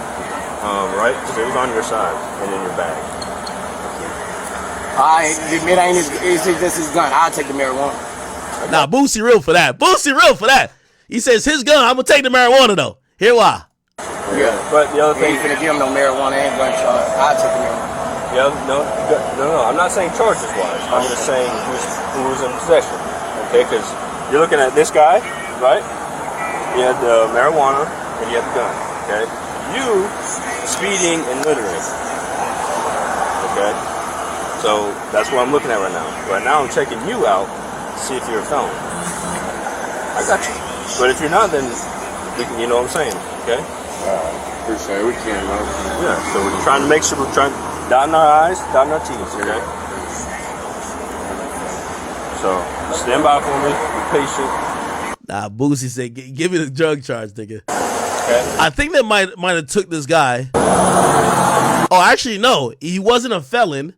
The dude wasn't a felon, so I think they got a ticket for the marijuana or something like that, but they got sent on their way. Record date, if you want to take it to court from me, this number you can pay for your 10. Alright? Again, it's up to you. I'm just letting you know about it. I'm used to this. We do this every day. I got 8. Yeah, this nigga Boosie got pulled over mad times. And this other one, he got pulled over. This one, I remember they're looking through the car and they find his fucking they find his diabetes medicine and they thought it was also some type of wild ass drugs and he had to tell him like, nigga, that's my diabetes because it was some injection shit. And then they find like some pills. And the nigga say, yo, that's birth control, nigga. That nigga say, I got 30 bitches at my house I'm fucking. Of course I gotta have, I'm gonna show you. I don't know why I know all these videos by heart. This money right there. All right, real quick. Marijuana right here. Yeah. Okay. Is this diabetes? Yeah, that's diabetes shit. They didn't know. Okay.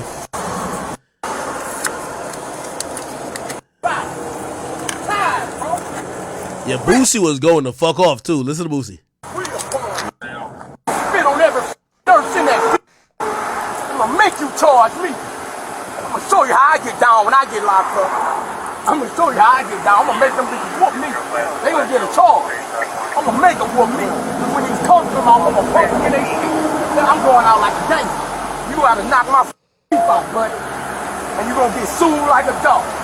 I'm ready now. I'm all the way ready.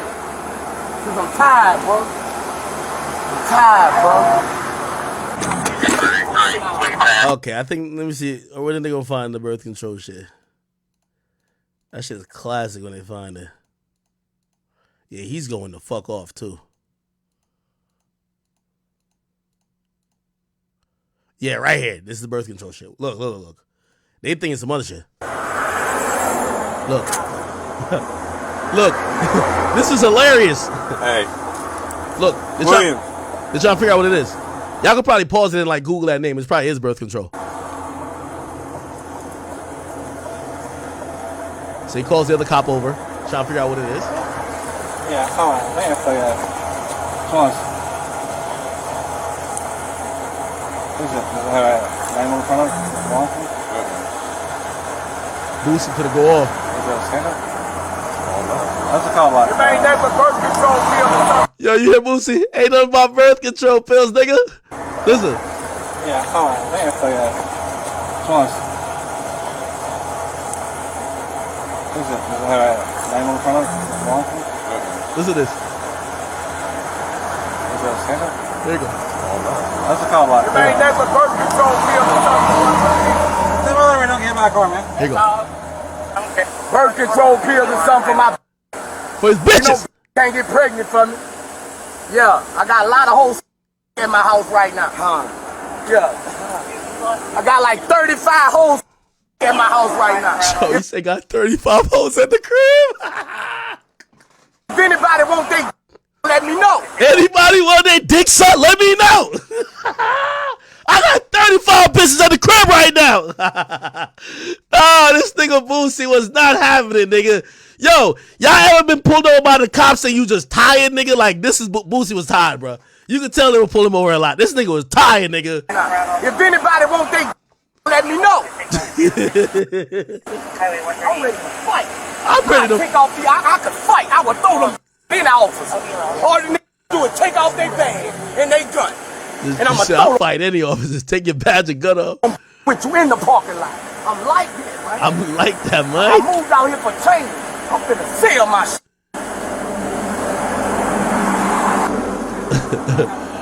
Nah, Boosie's hilarious, man. All right, people. All right, one more body cam footage joint. Like, I don't know if y'all noticed, but Fousey 2 body cam arrest footage is actually out. This one is kind of ridiculously crazy. I'm gonna have to be honest with you, okay? Let me see if I can find it this week. Fousey Tube. Right here. We got it, chat. This is crazy. So Fousey Tube was staying at the Intercontinental, right, in Miami. My dude was wilding, okay? He essentially, like, you know, I think he was having a manic episode. I mean, you know, I've given my thoughts on him already, but because he had gotten, like, a mysterious call from somebody who probably called his hotel room, but he was doing 24-hour streams. So, like, it's imaginable that people would know where he's staying. Maybe they could find a way to call and get up to his room. So maybe there were trolls, you know what I mean? Like, you're streaming 24 hours, you're streaming you walking into your hotel and everything. Like, eventually people might figure out where you are and people are going to troll you. So some guy called him and trolled him, and they actually called his hotel room. And Fousey Tube just kind of was like, what the fuck? Like, yo, who the hell is this? And he eventually called the cops. He wanted the cops to do something. The cops was like, yo, what the fuck can we do? And he basically made like a subsequent call where he was like just lying, like saying, yo, the guy is here. He's about to come do something to me. Like, he made a false police report. He made a false police call. The police came. They realized it was a false call, and they realized he was kind of out of his mind. They took him into custody. They didn't arrest him. They actually Baker Acted him, which means I think they 5150'd him, which means they brought him to a mental institution for evaluation, and we haven't heard from that nigga since. So this is what happened on August 23rd.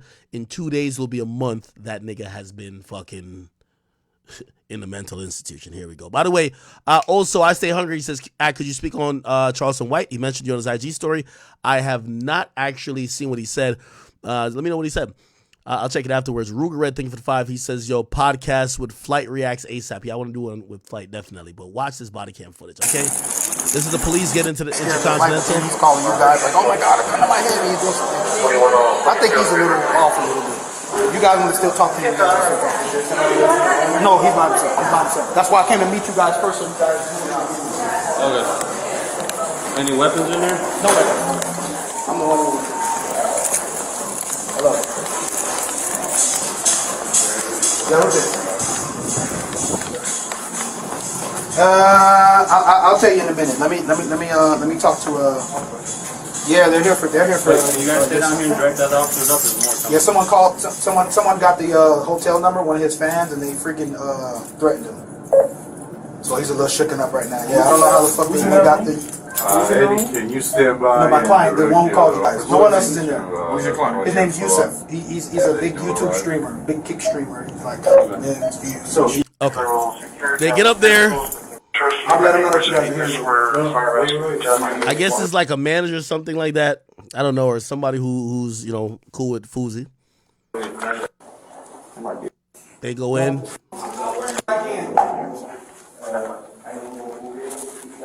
By the way, look at this shit. Yo, them cops, they always ready to take a nigga life, nigga. Look, they got from away from the door. They don't know if niggas got weapons or nothing. They're not standing in front of this door. I think he had shouted something in there. That's why. Let's listen. Did he shout? 1 second, I'm scared. 1 second. He said, 1 second, I'm scared. Yeah.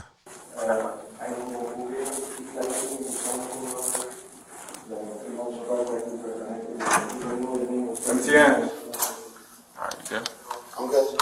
Anybody else in the room with you? Nobody's in the room. My live stream is on. I'm recording. Okay. That's Can you guys come let's in? check the room. Yeah, let's. I want to talk to you. I need to talk to you right now. This guy needs to be arrested. Alright, do me a favor. Come over here, bro. Okay. This guy needs to be arrested tonight. I know where he is. He gave me his address. Relax. Let's clear the room. We just want to make sure nobody else is in here. Stay with him over here. Let's clear the room. I'm over it.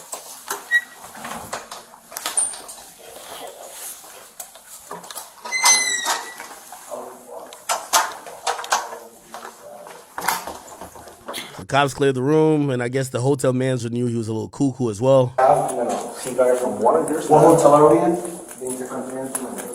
Wow, maybe he was out of it. Yo, he didn't know what hotel he was in. He's been getting swatted all week. You met the guy who's threatening my life on in my him room. in Arizona. As soon as he landed to the thing, they called the bombers on him. Brickle on Sunday night. That's one of the things about like live streaming all the time. Like it's easy to track your location, right? Room number, dog, because I'm live streaming. On Sunday they did it at So if Kim Kardashian was here, I can call her, tell you what's Brickle City Center.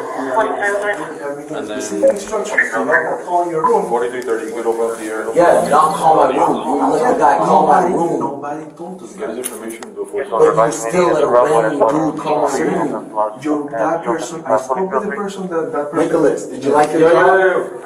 Because you don't have it anymore. Yo, you got it? Yeah, it's in the room.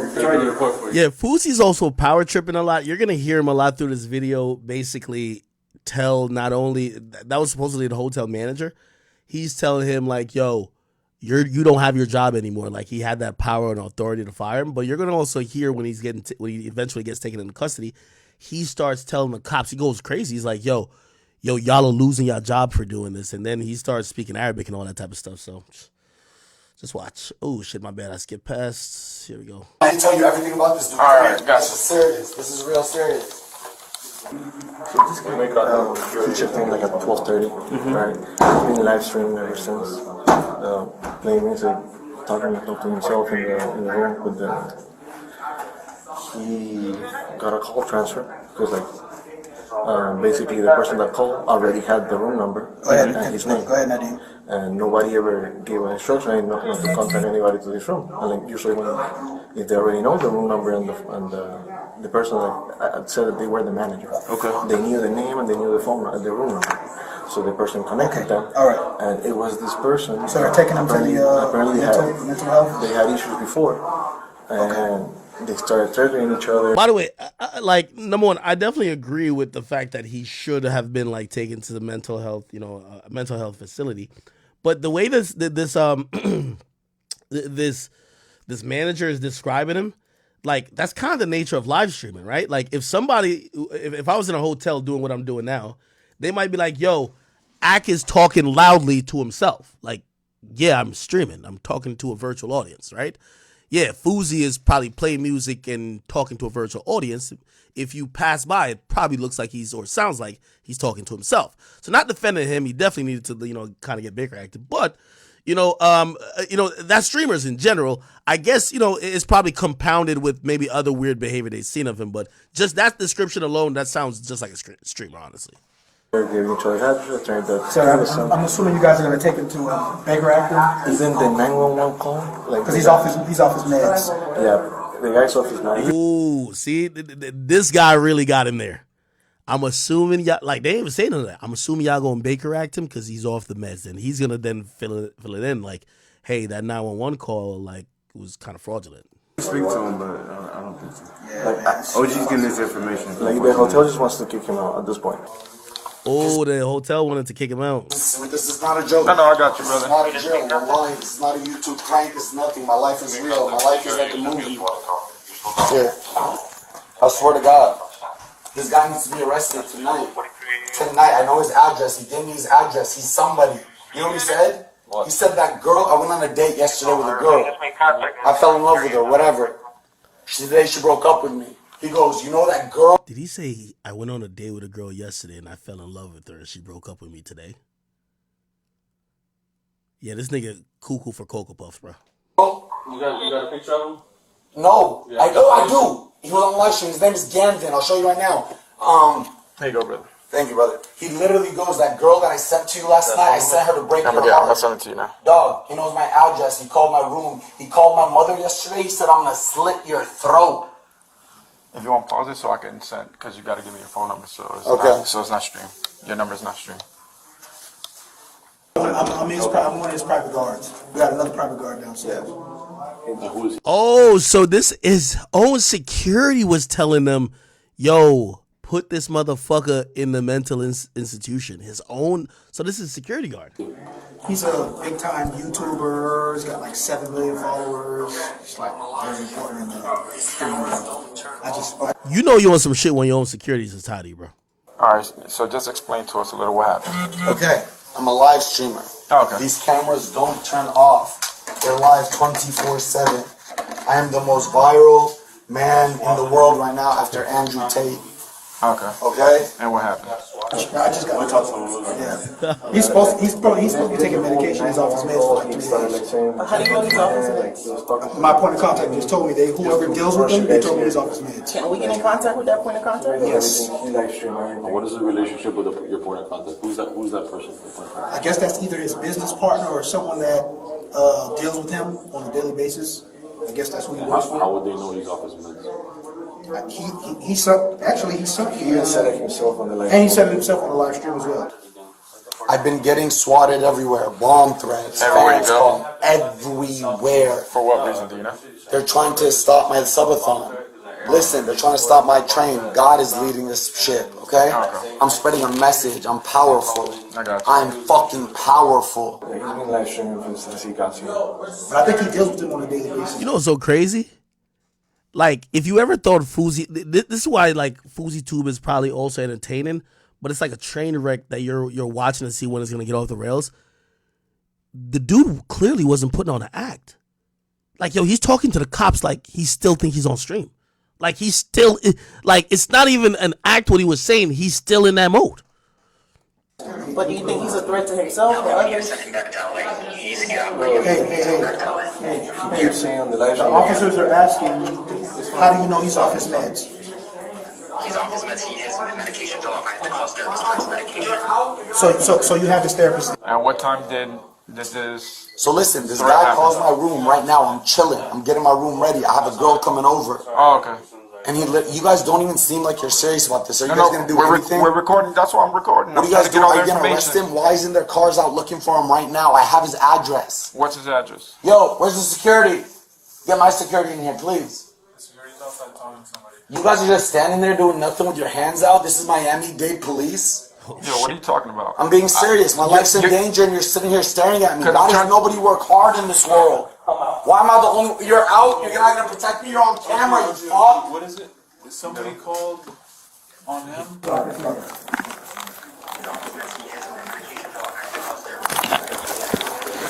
you have the therapist information and everything. So you deal with him on a daily basis. Yes, but we need to send him to where his doctors. No, the officers are asking specific questions. They want to know how do you know he's off his meds? How exactly? How do you know he's off his medication? The officers right here listening to you on loudspeaker. Can I borrow? Yes, hi. Well, I think this officer had the stream going on the thing because she put like the phone up. I don't know. I'm out. I'm out. He just went out. Hey, chill out. Give me a story. Tell me a story. Dog, I'm live streaming. I'm the most famous guy on the internet right now. Okay, cool. Yeah, he's on Kick and all that. He's got like 7 million followers. He's worth like $77 million. A guy calls my mom yesterday and says I'm gonna slit your throat. To my mom. No, my mom's throat. He calls my room today. Hi, it's me again. Remember me? He posted a video. He was on live yesterday calling my mom. I have his face, everything recorded. He goes, remember me? He threatened my life tonight. He said exactly where I am out loud. Room, everything. I literally told him, if I see you, I'm sticking a knife 9 inches in your neck and I'm sliding it down your penis. He gave me his address. And how does he know where you're staying at? He's a stalker. Okay, and who is this guy? I don't fucking know. So how do you want us to look for him if you don't know where I have his address. What the hell? I said grab my security 20 minutes ago.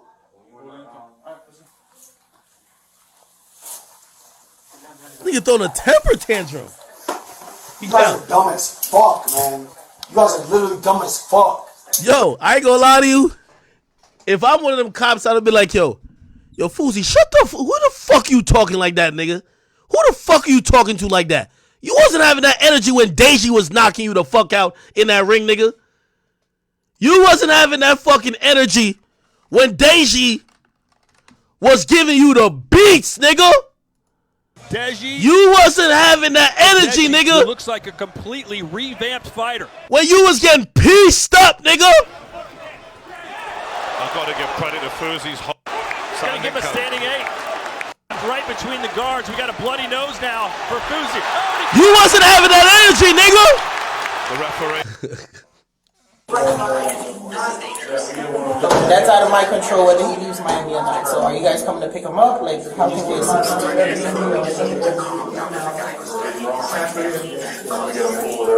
Yo, this is like 101 how to make a bad situation worse. This is like 101 of how to go from a victim to get locked up. He's upset because he called and it was like the way the operation was given. But this is like a serious matter. We need to he needs to come on that and we need to send it back to Oh, sir, how can we assist him today? Can we tell him to calm down? Tell him the upper management said he needs to stop. Oh, yo, hey, record this. Security, come in here now. I think they're putting the cuffs on him. Yo, for my protection, come in here. He can't come in? Y'all are fucked. I'm suing all y'all. My life is in danger and you arrest a Palestinian Muslim who's viral? Are y'all dumb or are you stupid? Do you like your job? You're fucked. Hey! Yo, relax. Hey, free Fousey! Hashtag free Fousey!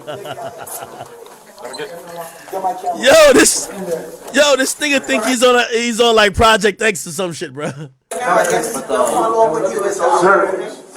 officer.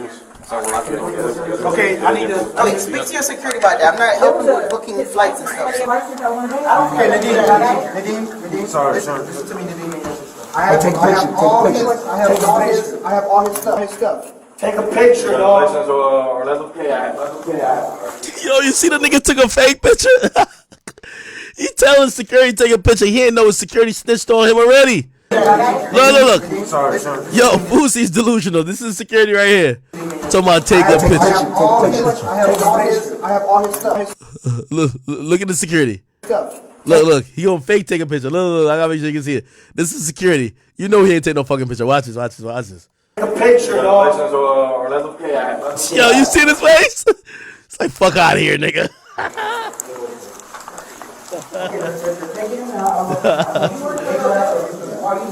Yo, I ain't gonna lie to you, man.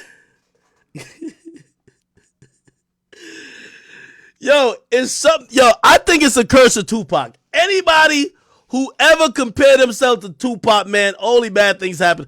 Remember McConan say he was the gay Tupac? Like, come the fuck on. Remember he said he created this gay shit? Like, come on. You know he was cuckoo for Cocoa Puffs. Then this nigga right here, Fousey, you know what he said? He was the Tupac of YouTube. Like, come on. That nigga was doing fake pranks. He said he was the Tupac of YouTube. Like, come the hell on, nigga. This nigga really walking around like he Pac. Wait, who said they were the gay YouTube? What? Somebody said it was the gay YouTube, the gay Tupac. No, that was Justice Smollett. Oh yeah, he was cuckoo for Cocoa Puffs. Then you had McCone. He said he created this gay shit. He's just crazy and gay. Then you have this guy. He gay and he crazy. Like, there's two things that keep coming back to all these niggas: gay and crazy. Oh, fucked up, man. 75,000 people watching. You guys fucked up. So who is this person that you said? I'm not talking to you anymore. I need a lawyer. You're fucked. You're not arrested. You're gonna get Baker acted. Yeah, but you guys are fucked. You guys just fucked up in front of 70. I swear to God, on my mother's life. I'm a good person. I'm a civilian. I'm sober. I'm changing the world. I have more eyes on me than the president has on this country. The kids are listening to me. Andrew Tate invited me to Romania. I'm a chosen messenger. Y'all just arrested me. You don't know what you just did. Like I said, my life was in danger. You're going to get Baker acted. What? You're going to get Baker acted. You're going to mental facility. Okay? Why? It's going to happen because you're not clearly there. Bring me up to speed real quick. Yeah, I left it open. He did. He did. He called the police and say what? He called and he said that you. Just so you know, I left that so that you can. No. I have a key card. You can close it. Okay. Yeah, I have a key card. He called the cops because no problem. One of the guys they called him on the room phone. And they were like, "Oh, I have your address and yeah. So how does it feel to get anal raped?" And they were talking so much crap. It was crazy. Okay. That comes along with that comes along with the YouTube stuff. Exactly. So that's what happened at the Airbnb before we came here. It was a lot going on, and they got kicked out of the Airbnb. We had to come here. Well, he just can't handle the heat or something, or I don't know what he's got going on. I don't know. Does he have any? Is there any weapons in the room? No. So something about him. He had a gun to his head or something. He was lying. So he said that. Yes. Okay. Man, he said that he need help. Okay, so he needs help. His partner said he need help, so he does need help. So as far as you know, he suffers from mental illness? Yes. What, bipolar? He's even got a therapist. The guy who I was talking to, he had the therapist number directly. Okay. So they deal with him on a daily some kind of way. I don't know. Has he been drinking today? No, he didn't drink today. He hasn't had like 3 days of sleep though. Okay, so no sleep? No sleep. No medication? No medication for 3 days that they said that they know of, so that's all I know. Did he threaten to kill himself today? No. Did he threaten to hurt anyone else? Or he when that guy who called him, he threatened him back. Yeah, he said a bunch of it's all on live. It's all on that live stream. Okay. Yeah, it's all on that live stream. He did threaten him back. You have any questions for us? No. All right. So he's probably going to be taken to the hospital today? You used to this? I'm used to it, yeah. I did a lot of crazy stuff. If you like, you can come downstairs so you can see where he's going to be taken to. Okay, yeah, I'm the address and stuff. I'm going to give it to my point of contact. It's going to be a 50. Mentally, you're going through some episodes. What about the guy who called me? People are after you. Right. You hear the guy on the phone? That no, because viral with right now? You're fucked. You're getting fired. Yeah, sure.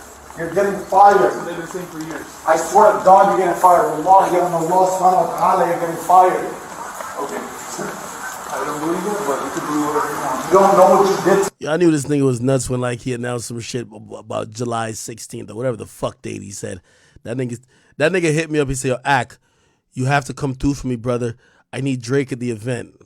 And I'm like, nigga, what? It's like, Ak, you have to get Drake for me, brother. Like, he kept calling me brother.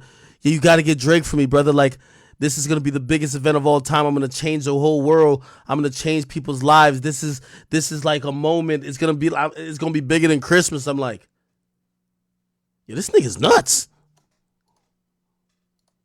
I'm the most influential man in America. 7.8 million. I signed a $77 million take brand deal today just for my live stream. Just arrested the most famous man in America. Yes, you fuck. My life's in danger. He said he's gonna slit my mom's throat. You arrested the wrong guy. Wallahi, you're fired. Wallahi, you're fired. Wallahi, you're fired. Hey, can you take a picture and post this on the internet? No, y'all are NPCs. Never mind. Yo, this is so crazy. Yo, Fousey's addiction to clout. Bro, you're in cuffs, my guy. They tell you they're about to Baker Act you. And you literally are saying, yo, somebody take a picture to post on the internet. How? This is why I was saying about whether it was Sneeko or Aiden or whoever else that was, yeah, he was getting mad views, but it was people watching the train wreck. All of these other creators, you get what I mean? I ain't hear none of these niggas go check on him. They could go check on him. You know they could, right? They ain't not checking on that nigga, man. That nigga real life crazy. But when he getting put in mental institution, they shoving needles in him for 30 days straight. Everybody else still live streaming, getting their content, getting their money up. They not worried about Fousey. Maybe they call one person like, yo, he all right? But they're not over here like really stressing for him. This is what I was saying about all of them niggas that was really using the nigga for content, bro. They were using the nigga for content. There was nobody around him. I don't care who it is. And these niggas are really my homies too. I fuck with Sneak when I fuck with Aiden and all them. But they use that nigga Fousey for content. That boy was not in his right mind. Y'all know damn well he wasn't in his right mind. But y'all seen them views. Y'all know y'all wasn't going to go to jail. Y'all wasn't going to crash out, but you let him crash out. It is what it is. Shit. I mean, he a grown man too, but shit, you know what I mean? Like, if he eventually going to come back out and he going to be on the same path, and if the same niggas get back around him, if I see 8 of them the same niggas around him, bro, they some blood-sucking leeches. Y'all got to leave that man alone. That man need to heal. Mine. Hey, he doesn't even fuck his wife right. What? That already? No, yeah. Oh, I did. I don't know why y'all had to arrest me, dog. Nobody's arresting you. Oh, you're gonna go put medicine needles in me and try to sedate me? To the hospital. They might. Can you stand, please? Hey, so you stand. Appreciate it. Have any drugs on you? No. Weapons? No. Nothing that can hurt me? No. I got a big penis. It could hurt you a lot. I'm gay. 9 inches. Is that on body cam? I'll fuck you. At least he finally said it. So good till you love me. Is that on body cam? Make that go viral. Y'all fucked up tonight.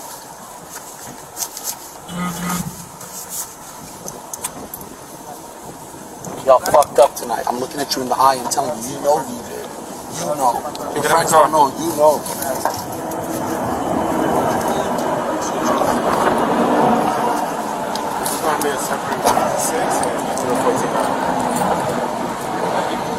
I'll go to this. Yeah, I'll go to crisis.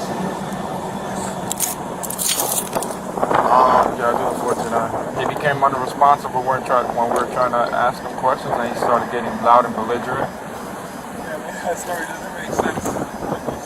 Because he wants us to go look for somebody, but he's not telling us who he wants us to go look for. And he started getting loud with us. Yeah, your security had it. Right, I didn't get a chance to speak to him. But that's another investigation. We'll get that.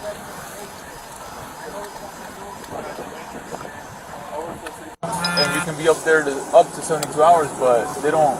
I don't know if they can force it. No, we don't call it. We don't use that, and we don't know if they're gonna give you medication. That's depending on how you act. I wouldn't mind sleeping there. Well, people. Nope. They'll probably let you sleep there.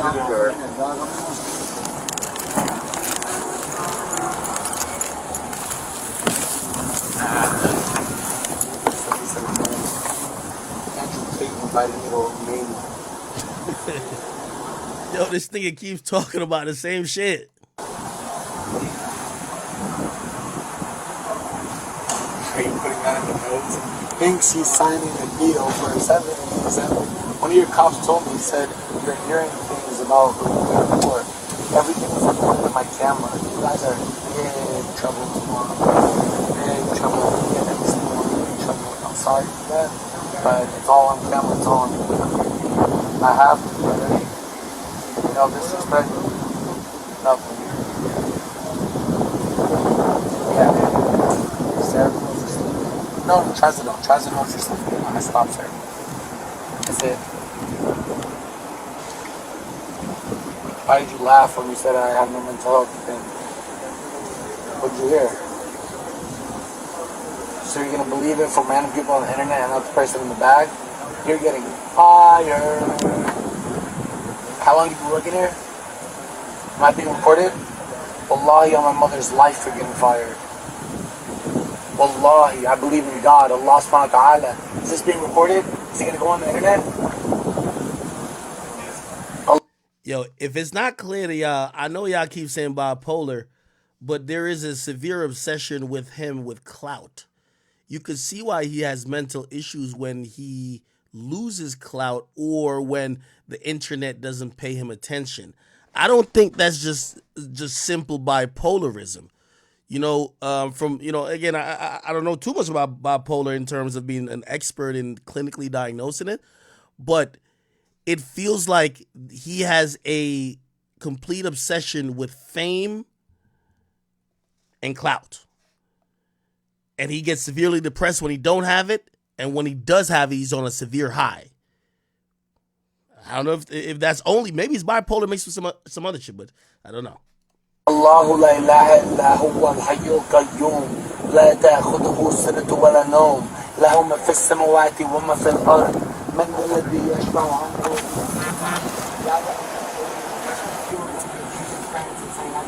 What else have they told you up there? Upstairs, he said that he suffers from mental health issues, illness. He says he has Jay Breeze, thank you, bro. He's been awake for 3 days. He believes people are after him. That a person is on. What else? Something about a therapist. He speaks to a therapist. I forgot how often the gentleman said he speaks to him.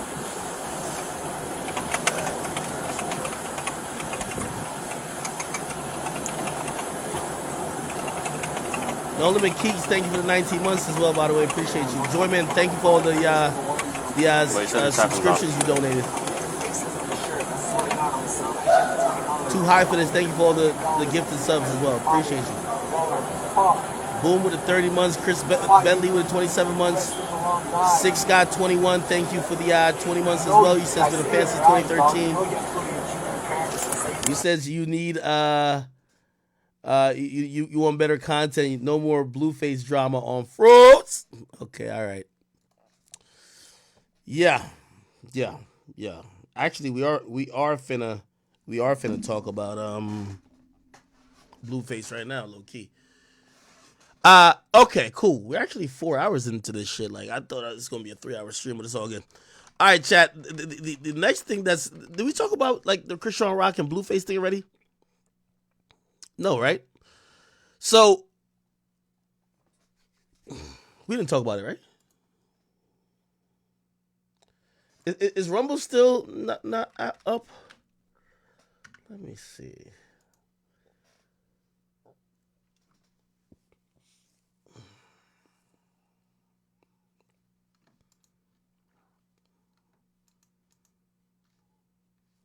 I'm not too sure what's going on with Rumble, honestly.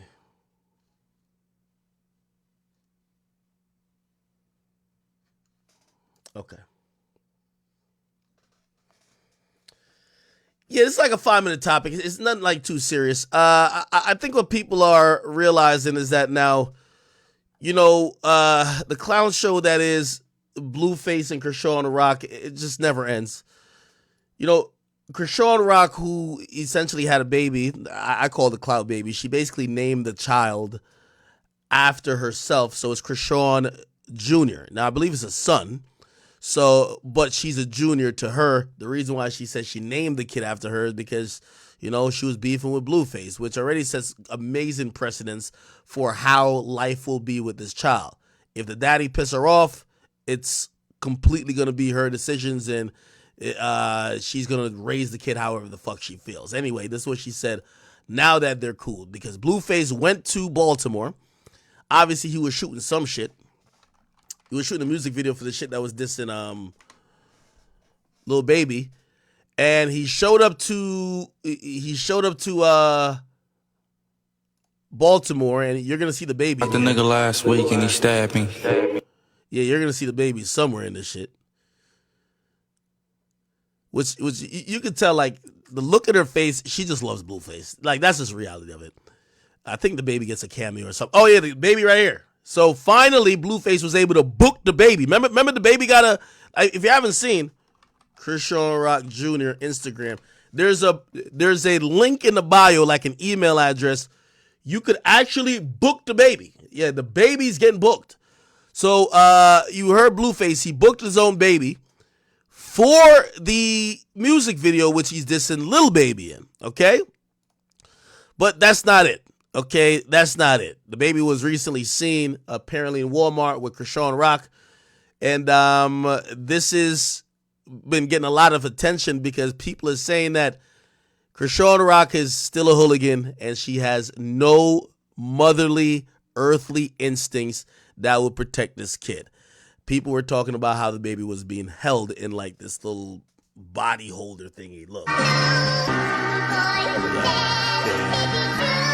Okay, and this is the infamous pic. So the baby looked like it's just slumped over type shit.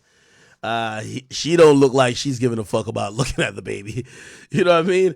And she got her dog on a leash. You know what I mean? Again, the old classic, who gonna watch the baby? Shit. I think we're finding out the answer. Y'all. Like, y'all gonna have to watch the baby. Y'all gonna have to watch the baby on Instagram and tell her, yo, I think the baby hungry. What the fuck? Yo, I think the baby neck is being broken. Yo, the baby's spine is getting snapped in half. Yo, y'all gonna have to watch the baby, okay? Y'all gonna have to tell her when to change the diaper while she's in the club picking up bags. Unfortunately, man, unfortunately, this is the situation. One thing I'm gonna give Blueface and Krishan Rock a lot of credit for. I do believe they love each other, but I do believe everything they do in life is for a storyline, and I think this baby is more to continue the love toxic drama between them more than they really wanted a child. Because as soon as Krishan Rock has completed her pregnancy, she seemed disinterested in the child, other than the clout factor, right? You know, obviously people care about the baby because that's where the clout is, but she seems disinterested in anything that has to do with mothering. Okay, she don't want to stay home. She don't want the baby to stay home. Basically, this baby gonna be in Walmart, Target, Dollar General, okay, Payless, CVS, Rite Aid, Walgreens.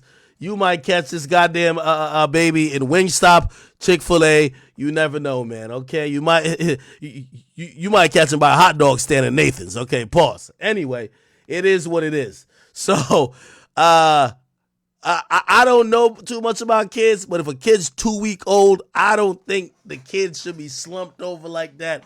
But I could be wrong, okay? I could be motherfucking wrong.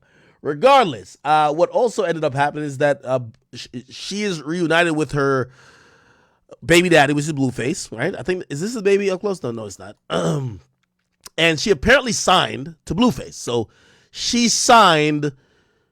You know, remember I told you she was like, oh, yo, I'm making my own money now. You were controlling the money, this and third. Apparently, she's now signed. Well, I don't know if this is really the paperwork she's signing, but, you know, they did something where she says she's signing back to Blueface. And seemingly, you know, Blueface, you know, like a natural pimp, is, you know, getting his hoes back on the roster. And apparently, I'm expecting that he's going to start taking her money again. You know what I mean? You know, I think Krishan is his favorite, you know, chick on the track. And, you know what I mean? Some of these chicks, they don't even need money, man. All they need is fucking hard dick and bubble gum, all right? I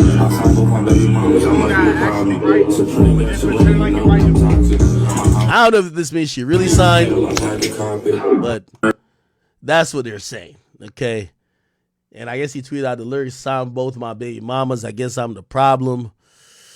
And there's other baby mamas mad. Anyway, I just want to mention the fact that the baby was doing the lean back. Now, this was crazy. The 2-week-old baby is doing the lean back. This is ridiculous. Let's look at the baby, bro. Who gonna watch the baby, bro? Nigga, this baby done been to the club, Walmart. I heard the baby at self-checkout just like scanning shit. Now, we also got to keep in mind, Krishan Rock was smoking weed and smoking cigarettes up to the day she gave birth. So, I'm going to be honest with you, I wouldn't be surprised if the baby hit the blunt. The hit the blunt challenge, you know what I mean? She hit the blunt, the baby hit the blunt, Blue hit the blunt, the dog hit the blunt. Fuck it. You know what I mean? Unfortunately, you know, there's a lot of young, impressionable women. And when I was talking to Krishan on the phone, I said the same thing to her. I was like, do you know you're a role model? Like, yes, you're a lost woman, but there's a lot of lost women out there, and they look at you as the most visible and famous version of themselves, and they're looking to see how you work it out because they're trying to see what's possible. At a certain point when you have a lot of resources, you should probably think of yourself as a role model and probably try to lead with some type of responsibility. And I could see her kind of thinking about it for a second. And then she assured me, she said, nah, she said, no, well, she said, yes, she kind of does realize that, but she said she's, the only reason why she looks bad is because of the show Baddies, and she's getting her own show, and when she gets her own show, she won't look bad anymore. It's going to be more of a documentary of her life, and you're going to see that she's a sweet girl. But she did answer the phone. This was like 4 days before the baby was born. She did answer the phone smoking. I said, I know you ain't fucking smoking on the phone. She was like, don't say nothing. I'm like, oh, okay, all right, bro, you got it, bro. You got it, bro. Listen, man, this baby, you know how the baby probably sleeping? She probably done blown so much secondhand weed smoke in the baby's face. The baby is fucking high as a kite. The baby knocked out from the weed smoke, nigga. That's what it is. It is what it is, man. It is what it is. All right, let's try to keep it moving. What else did I touch on? Come on. Spam it up, people. We pushing 4:30. I wasn't trying to stay on here that long. Tomorrow, another day. Let me see. What's this right here? Astro World. We'll talk about that tomorrow. Some shit like that.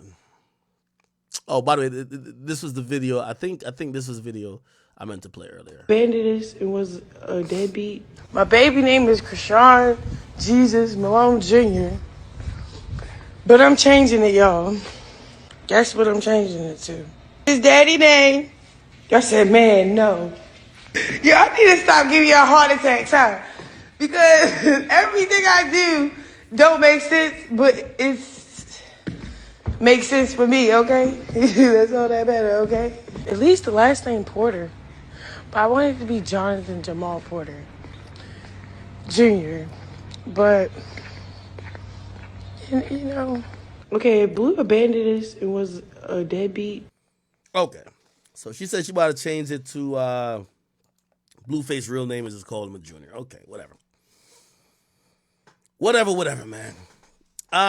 Interestingly enough, did I hear that the CEO of Adidas, apparently this is a new CEO, and the CEO was talking about Yeezy and talking about Kanye and talking about losing the business of Kanye. And I'm going to be honest with you.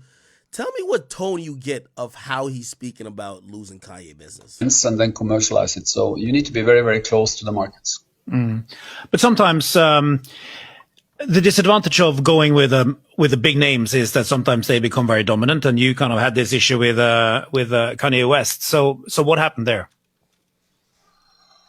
Well, this is before my time. I think Kanye West is one of the most creative people in the world, both in music and what I will call street culture. So he's extremely creative and has, together with Adi, created a Yeezy line, which was very successful. And then as creative people, he did some statements which wasn't that good, and that caused Adi to break the contract and withdraw the product. Very unfortunate, because I don't think he meant what he said, and I don't think he's a bad person. It just came across that way. And that meant we lost that business. One of the most successful collabs in the history. Very sad. But again, when you work with third parties, that could happen, it's part of the game. That can happen with an athlete. It can happen with an entertainer.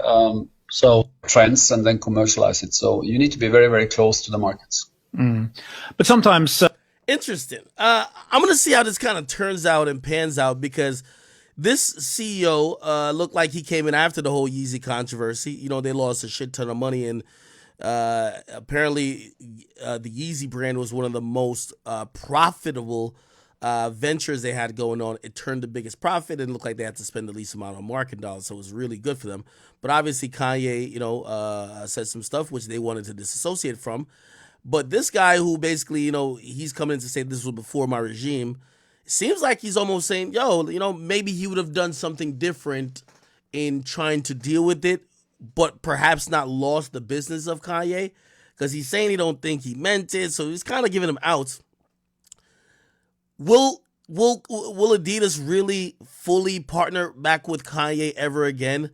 I think the reaction to these comments are going to play a big part. The ADL is probably going to respond to this, and if you don't know what the ADL is, that's the Anti-Defamation League. I'm pretty sure they're going to hear these comments, and then they're going to be like, hey, listen, no, he didn't make a mistake. What he said was bigoted and filled with hatred, and also undermined the progress of millions of Jewish people who have been trying to get over blah blah blah with the Holocaust and all that. Also, they're gonna have a whole thing about it, right? And if he could find that middle ground of saying, okay, all right, cool, yeah, he made a mistake, but I think he deserves another chance. It's hard for me to see it happening because the stock price is going to take a hit. The ADL these days basically has a gun to everybody, right? Which they could control if people will have these partnerships with these people or these entities that have allowed or said things that they deem as hate speech. Like, for example, we saw like Elon Musk recently, ironically, who's taken on the ADL. Elon Musk suing the ADL because what's happened is that the ADL has deemed that Twitter or the current rules that Twitter the current rules that Twitter has in place allows for anti-Semitic and all the other hate speech to be fueled, and because of that, they have warned advertisers not to spend money. And usually when the ADL talks to advertisers, because the advertisers don't want to get in trouble neither, they're like, oh, don't spend no money over there? Bet. We got you. So Elon Musk is like, fuck, we're losing out on our advertisers not wanting to spend money because the ADL is kind of deeming us as like a place that is mongering or facilitating or becoming a home to certain type of hate speech, right? So he fired back. He fired at them. They fired back at him. Let me see if I could get his words. Let me see. He threatens to sue. I don't think I can read this. Okay.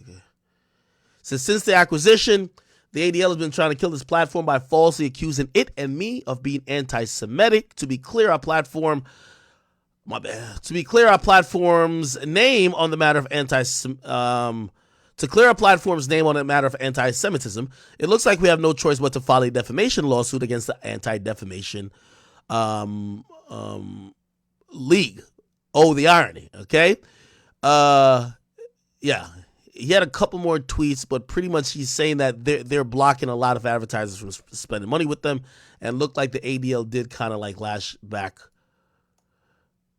out at him with a few things. And they said Elon Musk's crusade to demonize the ADL is showing no signs of ending. The billionaire burning white hot anger. Damn, CNN hates him. Look how they describe him. The billionaire burned in white-hot anger at the Jewish nonprofit because it had the audacity to point out how hate speech has flourished on its platform. Whoa, you could tell they don't fuck with this nigga Elon over at CNN. Continued on Wednesday to smear the ADL and unleashing a ferocious verbal assault on its chief executive, Jonathan Greenblatt. Jonathan Greenblatt. The unrelenting stream of menacing posts targeting the ADL has not been without consequence. Greenblatt told CNN on Wednesday that the ADL has seen a surge in threats directed at the organization since Musk has been waging a campaign of bullying against his renowned institution. As a result, he says the ADL has been forced to increase its security. So we're always receiving threatening language. I get it personally. It's directed at other staff, but it's intensified in the last week. They have noted that the violent attacks against the ADL coincided with the incidents of anti-Semitism rising across the country. They say that acts of hate in the U.S., such as harassment, vandalism, and violence, have reached an all-time high since the ADL started tracking them more than 4 decades ago. Okay? All right, cool. They said for over 100 years, blah, blah, blah, blah, blah, we have come under pressure from blah, blah. Okay, so really, look like they're trying to stand their ground. While Elon Musk said that advertising revenue at Twitter/X is down 60%. Wow, 60%. Major companies are still promoting their brands on the service, even as the owner escalates his ugly offensive against ADL. The last 48 hours, CNN has spotted advertisement for Apple, McDonald's, Gatorade, Ritz Crackers, Samsung, Wendy's, Red Bull, NFL, MLB, Paramount, State Farm, IBM, 20th, Fox, Century, news outlets such as the Washington Post, Washington Journal. Okay, whatever. Okay. They declined to provide a direct answer when asked ADL whether they believe that companies should be still paused or abandoned together their advertising on X. But he did suggest that whatever their decision, it will be reflect on how serious they are about upholding the values that they purport to stand for. So basically saying, I ain't telling you not to give that nigga your money, but if you do give me your money, we know that you probably agree with the shit he's doing. The brands need to think about their values, blah, blah, blah, saying that advertisers will make their own decisions. they know that companies often would spend so much time with great care constructing these brands to build them and build value in them, only for their logos to end up on seedy corners of the internet adjacent to abhorrent content. How do you square that? Given the refusal of these companies to answer why they're still sending advertising dollars to Musk, he might be left wondering that question for quite some time. Okay. All right. Okay, people. Okay. What else we got going on?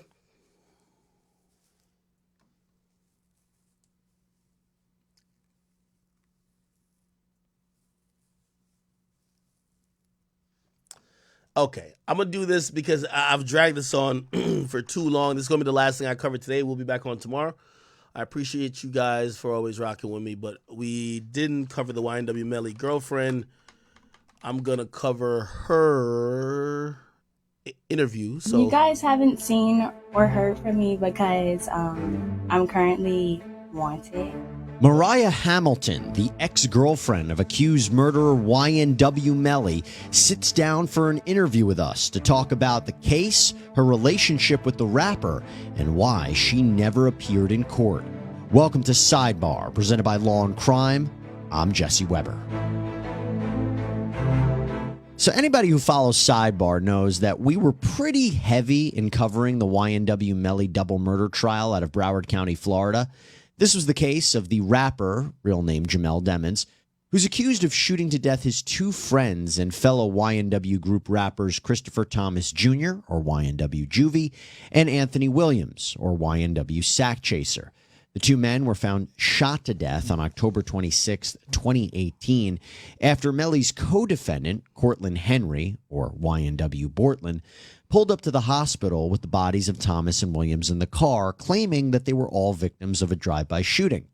Now, the evidence has suggested that this was a staged drive-by shooting and that the shots actually came from inside the vehicle. And in their case, the prosecution focused on ballistics, trajectory, potential gang affiliations of YNW Melly, but in the end, it didn't work. The jury didn't find Melly guilty, but they also didn't find him not guilty. They actually couldn't make a decision. They were hung, and a mistrial was ultimately declared. It came after 14 hours of deliberations. Not an easy case. And as we think about the upcoming retrial, we look back at the case and we think, wow, there were a lot of people who testified. But there was one significant absence. Someone who was mentioned but never appeared in court.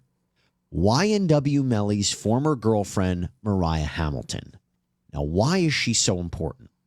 Well, Mariah Hamilton's mother, Felicia Holmes, told police in December of 2018 about a FaceTime call between Melly and Hamilton, her daughter, right after the shooting, where, according to her, Melly said someone shot the car up, that a car was coming behind him, that presumably the shooter or shooters were hiding there, and then he said he thinks Sack Chaser and Juvie are dead. Then she says she saw Melly at this guy Fredo Bang's house. Apparently, Fredo picked him up after the shooting. And while she offered to Melly to stay with her after all of this happened, she says Melly went to a video shoot after all this happened. Then at some point, Holmes says that her daughter told her that Melly was threatening her and that she feels Melly had something to do with the murders. Hamilton even talked to law enforcement about a text from Melly where he allegedly says, "I take lives." Hamilton also addressed possible tension that Melly may have had with one of the victims, and follow-up reporting indicates that might have been Sack Chaser. Now, this is important testimony, right? This is important evidence. But the problem was, Miss Holmes' sworn deposition years later in 2022 was not consistent with what she told police in 2018. In fact, when Holmes took the stand in YNW Melly's trial, things got heated, basically accusing the government, from law enforcement to the prosecutor, of threatening her and her daughter, Mariah Hamilton, to testify against Melly. Did you have an opportunity to read the statement you gave in 2018? I read the statement. Okay. I don't recall, I don't remember anything from that statement, but I do remember my deposition from December 22. Were you honest and truthful with law enforcement when you spoke with them? I would hope so. I mean, it was 2018. I went through a lot during that year, so I'm not sure where my mindset was at that time. I do remember that they kind of bullied me and threatened my daughter to take her to jail for accessory after the fact. I do remember that. When you first took the stand, you said, "I feel threatened." Yes, sir, I do. Who do you feel threatened by? Christine, Your Honor. Christine Bradley, the prosecutor's office. This prosecutor. Yes, I do. So with that in mind, we here at Law and Crime had the unique opportunity to actually interview Mariah Hamilton herself. Again, she never appeared in court. Now, in our interview, she was accompanied by her attorney, Christopher Barris. This was in his law office. And also her mother, Felicia Holmes, was there as well. And we asked her some questions. And with that, let's play you our interview. Mariah Hamilton, thank you so much for coming on. I think I want to start off by just saying I'm so happy to see you and meet you, because it's been kind of, I think a lot of people wanted to hear from you. I think a lot of people were expecting to see you at the trial. And there's been some issues in terms of what's been happening with the police. If you can explain to people why we haven't seen you or heard from you. You guys haven't seen or heard from me because I'm currently wanted. I've tried to get the warrant lifted plenty of times, but it's just been like a constant battle with my lawyer and the prosecutor. So I've just been, laying low, trying to get the warrant lifted before I could even come in and, speak my part. Let's talk about that. So, and by the way, you are in your lawyer's office. Your lawyer, Christopher Barris, is off to the side. He's going to come in a little bit later. Yeah, so I saw that it was only, I think, yesterday or the few days before, you filed a complaint against the lead investigator in YNW Melly's trial, Mark Moretti. And you basically accused him of bullying you and harassing you into providing testimony in this case. What can you tell us about that? When the situation first happened, me and my mom I was threatened. I was 17, about to turn 18. They came to my house. They were telling me that they were going to arrest me with accessory after the fact. My mom didn't know what to do. I was young. I didn't have a criminal record. I didn't have a background. I was trying to go to the military at the time, so I had to just tell them what they wanted to hear so they could leave me alone, which I thought they would leave me alone, but they didn't. So, yeah. Why did they think that you were a part of what happened? Because I was his girlfriend at the time. So they thought that I knew more than what I was telling them that I knew, which I didn't. So they were just harassing me, being that I was his ex-girlfriend or girlfriend at the time. So, when you say Mark Moretti was harassing you, what was he saying to you? What was he doing? When he first came to my house, it was so unexpectedly. I had pulled up with my cousin, and they were outside my house, parked. And I'm like, I was confused. I'm like, what's going on or whatever. I'm asking someone what's going on. She was like, they want to talk to you. You have to talk to them. They're threatening, saying that you're going to go to jail. So I'm like, oh my gosh. I end up telling him my story. I told him what I knew. He told me that I was lying. He told me that I knew more than what I was telling, and that he was going to, he could arrest me for accessory after the fact. So we end up he wanted me to get on a tape recording and tell him what he wanted me to tell him, so which I did. After that, he was like, they wouldn't bother me anymore. I thought they wouldn't bother me anymore. They were still calling and texting my mom, asking for me. I refused to talk so many times. And yeah, I haven't really talked to them ever since then, since 2019. And now you said that there's an arrest warrant. It's still out. It's still outstanding. Why do you feel comfortable coming out now and talking about this? Because I just want people to know that I'm not running because of any money or anything like that. It's because I don't want to go to jail for something that I did. I don't want to go to jail for something that I didn't do or something that I'm not a part of.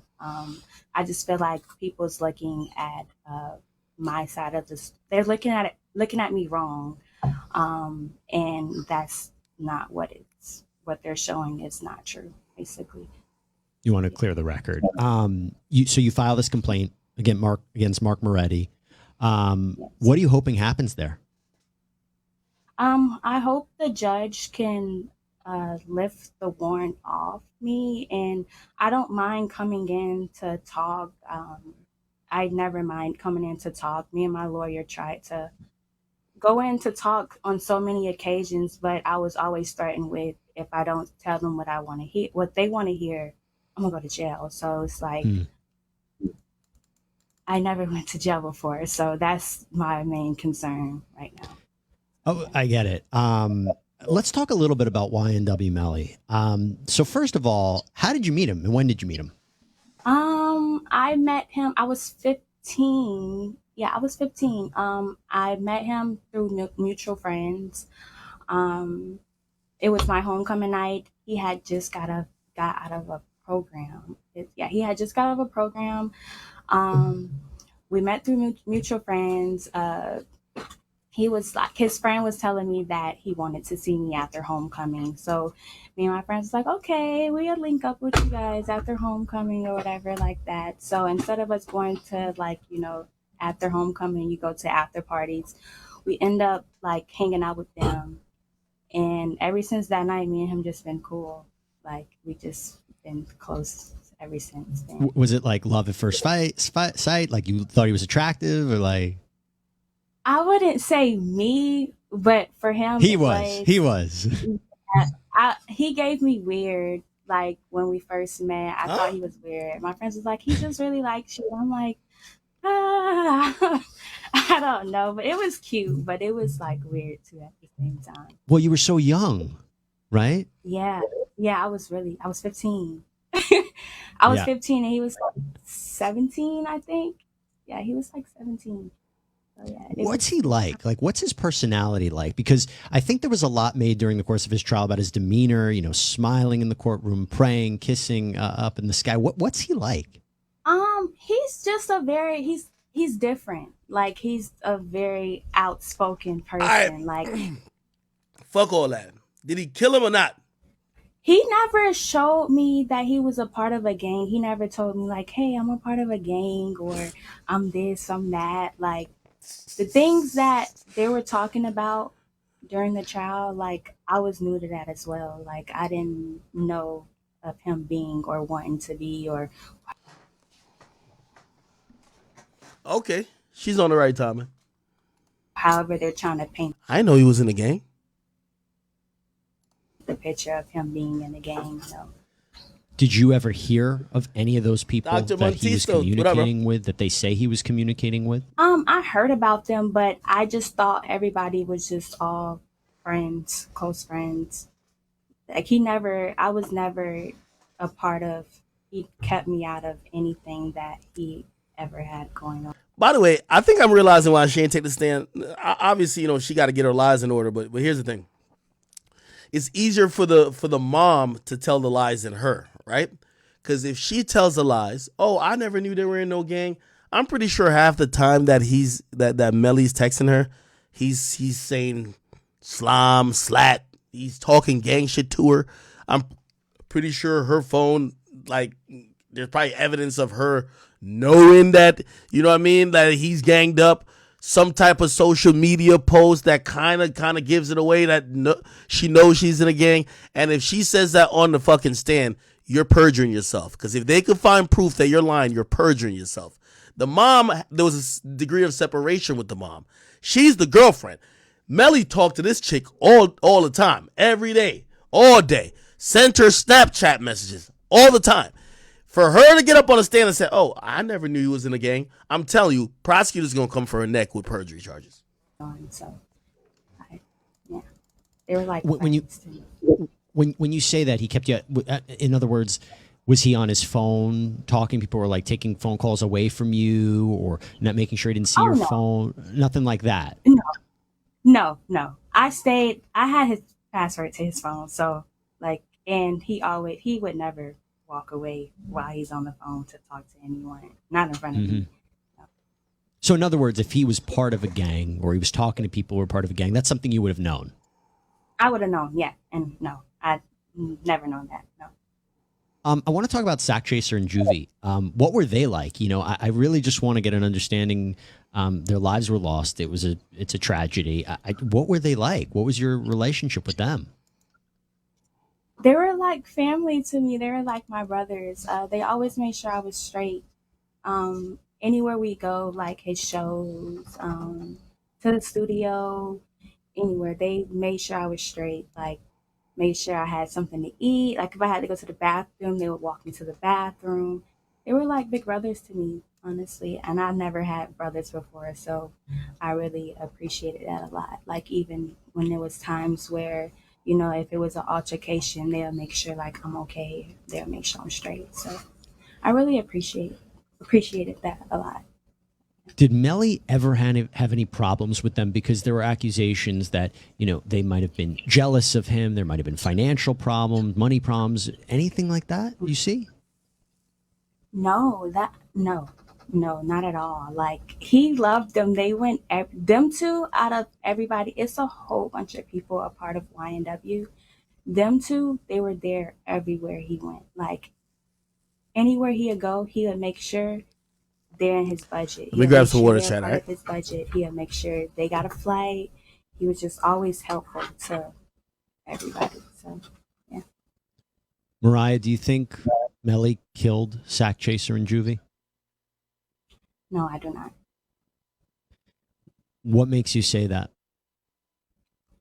Because he treated them like they were his brothers, like they all had the same mom and the same dad, which they didn't. But he never showed a sign that he didn't like them. He didn't want them around or anything in that sort. So that was just odd.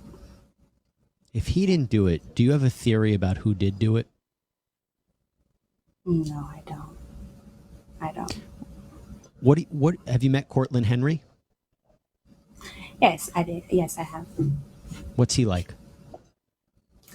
He's cool. He's like a brother too.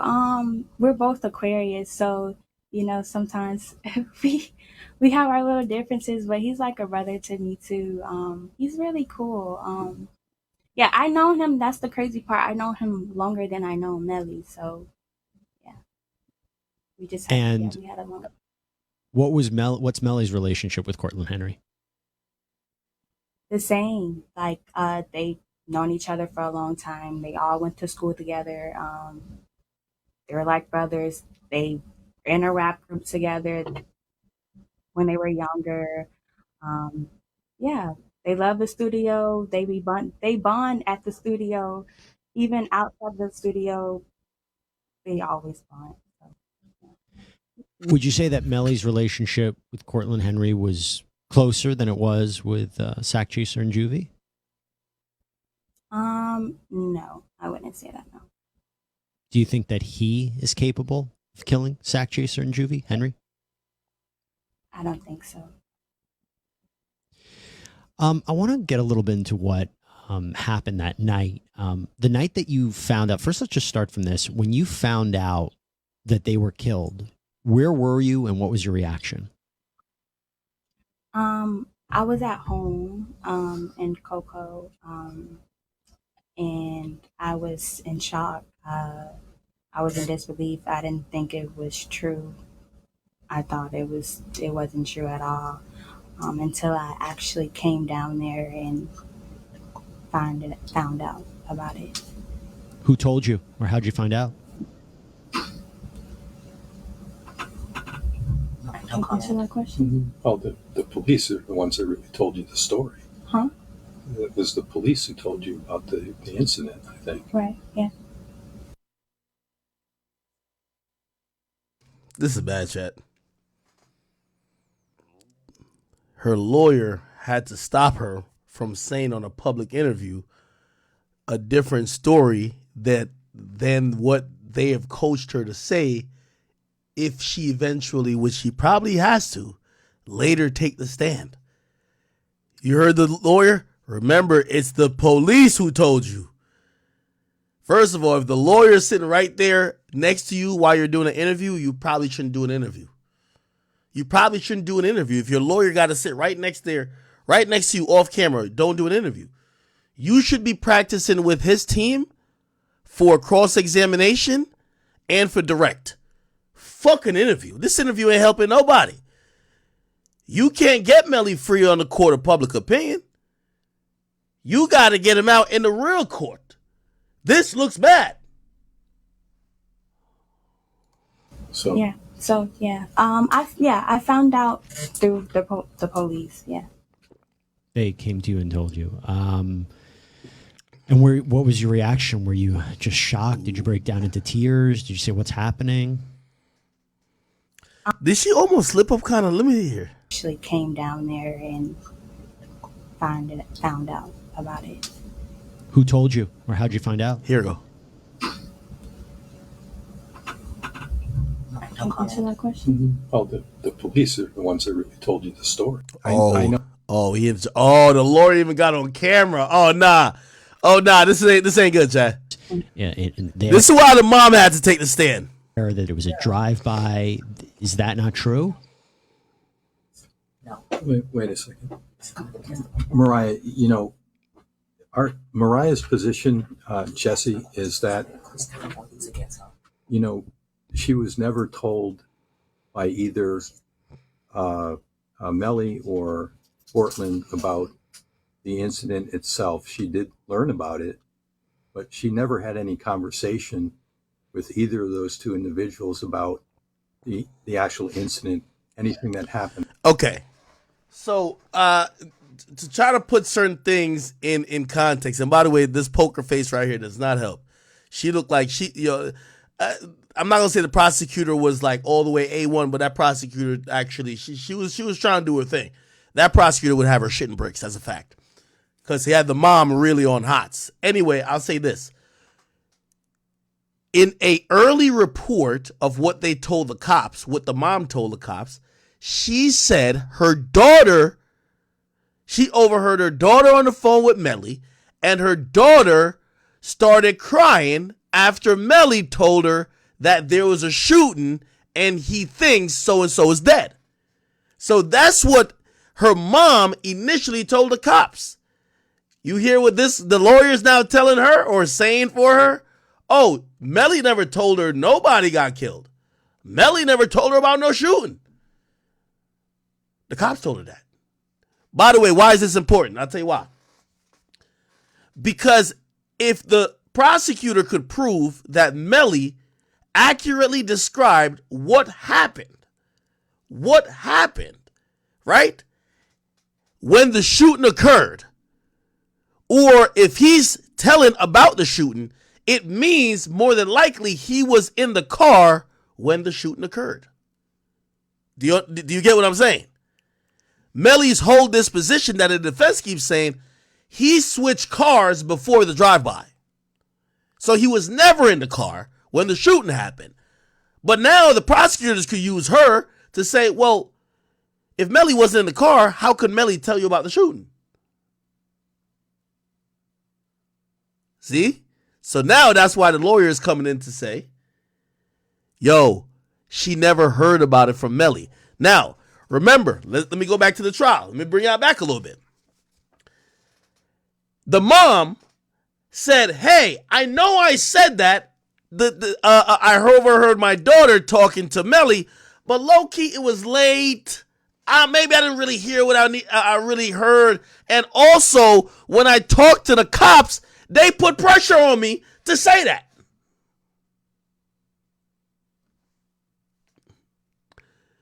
So her mom took back her statements.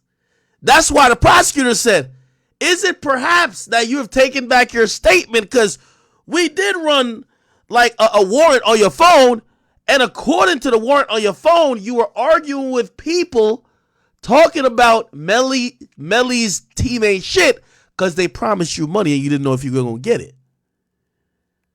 You got promised a vacation that you wouldn't have to work all year. Is it possible that you're switching your story up now because Melly dropped that payment? Now, Melly's team fought for that to not be admissible, so that wasn't admissible in that first trial. I don't know if they're going to do new motions to try to get it admissible again, but that was struck, so that was not argued in open court. That Melly's team promised, like there was some text that showed that if Melly's team don't send the money, they might have to go to the cops and tell the real truth. That's what was in the message. If Melly's team don't send the bread, they're going to have to tell the real truth. You get what I mean? But now you see the lawyer, which you got to imagine this is one of them wink, wink type of thing. The lawyer knows what's up. She needs to tell a particular story. That story has to 100% not perjure herself. And by the way, I think, by the way, remember, she says she's wanted even now. She's sitting next to a lawyer. Who would be better than to get a warrant rescinded and get you to do an interview with the cops than a lawyer? But you're not doing an interview with the cops. You're doing an interview with law and crime. So you know what this tells me? This tells me that they're trying to still posture, and I think that the prosecutor is saying this. If you come up in here and you come with this bogus ass story that you're now adopting, that pretty much your lawyer's about to take over and tell for you, we're charging with perjury. Like you say, they even mentioned it to the mom, but the mom could deny it because it's late. I overheard shit. Oh, well, you told the detectives this. Well, the detectives was actually forcing me. With her, it's a little bit different because there's also messages between them that seem to corroborate that initial statement. You get what I mean? So she could be held liable for perjury. The mom could be like, I don't recall. I don't remember that. And that night. So the questions you're asking, I know everyone wants to know the answer to those questions, but I think that's what she's going to tell you, and no matter how many times you ask her that. Well, I only asked her one time, so I'm just curious if she says she didn't know anything about it, she didn't speak to him. I mean, I'm sure Mariah can tell me that, but I'm just curious. Okay. Well, I want her to tell you herself, but I don't want this to turn into an if she tells you she doesn't know, she doesn't know, and it's not going to help to try to get into the after conversations or any meetings that you may have had with either of the Well, two individuals. I hope, Mariah, you don't think this is interrogation, but I will tell you, your lawyer did say that we could ask anything about the case, so I hope that this isn't a tension, but I just wanted to ask. If you don't want me to move on, I can definitely move on. Concerning the night, with what I have going on with the situation, I don't feel comfortable speaking on the situation from that night. Okay. So let's talk about the trial. Yo, I'm going to be honest with you. Melly's team, Melly's lawyers, listen to Big Act right here, man. Y'all know me, man. I got a detective badge. Y'all know I've solved mad crimes on this bitch. I'm damn near a lawyer, too. Like, we've been litigating this shit for a long time. Y'all know, right? Do not put this woman on the fucking stand. Wherever she been at, hiding from them warrants, put her back. Put her back. Because her lawyer cannot interject in court. They're going to tell that nigga shut the fuck up. And they're also going to force her to speak about certain shit, especially she's not the subject of any crime. And if she tries to plead the fifth, then this lawyer got to come in court and give a grounds of why the fuck she's pleading the fifth. And I guarantee the argument's going to be, well, I'm pleading the fifth because if I say something, I don't want to be potentially facing charges of accessory after a crime.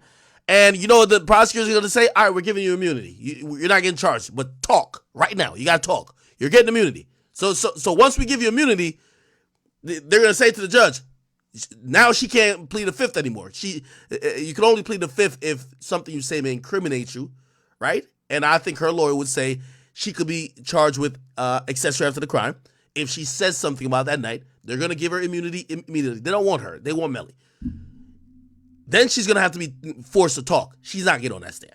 If I'm Melly's team, she goes ghost. Go back to Puerto Rico. Go back to Puerto Rico, Bahamas, Turks and Caicos. Go enjoy yourself. The new Melly trial is going to be starting, I think, January or whenever. Well, I think they're going to start picking in November. It's probably going to start in January. Man, this interview just shows, like, no disrespect to her, but you don't want her to be. You don't want her. Somebody said what? So you just going to fast forward what? Yeah, you don't want her to be on the fucking stand. Trial. Did you watch it at all? Yes, I have. Yeah. What'd you think of it? It was sometimes where I could watch it, and then sometimes I just cut it off, and yeah, I hated it. Like I didn't like it at all. What'd you hate about it? Just how the picture was painted. Basically, I didn't like that, especially with me and my mom, and how we got like paid off when that never happened. So. Yeah, I wanted to ask you about that. And by the way, if your mom wants to come in for this question, I would love to ask her about this too, because we covered the trial. Yes, your mom is there too. Hi. I just was curious. Hi. Good to see you. So I wanted to ask you real quick about this. Did you get the check? Like, come on, let's get straight to the shit, man. That was a very heated moment in that courtroom between you and the prosecutor. What can you tell us about that? It just was a lot of anger with me because. Hold on. And I'm sorry I keep pausing, but I try to add context to everything. I'm going to also, now shit's kind of crystallizing for me. Again, I'm not trying to accuse anybody of anything, but we're just trying to have an open mind thinking about this whole case. If I'm Melly's team and I see this interview done by the mom and the daughter, I don't know if y'all missed the payment, but get that fucking payment over to them. They need to shut the fuck up. They should only be talking to, they should have an attorney, right? But they should only be talking to your attorney, prepping for the second trial. That moment that happened with the mom don't happen again, and y'all figure out if y'all could put that daughter on the stand. I say no.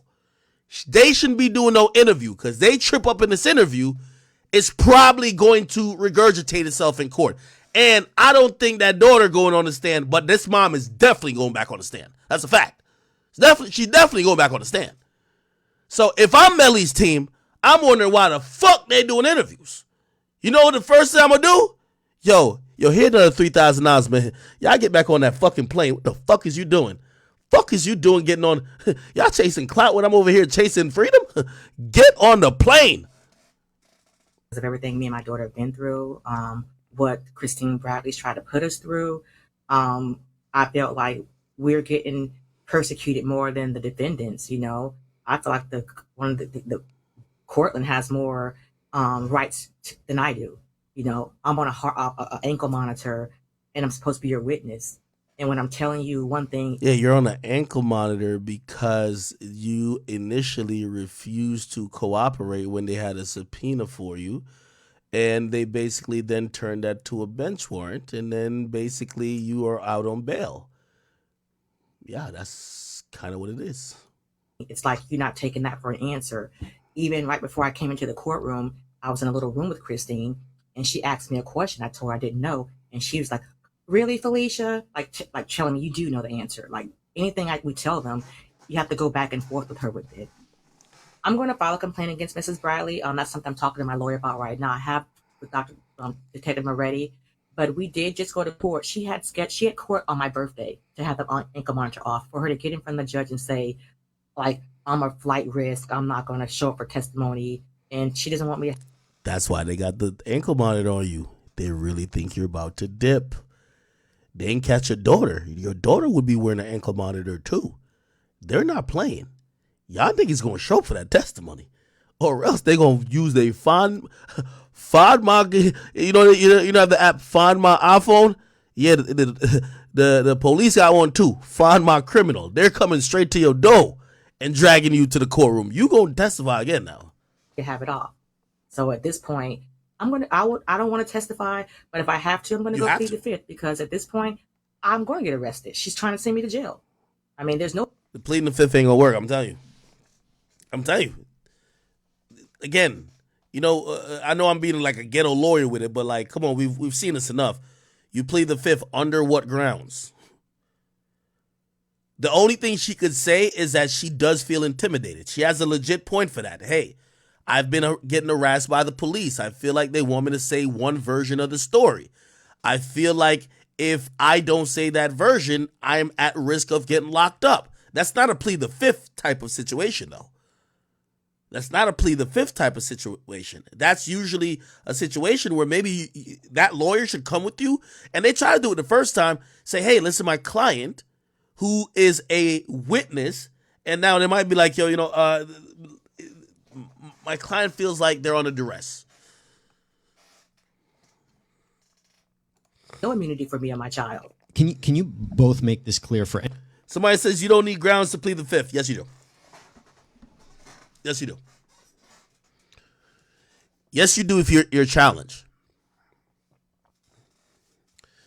In this situation, you're going to absolutely need grounds. Like, for example, Bortland does not need grounds to plead the fifth. He's charged in the fucking case. He doesn't need grounds. Like, it's clear. Like, why would he answer any question if it's at potentially the detriment of his open case? This is a witness that by all metrics has zero to do with the case. They're not even looking at possible charges, especially the mom. You can't just say I plead the fifth.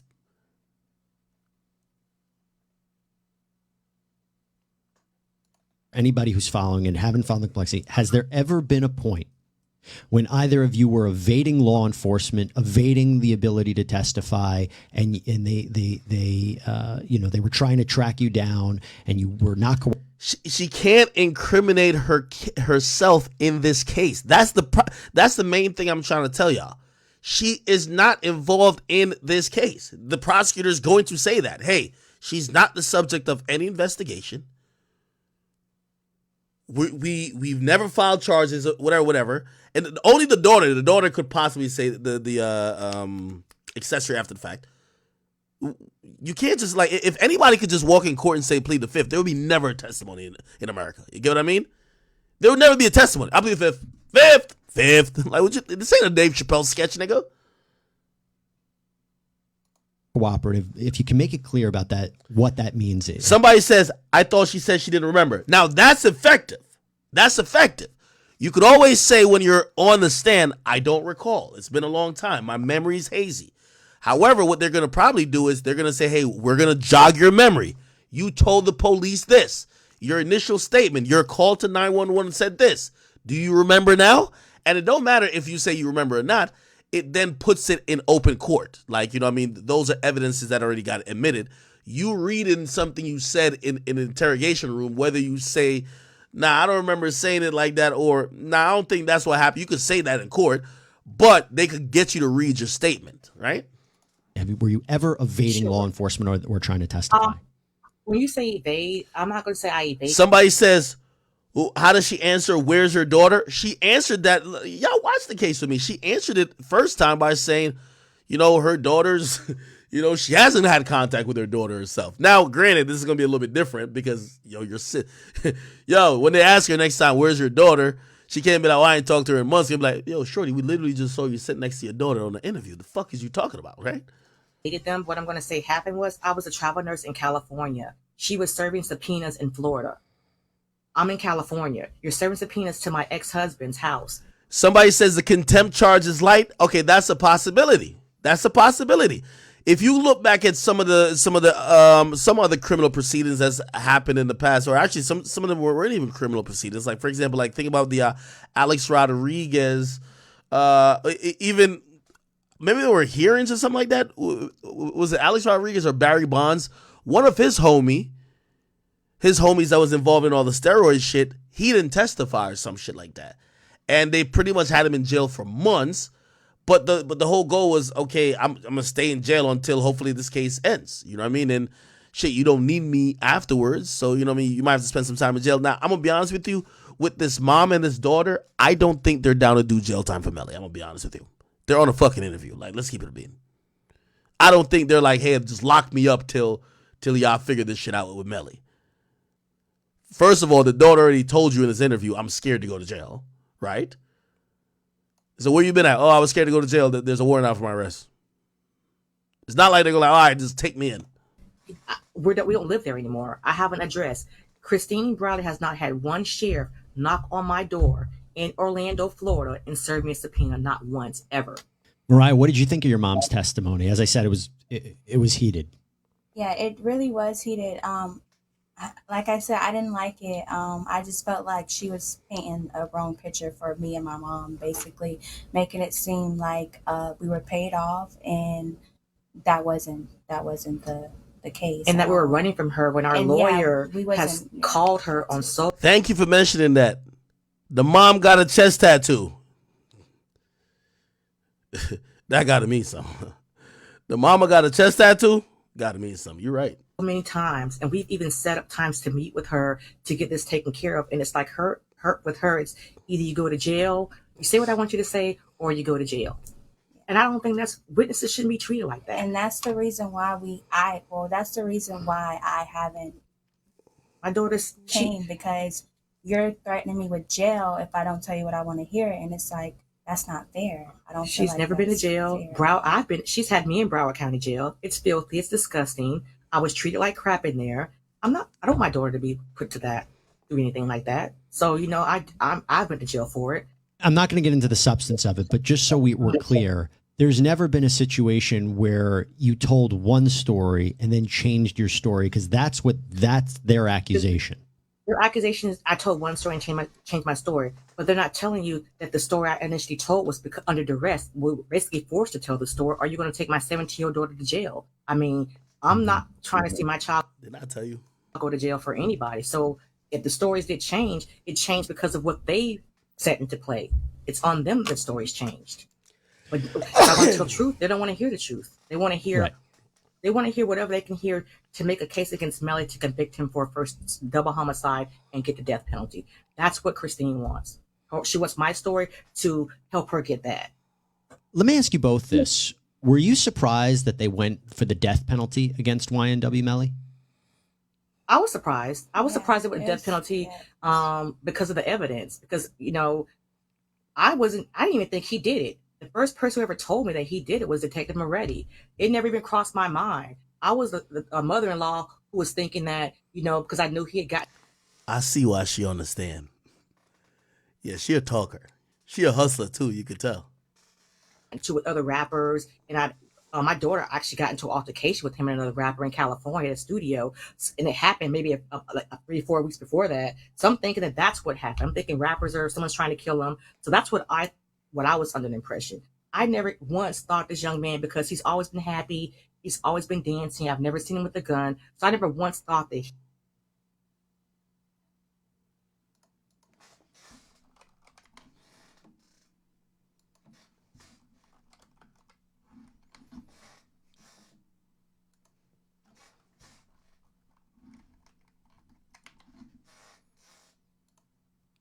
If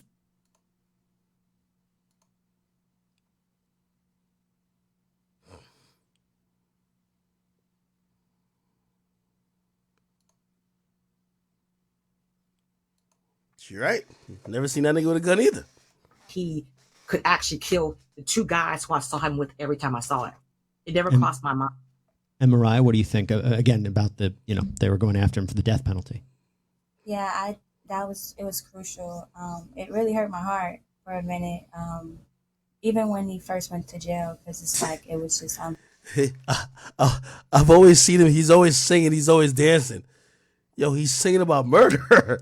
Yo, he's singing about death. Yo, he's singing about shooting niggas. Yo, I like this mom. Yo, this mom is the type of mom that got a bad kid, but show up to school when they be like, yo, your mom got to come in. Be like, yo, my kid's an angel. Like, it must be something y'all are doing. He don't do nothing wrong. Especially with somebody he's with every day, 24/7. Mariah, you said you watched the trial. The prosecution presented evidence about where the bullets came from. They presented text messages about whether or not he was involved in a gang. They presented evidence about you know, that he might have write, "Shh, I did that" on social media. When you were hearing the prosecution's evidence against YNW Melly, what did you think about it? Honestly, I was just so in disbelief. Like I would watch it sometime and then I'd turn it off. Like some parts of it, I'll just turn it off because it was just like, I can't believe this. Like this is not what it's supposed to be. Like it's not supposed to be like this at all. So, yeah. And forgive me, is it Felicia? Felicia? Yeah, Felicia. What did you think of the prosecution's case? I thought that she did a piss poor job. I don't think she's a good prosecutor. I don't think she's a good person. I don't think she should even have that job. I'm trying to figure out what is Broward County doing with someone like her, presenting a case of this magnitude. I don't think she should be there. I don't think she knows what she's doing. So that's why I think she's doing all the manipulative stuff, is because she doesn't have her case together. She dropped the ball on so many things. Get your case together and stop making the witnesses pay for your mistakes. And that's what she's doing. She's made so many mistakes, her and Detective Moretti, to now it's falling back on me and my daughter, to making everyone think that our testimony is going to make or break your case. Your case should not be based off of me speaking with him the morning of. I didn't think he did it. I didn't know he did it. So why would my testimony be the smoking gun? I don't understand why she would think that my testimony would help her. I don't understand. The jury couldn't come to a decision. There was a mistrial. What was your reaction to that, both of you? I thought that it was. I felt bad for Melly because I felt like if to get this far and now you have a mistrial and have to go through all this again. I just kind of felt bad for him because he's still in jail. Like everyone's thinking it's a celebration time because it was a mistrial. This man been in jail since 2018 off of evidence that's not even really there. So I thought that I felt bad for him. I'm not gonna lie. I felt bad for him. I felt bad for Yo, W moms, yo, they got this daughter look like, she look like she lying. The moms look like she believe it. like what me and him have going on. I wouldn't want to see him in that predicament and in that position at all, especially when I don't believe like what they're saying is true. So yeah. Were you shocked, Mariah, that they couldn't come to a decision, or were you saying, I can understand that? I was shocked, but also it's understandable, but I was shocked, yes. I was shocked. I thought it was going to be for sure not guilty with everything that Detective Moretti and Chris. Nah, yeah, she wishy-washy. She's like, yo, free that innocent man. That innocent man ain't killed nobody. Bradley have done to. But the system nowadays is not the same. So. Yo, Track got to send her the check expeditiously. Track, if you ain't wire that money over to her, nigga, you might have to Zelle that bitch, Venmo it, or PayPal it to her. Get that shit over to her with Cash App, nigga. She's doing the job. Nigga, I know all them actors is fucking on strike, but motherfucker, like she could star in a Hollywood movie. In Florida. Yeah, so. Well, if his retrial happens, Mariah, I'll start with you. And they want you to testify. Are you going to testify? With a lawyer? I'm just trying to get the warrant lifted. I don't mind going to court as long as the warrant is lifted, which she's giving me a hard time with that. So I honestly don't have an answer to that. She's wasting taxpayers' money. She has me on a house arrest ban. I'm a nurse, she's just, the lady's crazy. I think this is her career. It's for her career or something. This is personal. And you can see from me in her testimony that it was very. By the way, if I got a warrant, the last place I want to be is around a motherfucker with an ankle monitor. Like, yo, the police know where you at, and I'm right next to you. The fuck? If I got a warrant and I'm doing everything to avoid the warrant, the last place I want to be is around a motherfucker with a goddamn ankle monitor on. Personal. Like, she has a personal problem with me. It's nothing professional going on with me and Christine Bradley. This is all like we have the same baby daddy or something. Like me and her have some beef with each other. That's how you can look at our testimony and see it's something personal going on there. So, I have to ask. I mean, if you end up on the witness box again and she's questioning you, what's that going to look like? I'm going to plead the fifth because I'm not. She wants me in jail. She wants to impeach me, and she knows this today. So why would I get on the stand in November? See, that's what I was trying to tell y'all, chat. the grounds of her pleading the fifth can't be on an impeachment, unless I forgot what the clause is. If they ask her to contradict her previous statement, she could plead the fifth for that. Because if she has to admit she lied, like for example, like what a crime, like again, if you're pleading the fifth, it has to be because of potentially, like, you know, you're going to incriminate yourself for some crime. Lying to investigators, lying to police, or giving a false report, that's a crime. So if they're trying to prod her to be like, hey, well, this is what you told us in the interview, so you're saying you were lying back then, right? She could plead the fifth on that, 100%. She just can't plead the fifth like, nah, I ain't tell you I didn't plead the fifth. But if they're trying to catch her in a lie, which, yes, she's trying to plead the fifth to not impeach herself, which means that she would be saying that a statement from before is not true. Yeah, she can't. She could do that. Remember, when I already know what you intend to try to do to me. So I'm going to go ahead and plead the fifth. So she's going to waste taxpayers' money for me to plead the fifth in November. Well, by the way, what did you both think of Melly's defense team? I think they did a pretty good job. I think he had a pretty good defense team. I guess I've never met any of them personally except for that day, but I do think that they kind of did okay. Yeah, these two right here, they go crazy. I fuck with both of them guys. Mariah, what'd you think? Yeah, I feel like they did good as well. They definitely did good. Yeah. Mariah, I have to ask you, if Melly is acquitted, you kind of gave the hint that maybe there'd be a future. Would you, get in contact with him again? Would you communicate with him? I see what your mom's saying, shaking her head, but friends. Probably friends. Why are you shaking your head? Because I just want to be done with that family. I don't want anything else to do with those people. Like, my life has changed tremendously. I don't ever want to see him again. Like, I'm just over and done with it. I have no problem with him. I have nothing against them. But what has happened to me and my daughter, they could never understand. They would never understand. Damn, that's a great answer. By the way, this makes her seem more legit. They're saying, oh yeah, we're not going to be friends with Melly if he get out. I bet if that check hit, they will be. They don't know. Felicia, real quick, do you have a theory as to what happened that night? I think that maybe they pissed somebody off. I mean, these are rappers. They're going back and forth. They have all these beefs. I think someone followed them from the studio. I think maybe he pissed somebody off. I think, I say if he was in the car or not, I don't know. Maybe he was, and he doesn't want to tell them who actually did the shooting. I don't know, but I think that someone got mad because I just don't see him killing Sack and Juvie. I'm not even saying Sack a good person, because Sack's not a good person. I don't care why everybody paint this picture about him. He's an awful person. But Juvie, good guy. I don't think anything bad should ever happen to him. But I think that somebody pissed somebody off. I think Melly would have gotten shot too. I think he maybe was a target as well. And probably still is. Any reason to think that, other than any? Well, like I said, my daughter was just in. They just got jumped. They had just gotten jumped in Atlantic Records, I think, in L.A. Was it Atlantic Records by NBA YoungBoy and a whole bunch of guys. That just happened. And my daughter has a scar across her back about this long from the scuffle, from the fight. Damn. Y'all went to actually, I went to Atlantic Records in New York. I don't know where it's at in LA. Yeah, I ain't gonna lie. I could see rappers bumping into each other and them getting it in over there. I ain't gonna hold you. I could see it. What was that like, Mariah? I was terrified. I thought I was gonna lose my life that day, honestly. It happened so quickly.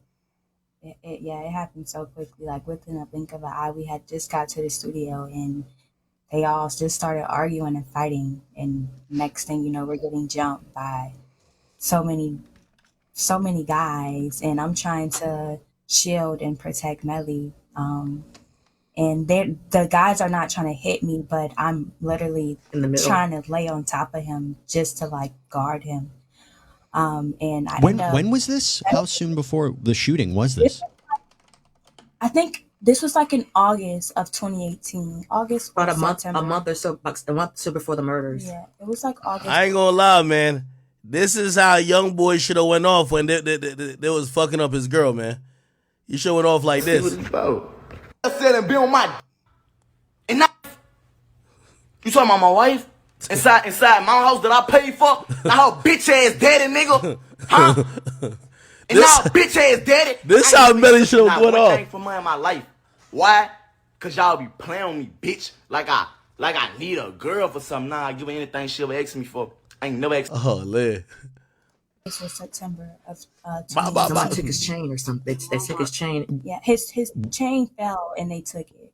But they gave it back. Like what started that?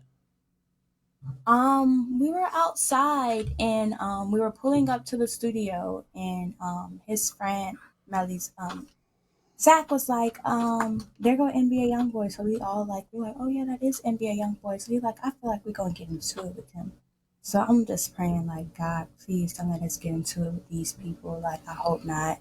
So as we walk into the studio, like he give Melly a look, like he sighs him. So Zach, like, what's up? Like, you straight or whatever? And he's like, he was like, yeah, I'm good or whatever. Then he just started saying stuff. And then Zach ended up saying something back to him.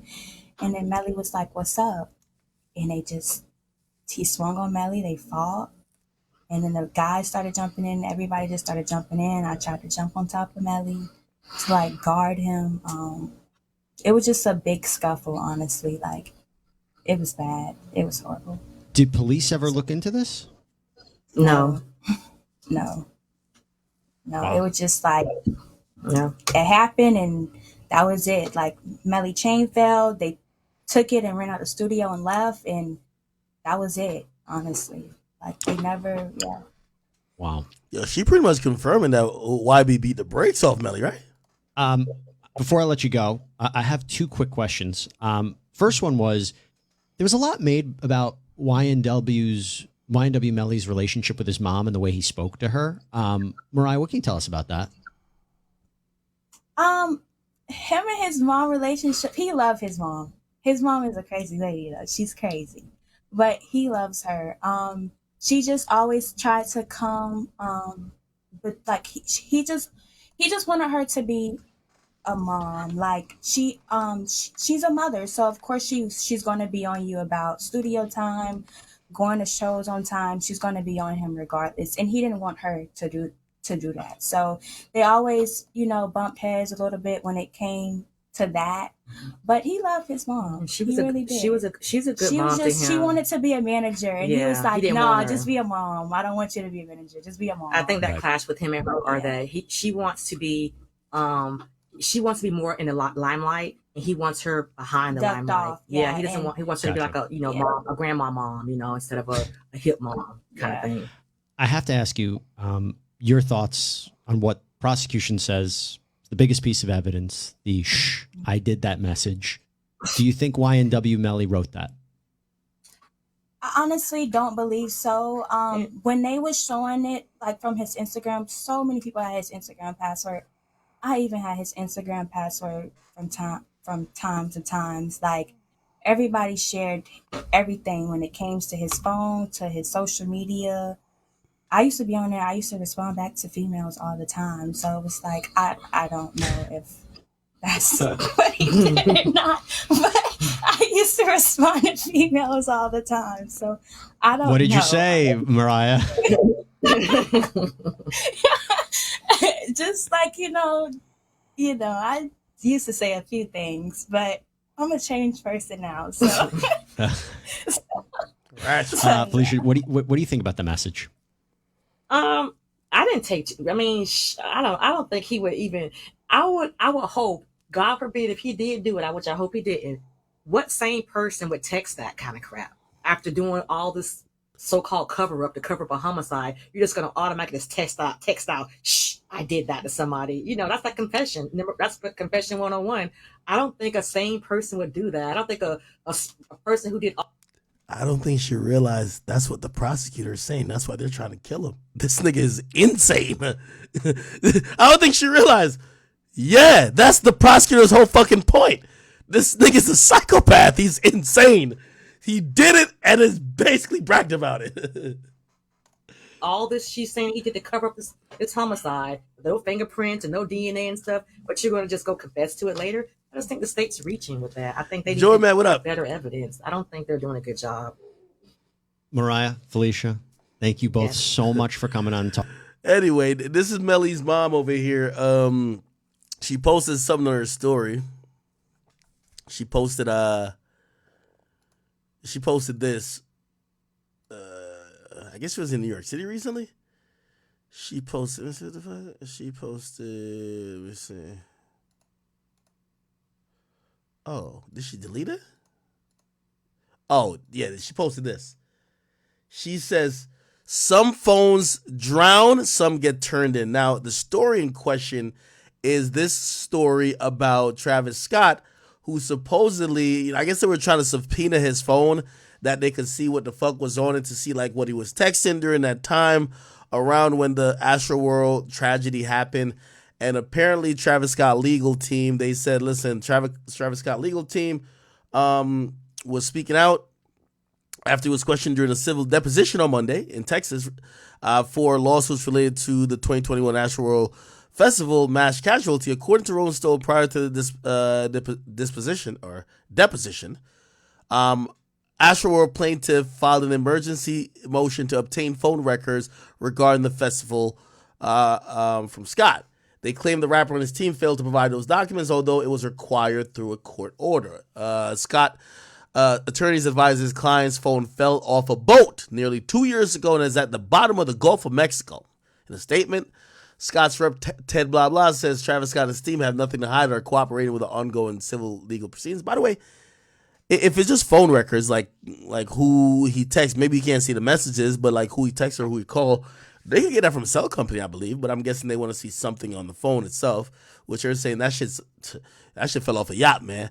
He says it adds his actions during and after the festival demonstrate that he has done nothing wrong, as does the fact that he and his team were cleared of the following investigation by the Houston Police Department.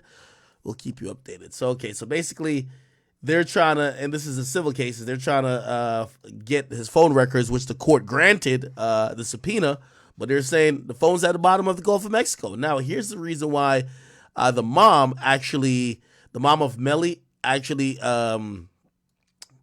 she retweeted this. She says some phones get drowned, some get turned in. Clearly, this might be a shot at Track, which is Melly's manager. Essentially, Melly's phone was turned in by the manager via a subpoena and a search warrant. They knew that Melly gave his phone or was with his manager.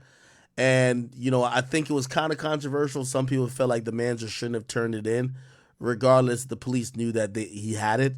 So he probably would have gotten charged if he didn't turn that phone in. You know what I mean? Like, they know he had possession of it. He would have gotten charged with accessory because they would have said, the reason why you're discarding the phone is because you knew that there was going to be maybe potentially incriminating evidence on the phone that could help us, convict or arrest this guy. So maybe that's a shot towards Track. I don't know. But Melly's phone was turned in, and they did get a bunch of conversations off that phone. Clearly, we know Melly's team has been contesting that that's not his phone, but, there it goes. Okay. I feel like there was one more topic I didn't get to. Oh, okay. I'll touch on this really, really quickly. Shade Room hasn't been posting about this whole Jeezy and Jeannie Mae thing, which is kind of odd. Like, I don't know what's up with them. They haven't really posted anything at all. Like, they've really stayed cold turkey about this whole situation.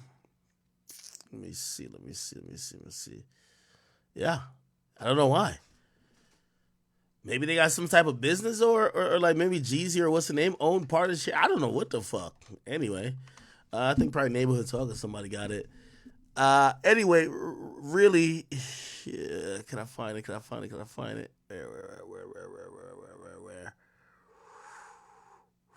Let me see. If I can't find it here, I know where I'll find it. Let me just Google this shit. Okay, so it's Jeannie Mae, who basically she's contesting her divorce that Jeezy actually filed for. So apparently They say a devastated Jeannie Mae is actually holding out hope that Jeezy would change his mind about divorce. Okay, they're saying Jeannie Mae is actually devastated. Okay, and that her marriage is over and she wants her family unit back. Oh my God, they fucking hit me with this shit. Okay, she wanted her family unit back. Okay, essentially, she's trying to bring it back together. Jeezy had filed that it's pretty much irreconcilable differences, and apparently one of the main reasons was because of different family values and expectations. Okay, let's just keep it a bean here, all right? My boy Jeezy just got tired of the goddamn orange chicken and goddamn fried rice. My boy wants some fried chicken and collard greens, mac and cheese too. Okay, he got tired of the bullshit, man. He's coming back home. That's what's really going on, people. We don't need to really think about this shit going too further. And second of all, I'm reading between the lines here, people. First of all, my first assumption was that she fucked somebody. Because when a nigga filed for divorce, you must have fucked up. Because dudes, trust me, we'll cheat a million times before we leave. But here's the thing. This is one thing I've thought. Maybe she didn't cheat, even though I'm still leaning towards she cheated. But if she didn't cheat, this is what I'm leaning to. Hey, let me tell you this, man. I know a lot of y'all men.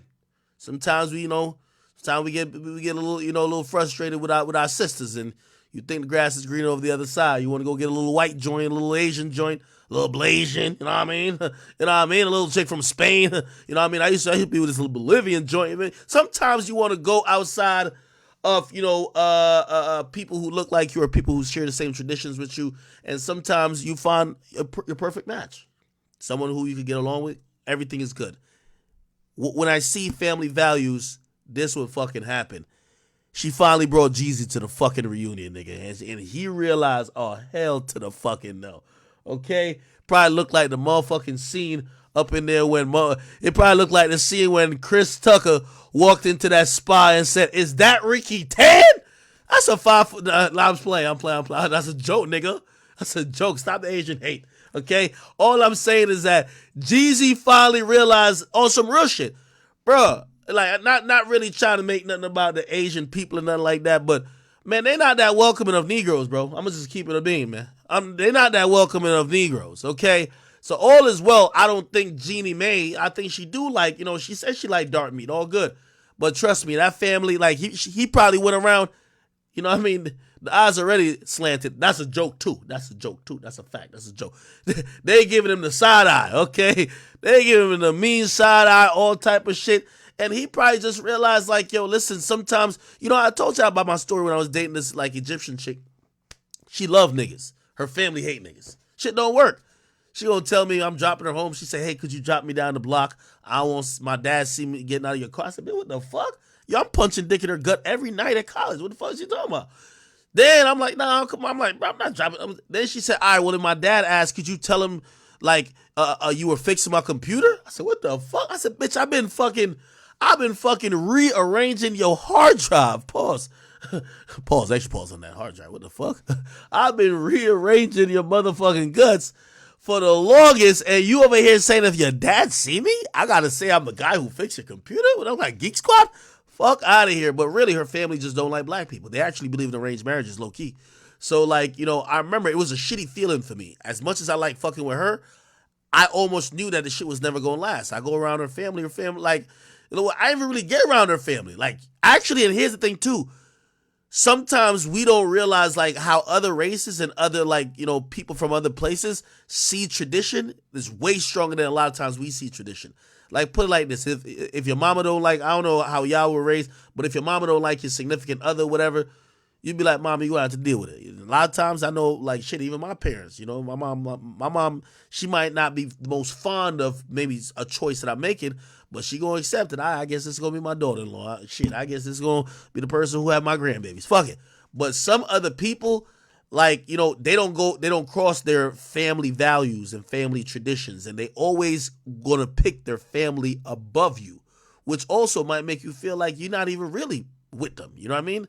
Like, again, back to that same girl, I'm telling you, she was always, like, she made it clear. She said, listen, she don't really like that arranged marriage shit, but she would never go against her family. And I said, damn. So, like, really, there's a ceiling on this. She wouldn't even, like, stick up to her parents saying, hey, listen, I'm going to break tradition. I really like this guy. and I'm doing this right now. And no, she made it very clear. No matter what happens with us, she would never be like, gonna be the person that breaks tradition. And I don't know, maybe that's the same thing with Jeannie Mae and Jeezy. Not that, she's clearly down to break tradition, but maybe Jeezy went around the family, you know what I mean? He start realizing what's good, be like, yo, shit. He go around there, you got Bruce Leroy and Jet Li looking at him all fucking crazy, and he might be like, man, fuck this shit, man. I'm the snowman. I'm out of here, man. Fuck all this gentrified snowman shit, man. You see the type of slippers he was rocking, them chancletas, man. Like, bruh, come on, man. He probably said, man, I'm out of here. I'm out of here. I'm out of here. You feel me? I'm out of here. That's what I think it probably was, man. It only take one little family outing, man, before you realize, like, yo, and also sometimes you can tell some kind of condescending shit. Certain families, I'm telling you, they are condescending. Like, you're like, yeah, you welcome to the family, but like you kind of like you on this level right here type shit. You know what I mean? It's all good. All right, my people. Everybody keeps saying I gotta go check out this Mobad situation. This is gonna be the last topic I covered today, so I appreciate y'all. God damn it, I almost did 6 hours. I wasn't even trying to do 6 hours today. Put me on game. Who's Mobad? Okay, I'm gonna put myself on game. I'm gonna do some research. Apparently, he is a Nigerian rapper and singer. Apparently, he passed away on the 12th of September, which is over a week ago. Now, I'm trying to figure what the heck happened. Now, I'm hearing, oh my God, look, see, 10 hours ago, it says Mobad's body. Am I saying his name right? Mobad? Am I pronouncing it right? They exhumed his body. Oh my God, that's crazy. They have done they've exhumed his body to have an autopsy. So I'm guessing he died. Maybe they thought it was by natural causes, or I don't know. I'm wondering why they didn't do an autopsy to begin with. Especially if it wasn't some. Did he die by he didn't die by violence, like gunshots and something, right? Let me read this. The body of 27-year-old Afrobeat star who died recently in a unclear circumstances has been exhumed for an autopsy. Why the fuck didn't they do that before he got buried? Ilaralu Aloba, I just butchered that, also known as Mobad, died on the 12th of September and he was buried the following day. Whoa, wow. Is it common in Nigerian culture that people get buried that quickly? He passed away and got buried the next day. Whoa. A move that irked many of his fans. Now, I do know in certain religions, in certain places, they do like to put the dead under the ground as quickly as possible. They said Benjamin something, the police spokesperson, gave an update via his X handle. Let me see what he said. He says almost every young person in some is a cultist. What the fuck? I don't know. What the fuck is this? What the hell is this? Huh? What the fuck? Okay, anyway. They posted the wrong thing because this is not what yeah, I don't know what this is. Okay, I don't know what this is. Anyway, I guess they meant to link a tweet that he supposedly posted saying exhumation completed, autopsy to commence. Now, they said the police have set up a 19-member committee to carry out a discreet investigation which covers the exhumation, autopsy, scene visit, medical report, and records of suspects and witness statements. Okay, yeah, they have invited State Security Service to join the police in unraveling what happened to the musician. I'm wondering, The hashtag Justice for Mobad has been trended on X, formerly known as Twitter. Hundreds of his fans have taken to the street to seek the prosecution of those who could have been involved in this ultimate passage. Many people had particularly fingered his former boss, Naira Marley, and his associate Sam Larry, who he had a misunderstanding with before leaving the Marleyan record label in 2022. But Naira Marley, in a post on his Instagram handle, has called for a thorough investigation into the ex-signee death and pledged to assist with uncovering any foul play and injustice. Sam Larry, a music promoter, came under heavy fire on the internet after a video of him and his men disrupting Mobad's video shoot with blah blah surfaced on social media. It was alleged that the music promoter and his associate subjected Mobad to constant bullying threats after he left the record label. But addressing the allegation in a trending video on social media, he denied having a hand in his death. Mobad's my brother. When he signed to the Marleyan Records, he knew I loved him so much, even his wife and everyone else knew I loved him. Okay, I heard someone had lost mad followers. Like I didn't know Mobad lost followers. Like somebody lost like 500,000 followers. Oh, okay. The Naira person. Okay, they say street pop artist Naira Marley continues to lose followers on Instagram 1 week after the mysterious death of Mobad.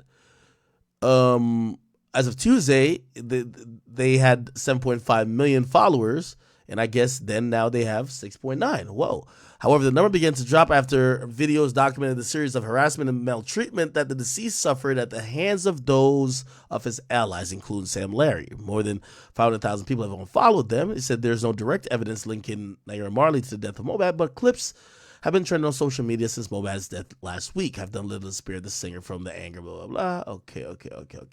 All right. So cool. I've put myself up on game on this. I'm going to follow this until we figure out what's going on.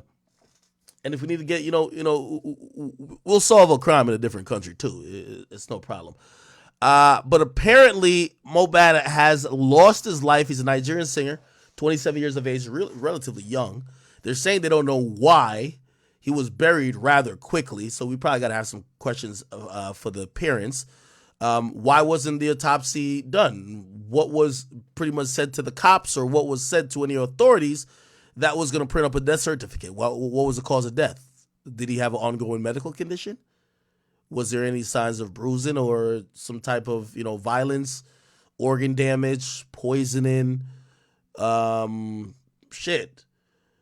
How did he die? Did he die from asphyxiation? Did he choke? Did he look like he overdosed? Did he go to sleep and wake up? Like, how did this happen? So there's a lot of questions to be answered. Obviously, a autopsy is going to help. But here's the funny thing about how that happens. Like, again, I know at times I come across like I'm like a cop, detective, lawyer, everything. I'm not everything, but I try to be educated on as much as I can be.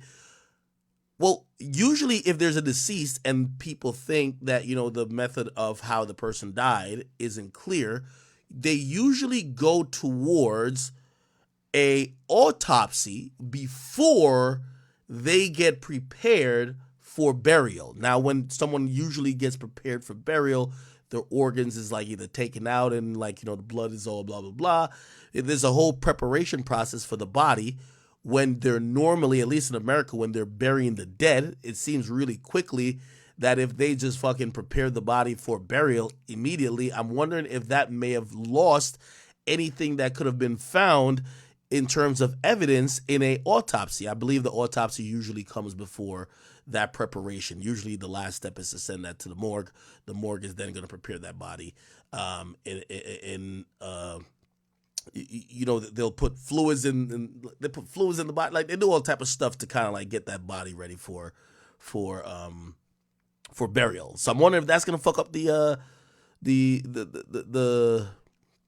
autopsy process. But I still have hope that hopefully they have some real good pathologists and medical examiners over there that could kind of figure out what the hell happened. Was it sickness? Was it foul play? Somebody said embalming. Yes, they embalm the body and do a few things. And yeah, they even at times, like, I've kind of watched a few videos and like read a few things on it.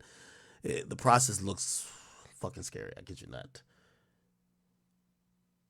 Somebody said his dad buried him in a child coffin. His dad is in on it. What the fuck? You believe his former label poisoned him? Why was he buried in a child coffin? Somebody said it said that he was poisoned? Oh my God. That is crazy.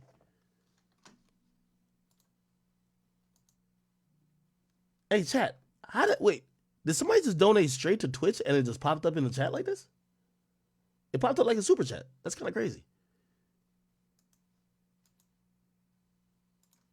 How do you do this? Oh, I don't know. I didn't know you could do that. Just donate straight to Twitch.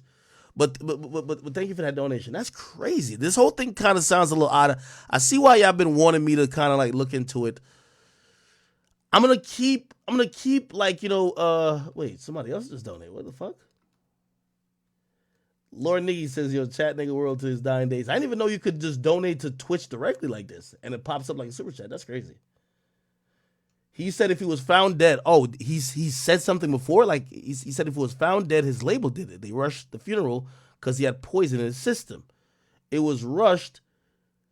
It was so rushed that they squeezed his body in a casket that was too small for him. That's kind of odd. If they put his body in a casket that was small for him, not only was his body probably, definitely drained of fluids, they probably also maybe even broke bones or limbs to make sure he could fit. Like I've heard that's kind of common for funeral homes. This was done by a funeral home, right? I'm hearing it's kind of common for funeral homes or morgues to kind of like they'll do what it necessarily needs to do to get the body in a state it needs to get to in terms of getting it to be buried, right? Which means sometimes breaking a limb, sometimes whatever, which is, shit. We're gonna keep. Oh, Boom said this is a new feature they got. Or they're trying to jack YouTube. Okay. Somebody said, does poison grow on trees in Nigeria?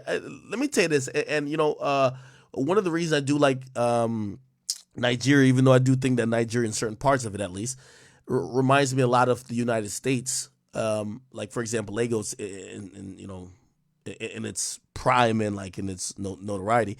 But other parts of Nigeria kind of reminds me of Jamaica. And, like, for example, in Jamaica, like, I lived in the countryside.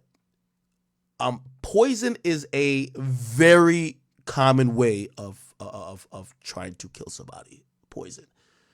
That's why they usually, like, one of the good old Jamaican sayings is that, shit, anytime you're beefing with your girl, anytime you whatever, you got to stop eating from people. Like people have poisoned people a lot.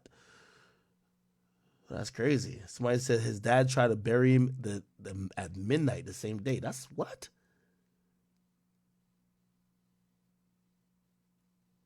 There's videos of him saying that they gave him poisoned water.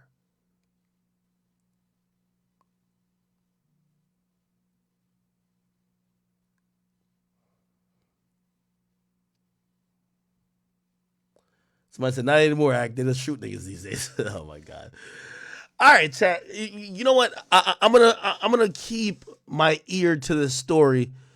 This process of the autopsy should probably take a couple days, but they might not report what it has to do with, because if they're police and it looks like it says they're SSS, which is state security, whatever, police, they're gonna also. So it looks like it's gonna be a joint effort to kind of investigate this.